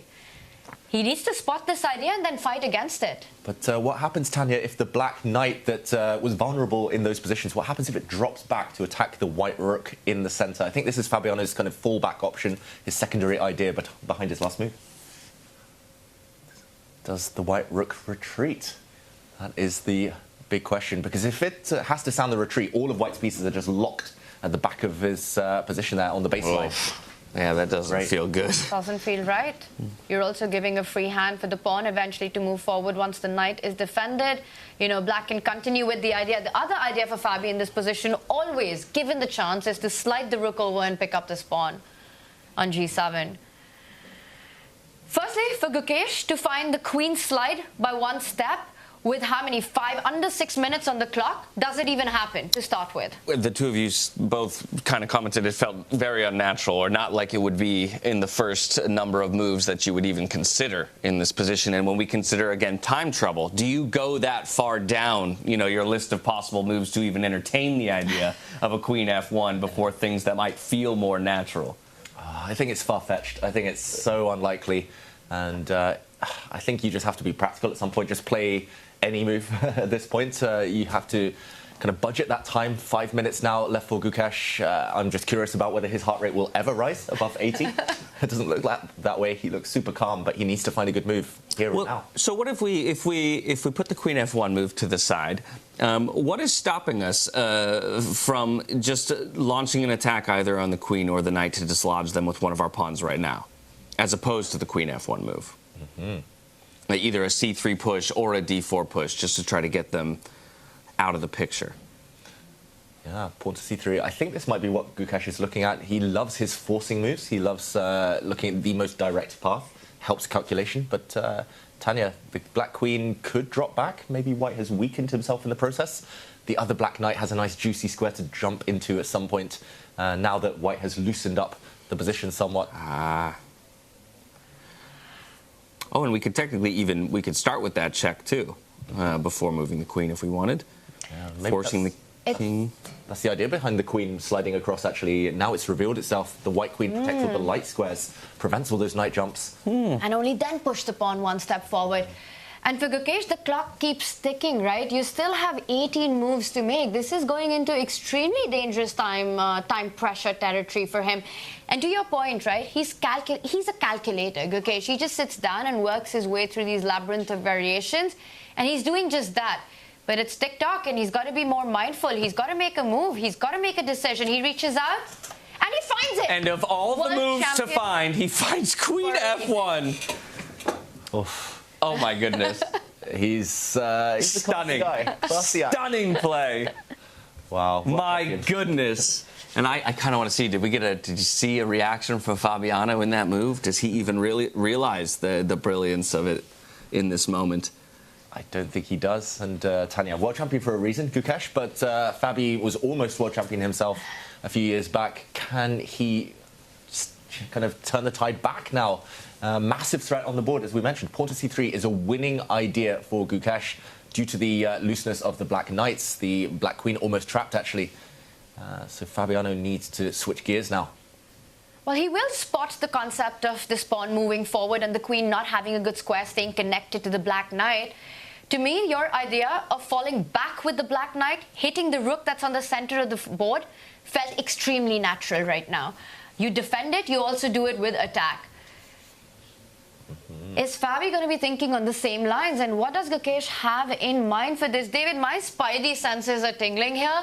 And you get the feel that there has to be some sort of a sacrifice where Gukesh is going to give up his rook for perhaps a monstrous knight. You could think about giving it up by taking a central pawn or giving it up instantly and playing for compensation because your G-pawn is still alive. And that's a monster of a pawn. That is a monster of a pawn. If you can keep it alive, even at the cost of material, it might bank you the victory later in the game. There's also a queen sacrifice. I was about to say, I know we don't want to go too deep down all the crazy lines, but according to the end, there's a queen takes f4 sacrifice. You were talking about giving away the rook. The engine likes giving away an even stronger piece for it. Wow. If that happens, I think we'll all be falling off our chairs. Yes. Fabiano might I'm fall out off of here his if chair. that happens. And let me just show that, David. We've got to have that on the board. Queen takes knight is the best move in the position. Giving up a queen for right now just a knight, Fabi would capture it back. You win the rook with a check, David. The king has to move forward. If you go back, you block the defense, white promotes and wins. What's the continuation here? How do you have an advantage here as white? You've just given up an entire queen. The queen is stuck. Can we go c3 now? Oh, no, because then we trade pawn-pawn, and that opens an escape for the queen. No, the queen is still trapped. Queen is trapped. I wonder whether pawn to c3, if there is an exchange now of pawns and the black queen, she can slide one square across to the right. I wonder whether that white rook in the corner finally plays a role in the attack. Oh my. How ironic would be if this rook, which hasn't moved the entire game, is the winning move at the end for Gukesh. Find itself lined up against the black king. And let's not forget, to David's idea, if the king slides over trying to sidestep, thank you very much. You line up against now the bishop, which hasn't made a single move in the game. And it's on the board. The knight has come back. Will Gukesh give up his queen right now? He did not find the queen sacrifice first time around. The question is whether it's still viable the second time around. He first pushes his pawn forward, attacking the black queen. No, says the computer, not the best move. I saw his heart rate rise. Look, he went up to 90 from around the 70 mark on the heart rate monitor. So I was about to say he's seen it. He's seen something, but he didn't quite find the best move. At the very least, it kind of tells me that he understands the strength, has an intuition for the strength of his position, right? And now kind of maybe feels like he has to push and capitalize on the advantage that he's built. Look at Gukesh's heart rate. Suddenly it's over 100. For the first time. Why is it spiking? He must have seen this queen sacrifice. Maybe he can still play it next move if the black queen shifts out the way now. And this was the big missed opportunity right here that Gukesh had. He could have given up his queen, taken a rook and a knight in trade for a very strong attack against Fabi's king. Instead, he chose the move to attack Fabi's queen, which now is offering a trade in the position. You know what he's missed? I think what Gukesh might have not realized is now the queen sacrifice is different because the black queen covers the promotion square of that white pawn. So the king can move backwards instead of forward. Right idea, wrong order. If he'd done it the other way around, the black king now had to step forward. Now he can step back, and the black queen is the savior. Small details. And again, you know, from a human perspective, so hard to work out, James. Okay, the one thing I noticed there is we could then maybe attack the queen with knight takes b5. But he first has to play this move. Whoa. And he decides not to. He's gone for the endgame instead. Okay. And it's given a double question mark, a big blunder on the board. Well, we're removing pieces, right? And in some essence, it feels like we're giving Fabiano a chance to kind of consolidate his position a little bit and remove some of those threats. Yeah, I think that was, I mean, the double question mark there shows it was a mistake, also a missed opportunity, and now that white pawn that almost became a new queen, that pawn on g7, is destined to fall off the board in the next couple of moves. And I also want to add to your point, I think it only gets a double question mark, this move, is because Gukesh had still the huge opportunity to go and give up his queen, and it would still not be winning though, but incredible play for the white pieces. You win the knight, you win the rook, and you know, you've got activity against the black king. Your pawn still remains alive in those lines that we checked out on. But instead, with low time on the clock, Gukesh plays it safe, plays it cautious, misses out on an opportunity. Fabi immediately recaptures, and here we are. Wow. From a winning position to an equalized position. Still plenty of pieces on the board, though, and plenty of dangerously placed pieces on the board, right? Wanting to deal with that pawn still. That is sitting from just one square away from promotion. Again, I'm still disliking the position of both of these white rooks. I understand the purpose of the white rook sitting in the center of the board, but it just feels like I'm running out of options on the white side for piece movement. Mm-hmm. Yeah, fully agree. And I think, I mean, that was just so difficult, right? That winning opportunity. But you do sense a shift in momentum. I think Gukesh now might start to realize, oh, whoa, trying tactics here. Knight takes pawn. The black central pawn was pinned. Forgot that for a moment. But yeah, all is well and good here. But there are some tricky knight jumps for black to suddenly have to worry about. What is the best reply for Fabiano? Can he turn the tide? He is a couple of pawns down now. Judging by the count here, it is 7 pawns against just the 5 pawns for black. A 2-pawn deficit. And yes, this one you can pick up any time, but that would still be 1 pawn. I think it's so much of it relies on the lack of coordination for Gukesh's pieces. David, a big question for Fabi. You know, you were talking about knight jumps. There are 2 very tempting ones. You could go forward, you could go backwards, and he's got under 3 minutes to take this decision. Who do you think is the better speed chess player right now out of these 2 when the clock ticks low? Oh, this is funny because when Gukesh broke onto the scene, people were saying he was like a mini Caruana. they're both calculating machines, but you need time to calculate. Speed chess, blitz chess especially, neither of them really shine at their very brightest in that time format. Fabiano probably with a better track record, I would say, in recent times of speed chess. He drops back his knight to attack that white rook in the centre. Unless that white rook sacrifices itself, it's going to have to step back, keep the central tension on the E-line. But Tanya, you knew Gukesh very well. Do you think he can kind of finally shake off this tag of not being as strong as the top players in speed chess? It requires experience to do that. You know, even in the 2018 World Championship match between Magnus and Fabi at that stage as well, Magnus took so much advantage of the fact that Fabi struggled with little time on the clock when it came to speed chess formats by taking it to the tiebreaker. So it all comes down, and then Fabi changed that narrative. He played more tournaments. He proved himself as a fast player. He worked on that technique, and I think Gukesh so far has focused mainly and primarily on classical chess, on classical time formats. Ties in brilliantly with that interview that we had with Fabiano earlier, where when asked the question in this kind of format, taking the experienced older generation against the newer generation in a tournament, who did he think would come out on top? He said he'd give the edge just barely to the older generation, while of course it would not be an easy battle and it would be made made difficult. Does go for that rook sacrifice that you had proffered up there, David. For me, this just looks a bit like I gave away material. So I'm trying to understand the value of that sacrifice. Yeah, maybe if we have time, we can just go back one move, Tanya, because I think it was semi-forced there. His hand was forced. If he had stepped back one square with the white rook, then he would have been hit by the black knight that he actually ended up capturing. The black knight could have dropped back, not only attacking the white rook again, but also defending his own rook, defending the black rook, breaking the pin, and now you can capture the white knight in the center safely. You would have won a piece in the process, and if we go back to where he did sacrifice the rook, dropping back the whole way would have walked into a fork. Rook back to e1 would have allowed a knight check, a nasty knight check, and he would have lost. So essentially no safe squares, so he needed to give up the rook for the highest price possible. Gotcha. And if you do the math in this position, after he has given up the rook for the knight, which has just been recaptured as well, you know, white has got those 2 pawns and a piece, and you add that up, that's 5 points. A rook is worth 5 points. So mathematically, it still adds up. But can Gukesh hold on to this pawn that's on the other side of the board? That's the big nail in Fabi's position, is the big question. Right now, immediately, you have to watch out for ideas of a fork. You can't pick that pawn up just yet, as the white knight will jump forward. I think we're getting moves fast and quick. Gukesh brought his bishop into the game. The first move by this piece, he's now threatening to push that pawn one step ahead.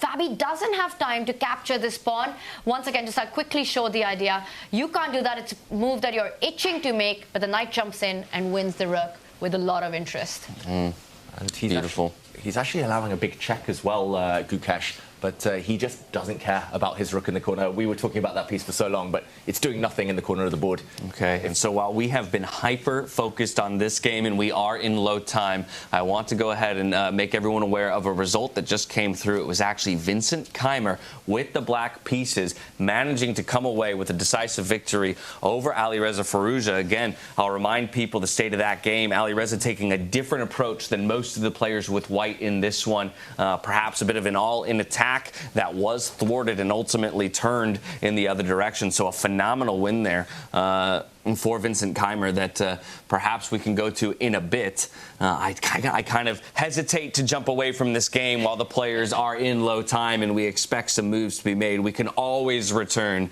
to the Vincent Keymer and Alireza game in just a bit to recap how it all broke down. Great result, though, for local fans, for German fans here cheering in Weissenhaus. Yeah, who would have expected that one? Yeah. Especially after the round-robin stage, right? Alireza tops it, and Vincent Keymer barely makes it into the knockouts. Alireza picks Vincent Keymer as his opponent for the quarterfinals, and it's home favorite who takes that first win, which means Alireza has to win on demand on their final classical game tomorrow. Yeah, with the black pieces, it will not be easy. Yeah, proving a point there, Vincent, that he shouldn't have been picked, showing his strength. Do you think that actually makes the players angry when they're picked? Yeah. I will show you. He turned into the Hulk. He was like, "Oh, you picked me. I'm gonna smash now." I wonder if he got the green jacket on today as well. It has to be a bit of a motivating factor, right? The idea that someone chose you as the person they will beat, you know, and now you want to show them up. Returning to this, the bishop move, obviously, as you mentioned, supporting that promotion square that the pawn wants to get to. So for me, it would feel natural that Fabiano is looking for a way to double up the defense of that square, and instead he elects for a king move. Sometimes those, I think, the hardest to understand in the late game. I understand, as it has been told to me, the power of the king as more pieces fall off the board, but I think it's hard to fully, grasp that concept at the lower level when there is something as obvious as a threat like a promotion on the board right now that I feel is more pressing. Yeah, I'm equally surprised, I've got to admit. I thought black might jump in with the black rook to give a check. Essentially, he's walking out of any checks from the white knight, so he was threatening to pick up that strong white pawn, which is now promoted. Basically, Gukesh's hand was forced, so he was like, okay, I'll take that pawn unless you make a queen now. He gives up the rook for it, but he's going to gain that white rook in the corner back now, Fabiano, and we see the computer, the eval bar there, just leveling out. The rook drops. It's suddenly, if we count again, rook versus bishop, but white has a very dangerous now pawn on the g5 square. 3 squares from touchdown. Okay, so let me ask you here, which position, if you had to play through from this board, say, which side do you want to be on? Oh, that's such a tough question. We've got the eval bar saying Fabi's doing fine, but if I had to pick without the knowledge of what the computer evaluation here is, I would want to play white here. This pawn looking incredibly dangerous. The h-pawn joining the party as well. My knight at the center of the board. What side are you taking, David? Yeah, instinctively white as well, partly because I saw Gukesh's heart rate is so healthy compared to Fabiano's, but also, like you said, pushing pawns is the most natural thing to do when you have no time on the clock.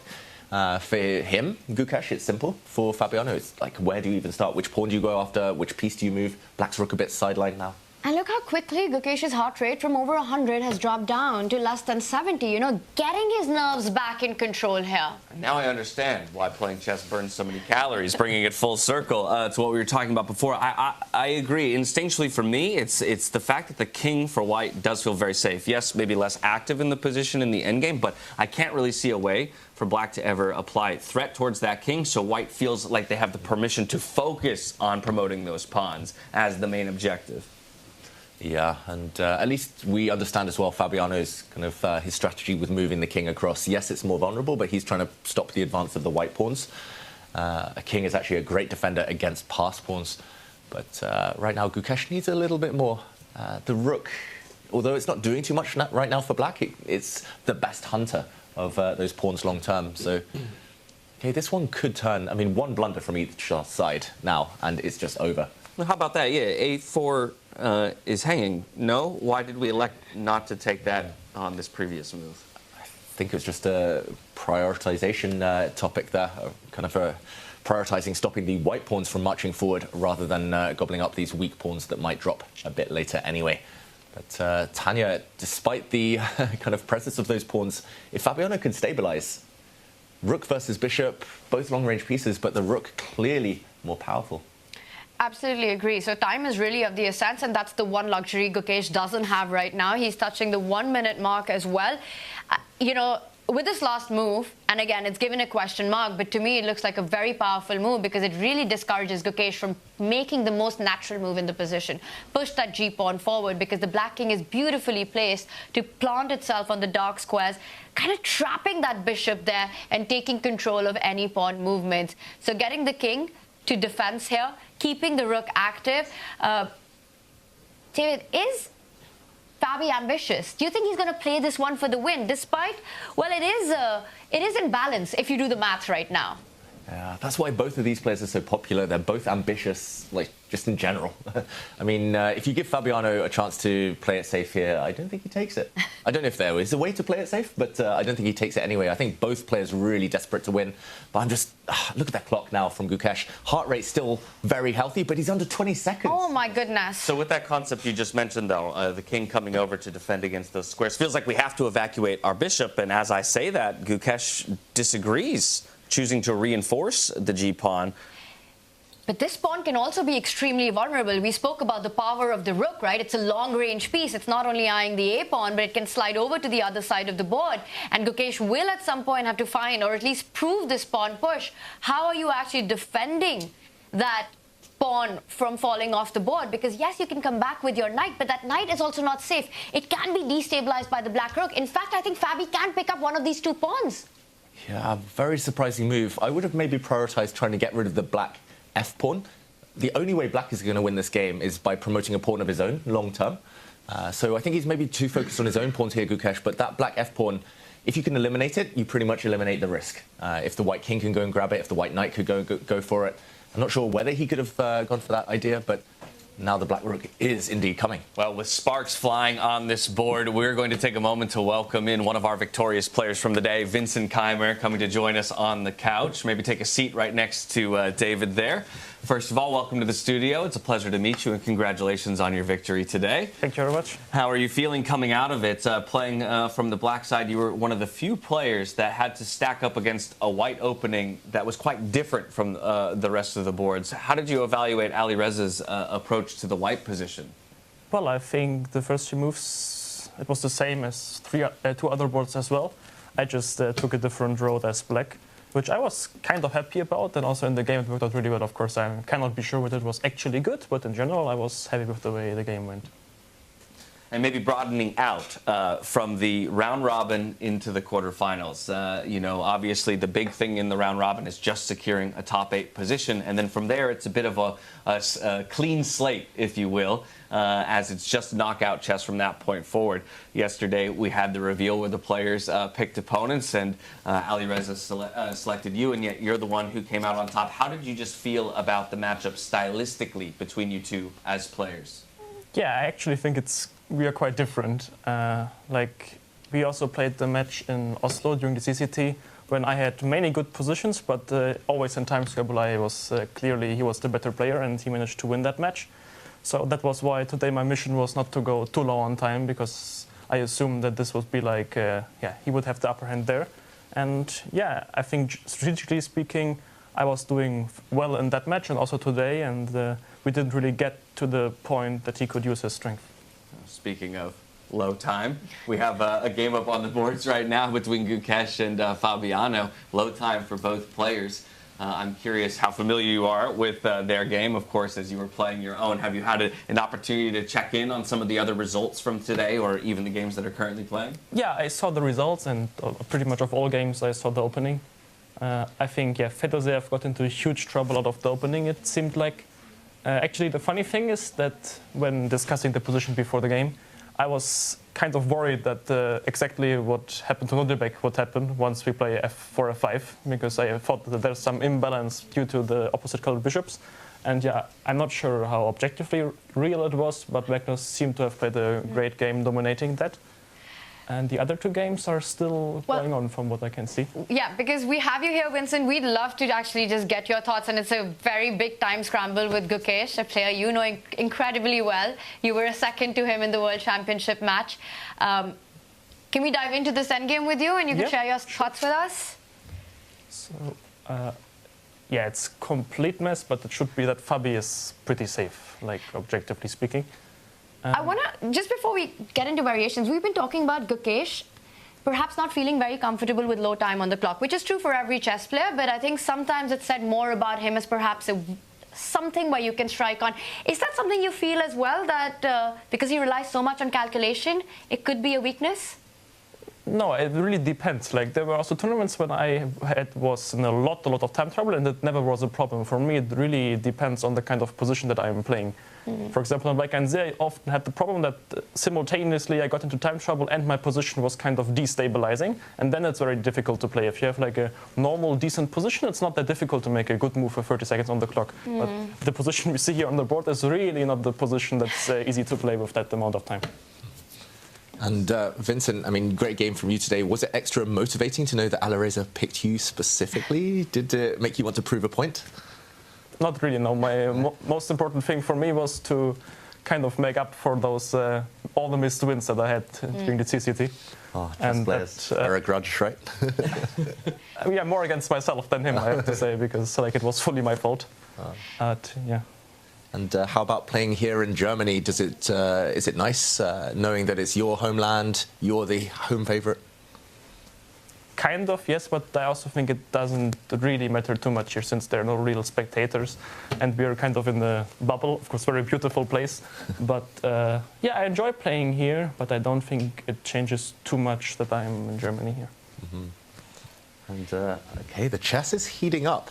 Some tactics on the board. Gukesh made that last move with just 2 seconds on the clock. The knight at the center of the board, hanging. He wants to just try to promote, and Fabi doesn't grab the knight. The pawn would have pushed forward. The bar says it's completely lost for Gukesh. Why is this such a big advantage for Fabi, Vincent? Yeah, I guess there's a good way to push the pawn, but I'm not yet sure how. Maybe just king f6 is actually a good move. But king f6, knight g5 doesn't seem that clear. A big threat on the board right now. Yeah, I mean, generally maybe just, of course, we have to calculate whether f2 is winning, but I don't see yet how, because king e2, rook h2, there's knight g5.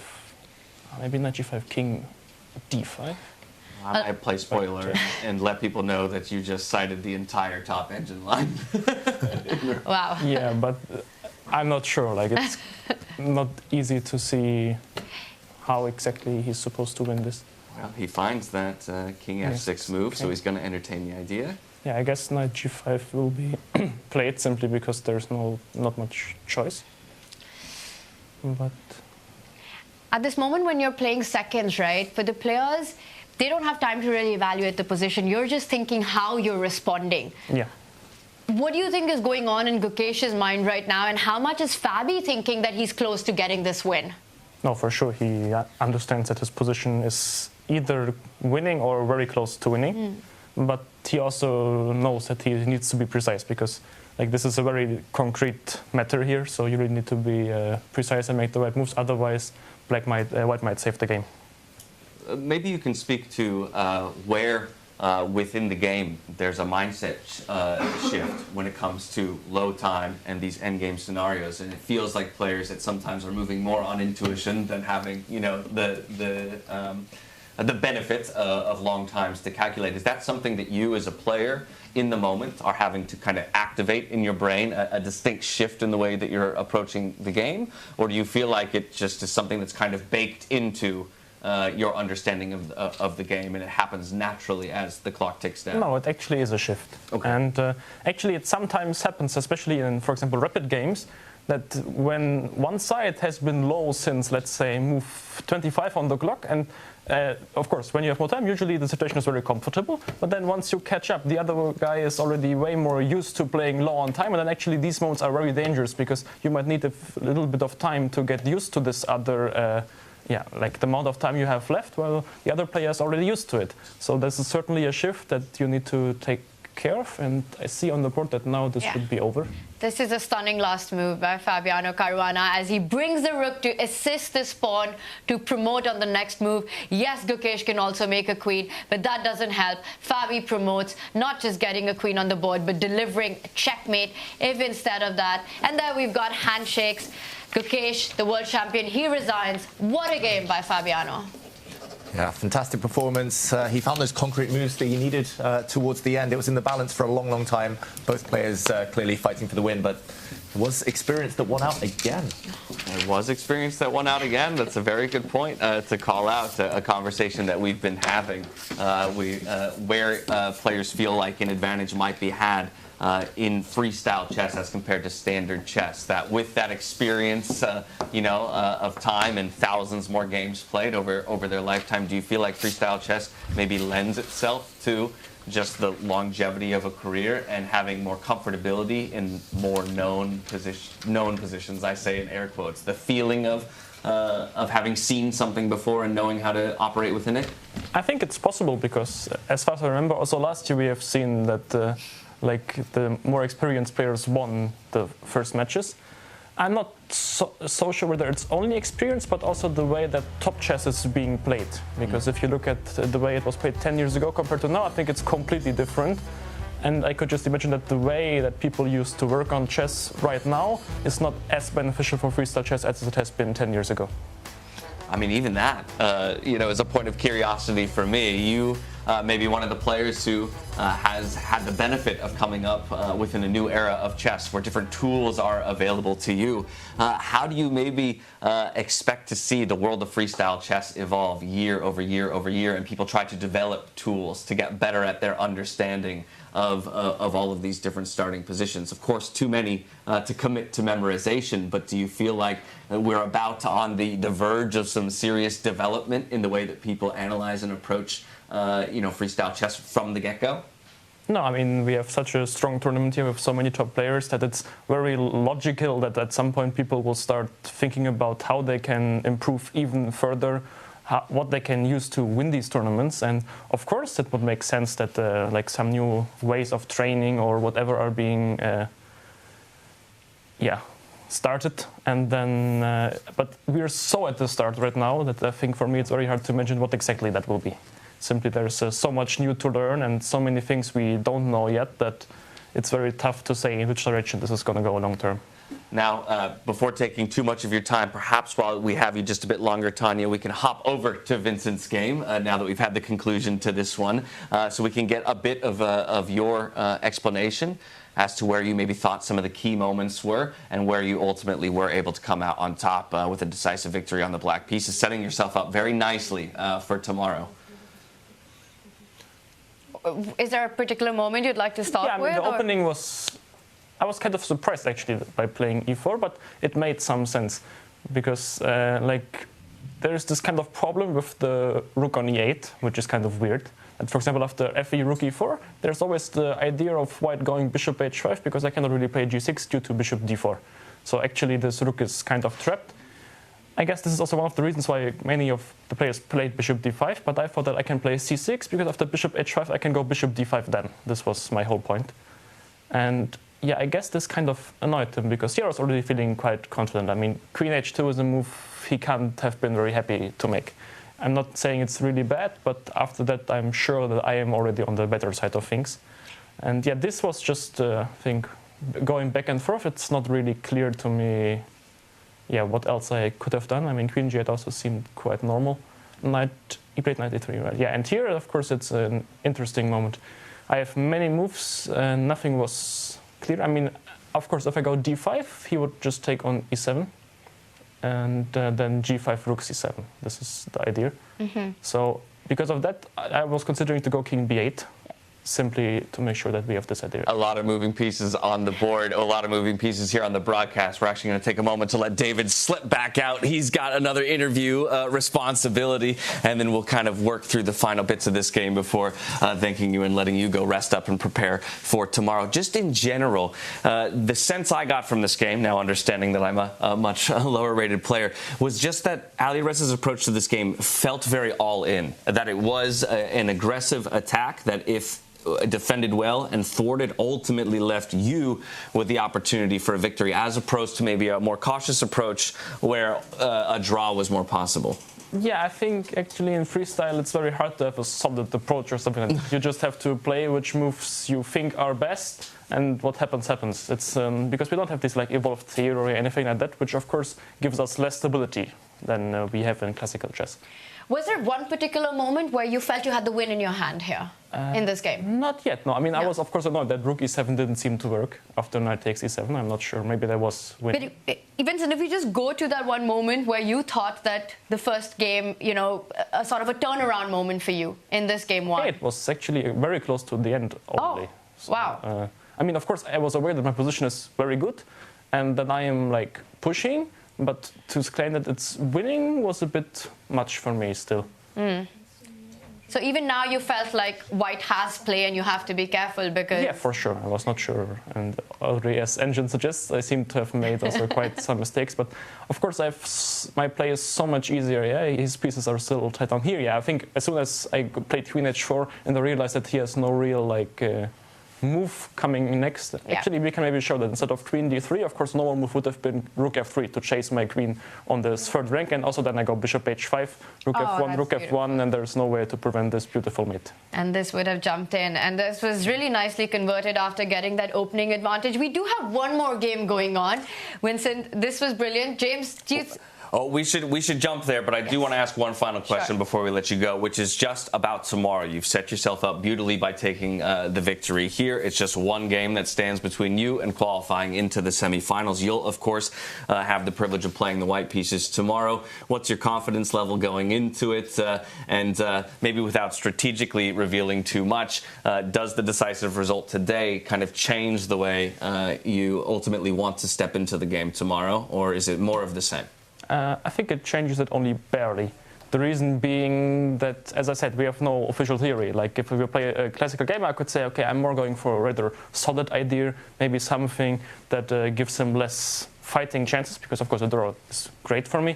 But here, that's not really possible. So I will just have to play a good chess, and yeah, then we will see what happens. That's a really interesting point, because in freestyle chess, a best of two really becomes a best of two. There's no way to actually shut down the game. Even though you've got the white pieces, you know it's going to be a fight on the board. For sure, yeah. We look forward to that. We look forward to it. You played confidently today. I hope you take that into tomorrow. Congratulations again on your victory. We'll let you go. Enjoy the rest of your evening. Get fueled up and prepared for tomorrow. Thank you very much. Thank you so much. And as Vincent Keymer slides out of the studio, we are going to refocus into that final live game of the day. It's Javokhir Sindarov up against Hikaru Nakamura. And honestly, Tanya, I couldn't think of a better game to end with, all because of the story that was Javokhir even electing to jump into this matchup against Hikaru, confidently calling him out. This is who I want to take on in the quarterfinals. And then he comes on, he gets into trouble very quickly in the game, but still manages to hang on, create his own chances. I mean, even right now, we look at the position on the board, right? Hikaru Nakamura has one extra pawn. It's 4 versus 3. But the blockade on the light squares that Javokhir has set up with the king and the bishop don't allow those pawns to move in very easily. And that last move given a double question mark here. And Hikaru realizes it, that it has been a missed opportunity by him. I'm going to back up just one moment here. Yeah, this is impossible. Apparently, in this moment, Hikaru had to keep the knight in the center, just improve the position of his king and play slowly, waiting for his opportunity to push the pawns. He falls back with the knight, and if I understand that correctly, is the idea to walk the king all the way around the right side of the board for Hikaru? You have to time it really well, because remember the 3 versus 2 majority. This is how tricky Javokhir is, right? He set up that potential advance of a pawn and queening of one of them if the king slides far too right on the board. So it's not an easy convert. It almost looks like these 2 pawns, they've got to be deciding the game. But white's pawns are really distracting black right now on that endeavor. Yeah, and look at that eval bar at the bottom of your screens, y'all, just to give you an overall picture of the state of the game, fairly even from the engine's perspective, until Hikaru had found a nice advantage. But just like that, for every easy advantage that can be found, it can be thrown right back here in freestyle chess. And the right move seems to be found here by Javokhir, getting that exclamation point as well, forcing the trades. And I imagine in my head, actually a question of I was gonna capture towards the center, not towards the outside. So maybe you can help me understand why capturing towards the outside is the motivation. Well, in this position, yes, if it was a middle game, this is what you really want to do. But let's not forget, we are at the final stages of the game, and that's all about creating a passed pawn. What you really want to do by capturing from the center towards the side is to make sure that the black king can't run too far away, because then you'll push the side pawn and convert a queen. Now, imagine that exact same dynamic by capturing with your A pawn, with your side pawn. It's that much harder to push your C pawn ahead, because the black king will stay closer. So you really want an outside passer when it comes to the endgame. The further the pawn, the better it is. Yeah, the idea of creating space between yourself and the opposing king. This is also the kind of situation. Yeah, heart rates, by the way, spiking. You talked about Fabiano getting up, I think it was, to 160 in previous events, and now both of these guys spiking well up into the triple digits. They're feeling the pressure of the moment. Absolutely. And, you know, just a few moments ago, I mentioned that, wait, the players have got a number of moves to make to the 40-move rule, and then I realized there's no increment. This is it. It's 90 minutes for the entire game. And that completely slipped my mind. There's no 40-move mark. This is all they get. Well, they get 30. 30 seconds per move. Yes. But there's no added time. So in standard chess, classical time controls, very often after move 40, you get an additional 30 minutes added to the clock. Here you've got 90 minutes for the whole game and then 30 seconds increment from move 1. So the players are essentially just playing on the increment now. Yeah. There's going to be no added second time control here. And that's generally where I would look at a player like Hikaru and his prevalence in any faster-oriented game of chess to say, okay, maybe I give him the edge. But at the end of the day, this is also one of those positions where typically, as it's been explained to me, less pieces on the board. You're going to favor something like the bishop that's got longer sight lines and more mobility than, let's say, the knight. Either way, though, not too many pieces left to put to use for either player. And, of course, at this point, I'm thinking maybe we even put the king to use. King to d3, now threatening that pawn. It makes a lot of sense, and now this just requires a calculation, and I think that's exactly what the players are doing, that what happens if black steps in with a check, and if you capture the pawn, black pushes that pawn closer to promotion, forcing white to give up the bishop, and then is this position a draw? Now, if the pawns are traded off, it ends in a draw. Black doesn't have sufficient material despite being up an extra knight on the board. If the pawns are off the board, you can't give checkmate. That's game over. So is white going to be in time to perhaps either trade the pawns or make sure that black's king can't escape the bind without the trade? By the way, I think Javokhir has worked that out. He's saying, yes, he's ready for that endgame. As he invites Hikaru to win a piece, he's gone up with the king. He's collected the first pawn. He's about to give up the bishop for that second pawn. As he does it, Hikaru will recapture. Almost as if they heard us ask the question, they say, well, let's give them the answer. Let's figure out whether or not the white king is in time. Instead, he's going to retreat back even to pressure the knight, maybe away from the situation on the other side of the board. Well, he's just pushing the knight to the far right so that he can then start marching to the far left and then assist that pawn from trading. Also, to your earlier question, remember which pawn to trade on with that capture. Because Javokhir took it with the central pawn moving backwards, it forced Hikaru's king to step back rather than get active, to stay closer to the outside pawn. Which is why in these endgames, you know, you have to make that decision of the right recapture. And very often it's not the intuitive one, where from the side you move towards the center. Yeah, from here, I wonder, I mean, with the king positioned where it is, regardless of the knight being in play, what would be the mechanics of finding a pawn promotion, or is that even possible? Is this something that, if we were to remove the black knight from the field, is that a defendable position for the black king?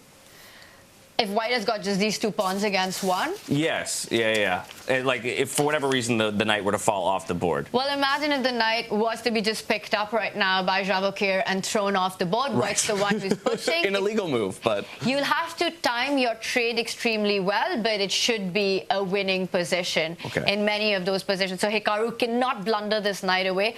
Also, look at that heart rate monitor. I'm worried about Javokhir right now. That's what I'm saying. He's touching the 150 mark, but he's looking very chill on camera. That doesn't look like a guy who's got 150 heartbeat.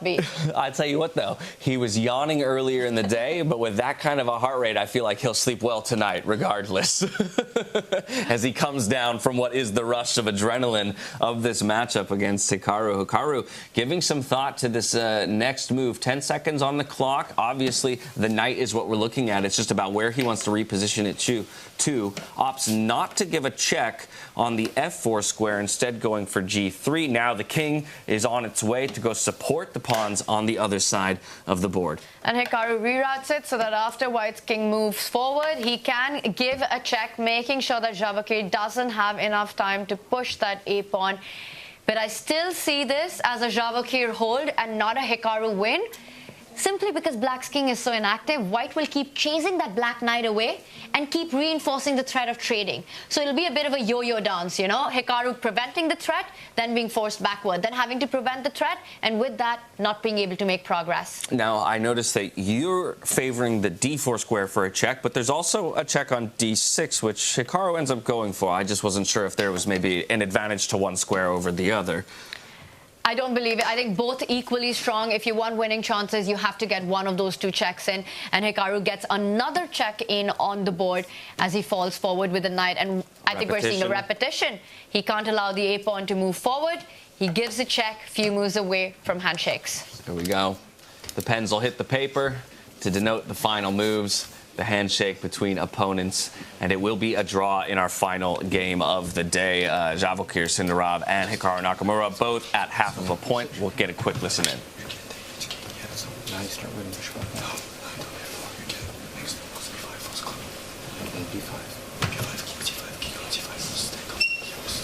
not so sure about that. Probably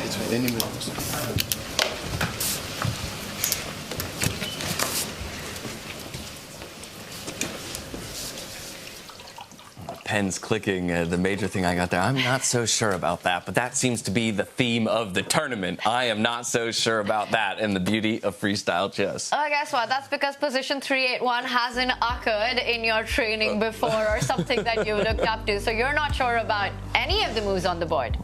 Without a doubt. And in fact, though, of all of our quarterfinals, this will be the only one to end in a draw. The other three finding their way to a decisive finish. So while these guys will step to the table tomorrow in equal position, both looking to find a decisive victory and end there before pushing to a tiebreaker, the onus is on a certain person in each of the other matchups to strike back tomorrow, which I think makes for a very different dynamic, just when you consider the way that players will step into the matches tomorrow. Yeah, a must win for 4 of our players. And to your point, I think that's also the beauty of freestyle chess. In a classical standard format, you would get a lot of draws and just a couple of wins in. In freestyle chess, most games end decisively.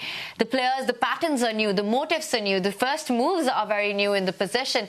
And the other narrative, right? Youth versus experience. It was the day of experience today, James. 2.5, 1.5 for them. It seemed to be, but there's still plenty of freestyle chess to go, and maybe the youngsters will have their opportunity to strike back tomorrow. Let's just get those results up onto the screen so that everybody can get a good picture of how things broke down today. It was those 4 decisive victories for Keymer, for Caruana, for Carlsen, and Aronian over Fedoseev. And then, of course, that draw between Sindarov and Nakamura. But that's where I'm going to go right back to the interview that we had with Keymer and that bit of insight that he talked about. While a decisive victory would be lovely to have in a best of 2 in standard chess and very much maybe affect the way that you approach the second day of play, you don't have that luxury here. You can't necessarily step in and say, I'm just going to play solid chess. I'm just going to try and push us towards equalization and maybe a draw offer.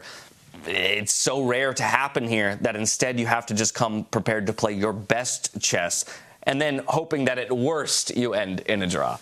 There is no such concept of solid chess here, right? It's move on, it's game on, gloves off from the very start here. So to his point, and like you said, there's no real way to shut down a game. Usually in standard chess, you get that 1-point lead. It's a best of 2. You're looking for opening theory ideas where you don't allow your opponent any chance for counterplay. And because of how much theory has been studied, it's not that difficult to find those portions, especially when you're playing against with the white pieces. Vincent starts tomorrow with the white pieces. But that's not going to be enough. Alireza with black, this is the best format to have for that comeback. It's going to still be a boxing match. Yeah, if you look at this, we had 2 black wins today, right? So while the, conventional wisdom wants to say, white has the advantage, and even by the computer standards in the majority of freestyle chess positions, sure, they might have a slight edge. In actuality, in practicality, it doesn't always work out that way. Now's about the time, though, where we turn our attention and our focus to you at home, and we ask you to pick one of our 10 players here who put a show on today for the most valuable player of the day. Go ahead and throw your votes in chat with exclamation point followed by the player name. We'll collate those results and we'll deliver them to you in just a bit. So 3 decisive wins by Magnus, Fabiano, and Vincent Keymer. Hikaru ended in a draw. If you had to take a guess here right now, who do you think our chat's MVP would be with the results we've had and the gameplay we've had? I feel like people might go for Magnus in this case because he seemed to be, and maybe I'm hinging on the confessional that we had from him, but it seemed that very early on he had identified that he felt he had an advantage. He had kind of identified a bit of a trick that would garner him an advantage in his game, and from there, pretty cleanly played it out to a victory as compared to a lot of our other games that had some ups and downs while including some brilliant play. Over 98% accuracy is what it showed, right? So how do you vote against that? That's just amazing stuff. And he's playing against the world number 6. He's playing against one of the biggest stars, Nodirbek Abdusattorov, and he gets that one opportunity.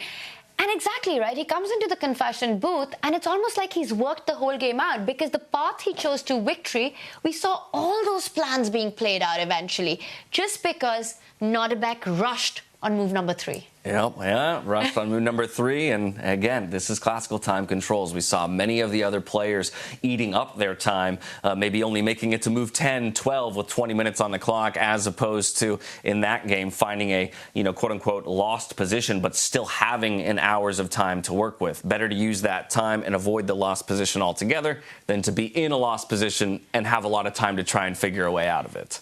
I will also say, though, right, one of the players who did figure the way out, which for me would be a big candidate for the MVP, would be Javokhir Sindarov. And the reason for that is, yes, that's the only game that ended in a draw, but he did this super gutsy, brave, Sigma move of picking Hikaru as his opponent. He starts, he gets into trouble, but he's so tricky. He keeps the fight on. And in those final moments, sacrificing that piece, finding the perfect defense, that was impressive stuff by Javokhir. Yeah, I have to wholeheartedly agree with you. It seems almost every move that Javokhir's made at this tournament on and off the board. Yes, exactly, is one that should encourage people to become fans of his if they aren't already. Right? Again, I think the way that he has shown up, assuming the shoes of another great, having such an incredible group stage and round-robin performance, and then to have that call-out, I just feel this is a player who might be finally coming into an element of confidence that I'd like to see displayed more and more in freestyle chess.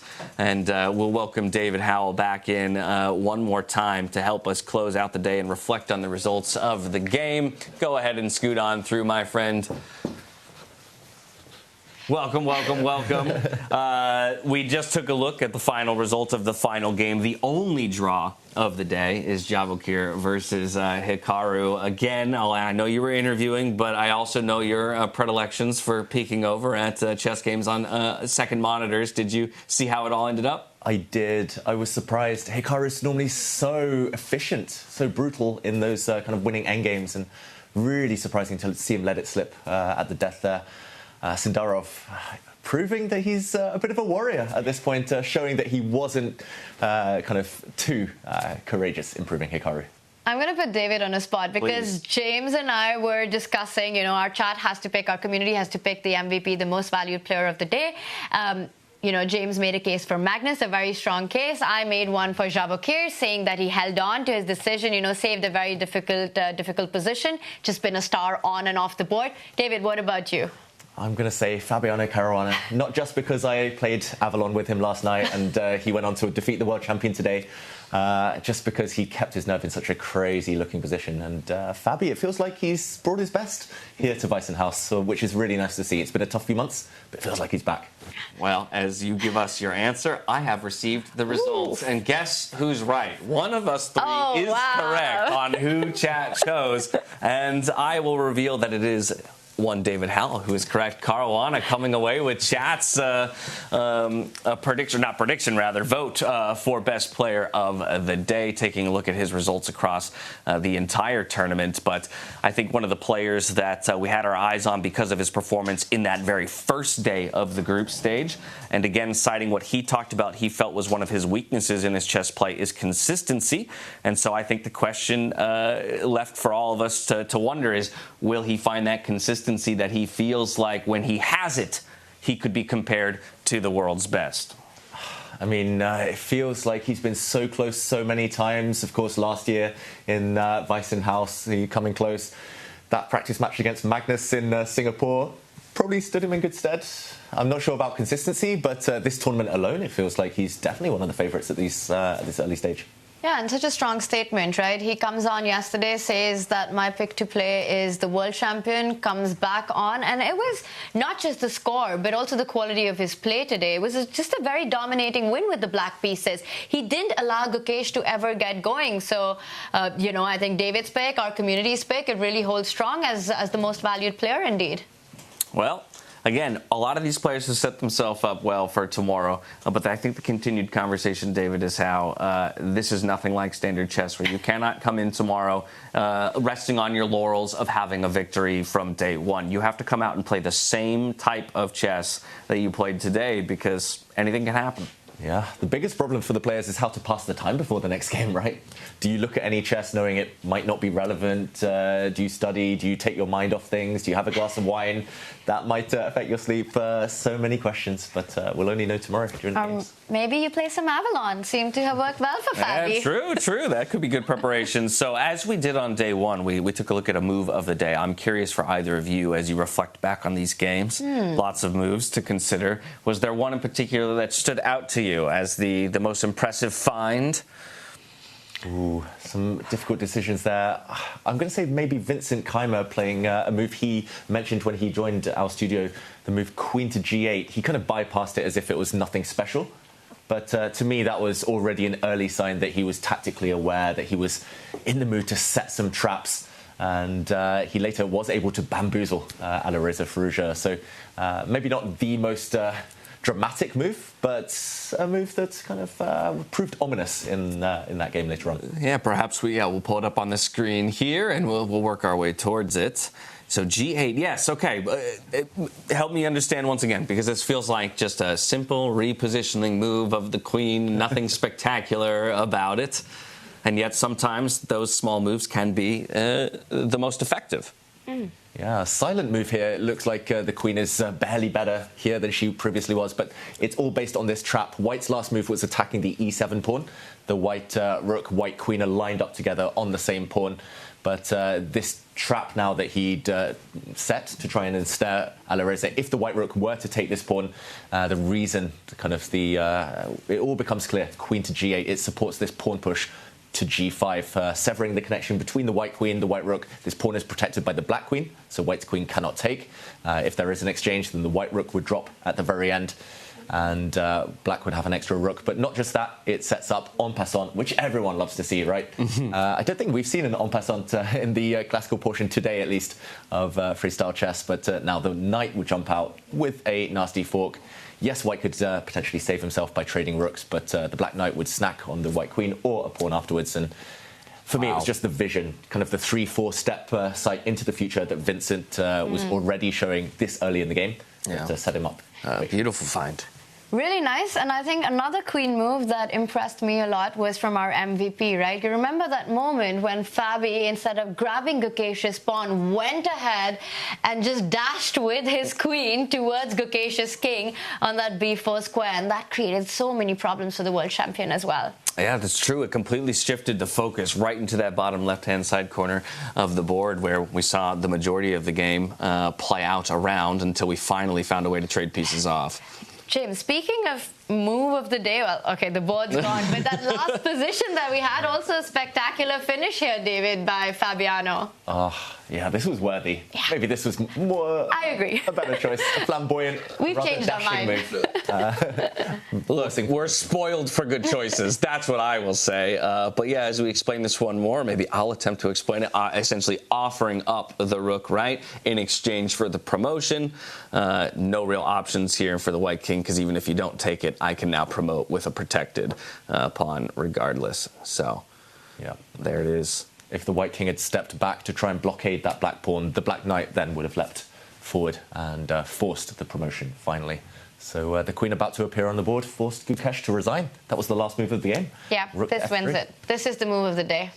Deal. All right, we found our way to it, folks. But again, like I said, spoiled for choice here at Weissenhaus in 2025. Looking at tomorrow, before even looking at tomorrow, looking at results today, did anything feel from you guys like it completely went against your expectation? I mean, we do expect to see a lot of decisive results here, and all of these players obviously very capable of beating each other, but obviously we had the world #1 take his victory. Fabiano as well comes to victory. I think maybe Vincent Keymer being the surprise of the day over Alireza. Yeah, I think especially because Alireza topped the round robin, he was the first pick. He got the option of 4 opponents. He chose Vincent Keymer, and Vincent kind of proved that to be a foolish decision. I think Vincent maybe the happiest player of the day. Other than that, I would say that the experienced players, of course, Vincent against Alireza is kind of a clash of youth, but the more experienced players tended to have the upper hand in the other encounters. And I know one commentator who's going to be very happy. We've also got our pro stream on, right, where we've got Peter Lecco, Judith Polgar, 2 absolute legends of the game commentating. And Peter Lecco, I mean, Vincent is Peter Lecco's prodigy. He's the home favorite. So I know Peter's going to be happy with this win. The round robin, a lot of missed opportunities for Vincent to come back with this power statement against Alireza, the player who topped the standings. It's just the confidence you need to go forward in the knockout stages. And that means Alireza must win on demand. It's the only result that works for him. Well, with today's results in the books, let's pull up that tournament bracket and take stock of how things stand. Of course, nobody has moved forward or down just yet, but we can see what will happen as tomorrow's results conclude. The winners of those 4 matches that you see up on the top of the screen will move solidly to the inside of the bracket, while the losers drop down and continue to play each other for each respective place, just as Levon Aronian and Fedoseev are doing now for 9th. Important, again, to remind everybody, we are playing for circuit points and prize money. This is a year-long endeavor. It doesn't just end here in Weissenhaus. While there will be a champion of this event, there will also be a champion at the end of the year. So you want to fight for every possible point that you can, because you never know what will make the difference come December time. Yeah, imagine if this one game for Levon Aronian, this one extra point he can gain, is the difference between winning the season-long tour or coming second. Yeah, every game, every move matters. And look at that, a lot of money on the line. Of course, people's eyes will naturally gravitate to the top position, but every step along the way, plenty of dollar signs to be playing for on top of those all-coveted circuit points. Not too bad. Not too bad. Not too bad. It wouldn't be a bad week in any of those placings. Regardless, that's going to do it for us today. Things are heating up on the chessboard, and tomorrow 4 players are facing elimination from the knockout stage. Again, still to play for placing, but we are beginning to narrow things down. So while we shut things down here in Weissenhaus, we thank you so much for joining us here for an exciting day of chess. We invite you back tomorrow, same time, same place, for more exciting over-the-board action. And until then, stay healthy, stay safe, and be good to each other, all right? Good night.